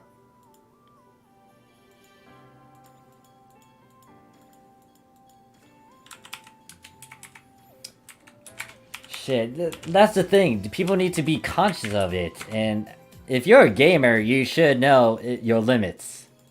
That's like you trying to work out, and you know that you can't really work out like certain things. Like you gotta go at a certain pace, and like if you need to stop, you need to stop. Just don't quit. There's the difference from stopping because you know you're gonna injure yourself. Then they're stopping because you just feel tired. You might need to push yourself, get out of your comfort zone when it comes to working out. But in terms of video game stuff, you do want to be aware of like if you yourself are just fucking bad. There's a huge difference from XH to ultra hard. And then also know that people really want to get some of this stuff for ultra hard.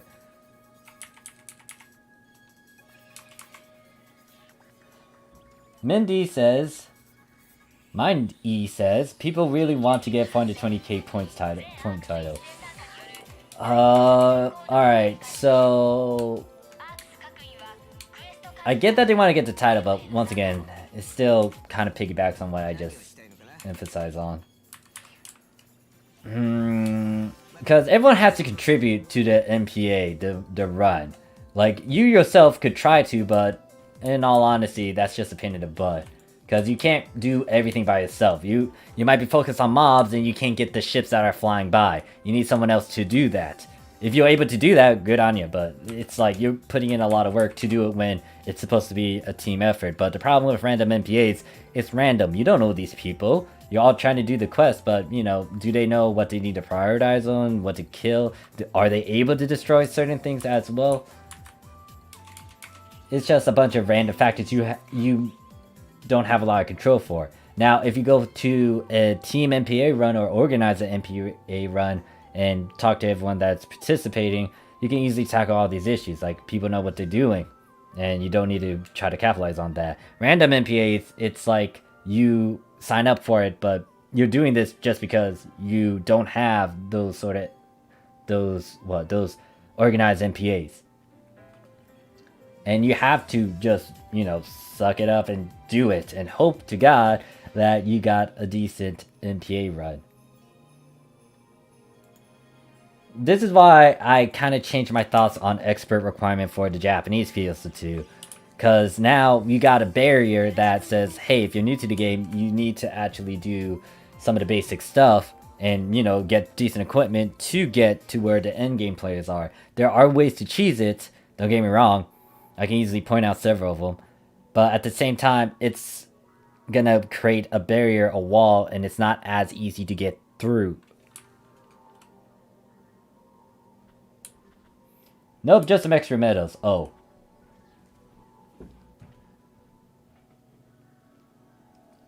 Just extra medals. I wouldn't stress over that then. Well, you kind of need medals for later, but it's not like a huge importance. Like, I need it for Zig's upgrades. Now, you don't need to sweat it like that. I would just be casual about it. Just spam it. But that's just me. I wouldn't like be butthurt if like we didn't get 420k points.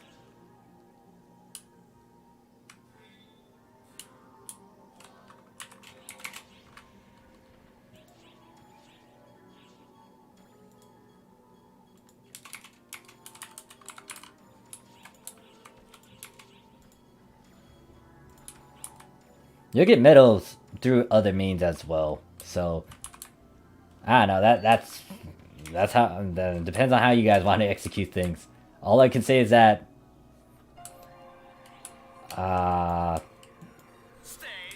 Good luck.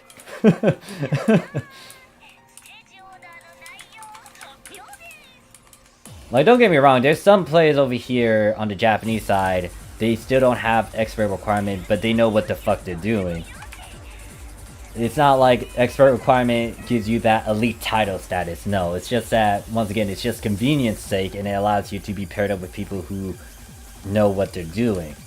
And I've been into some non-expert blocks where they did fine. They did some of the stuff. There's a couple that I've done in the past where they did the same amount of damage and point collecting like expert requirement. It's just that, once again, it just depends on you yourself.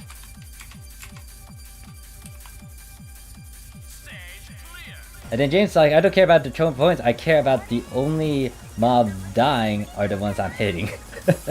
Gotcha. I still scratch my head at how some people can just take a game too seriously.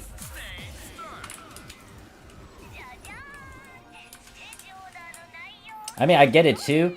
Like, if they're number one, I get that. You gotta prove it. You gotta stay up there, and you're being prideful. Hell, when it comes to me doing a bunch of my augments and fixing, especially with me making Guardian Soul on day one, that's just me fucking flexing and also, you know, being an affixer augmenter. It's not like I had to do it, but I did it because I want to do it. You don't need to go hardcore about it. Like, if you want to play PSO2 without ever touching those hard-ass abilities, go ahead. Power to you. You actually save a good chunk of Meseta from that. Especially if you decide to affix smart and farm smart.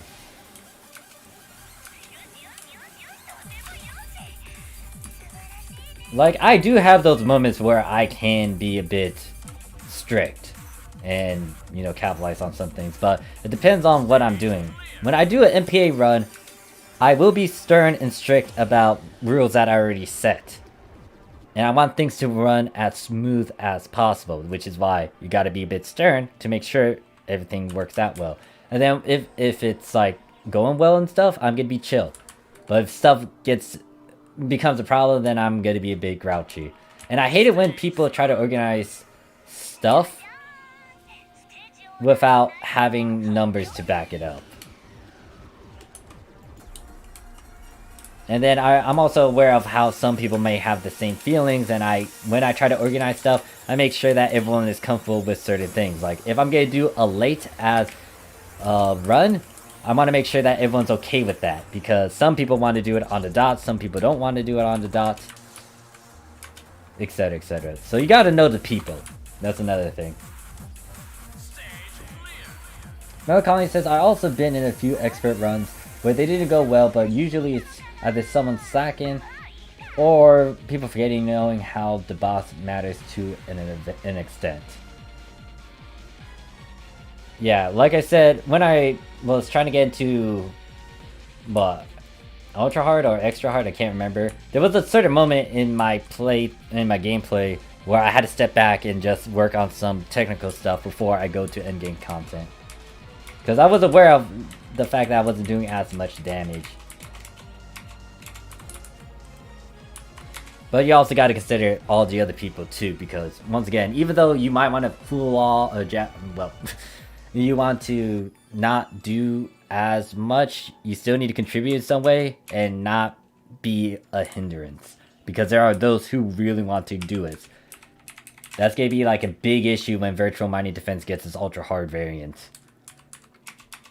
Another big thing is just like basic stuff with Mighty Defense, like map awareness.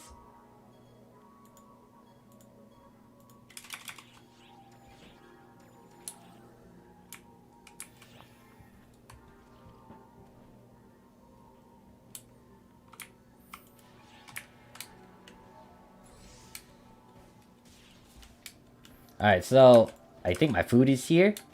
It's not 30 minutes. So yeah, I think my food's here. So I'm gonna be ending the stream after this daily run. I am very hungry. I don't know why. Every time I stream, and if it's a long time, I'll get hungry. So once again, tomorrow I'll be streaming. I don't know if I'll stream in the afternoon. I'll be working on a video and try to upload that by tonight or tomorrow. But I'll be streaming tomorrow on PSO2 Day. I'll be doing a lot of power leveling. Hopefully I have enough keys to go through all this stuff. But yeah, just FYI to those in Japan, you might want to stock up on these keys as well. Go through your characters. Just have as many keys as you can to just go through it.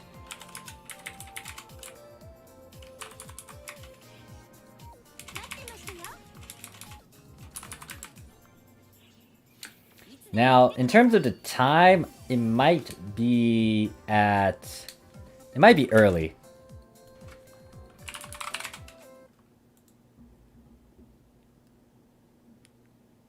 What is tomorrow? So I might start at 8 a.m. Not 100% sure on that in itself, depending on if I wake up on time. But there is a certain emergency quest I have to do Primordial, so I can get that towards my account. I'll try to tweet it out before I start the stream. If you want to know when I usually stream, you can look in the description for my Twitter and my Discord group. That's the best way to figure out when I'm streaming or if I am currently going to stream. Or if I just stream. And fucking damn shit, Sword Art Online. Yeah.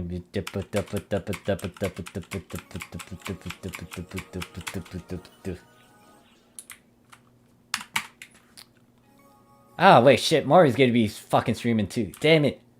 Why is my favorite VTuber streaming like during that time? I guess I can watch a replay. Damn it. Why is my VTuber... I might actually watch that while I'm personally streaming.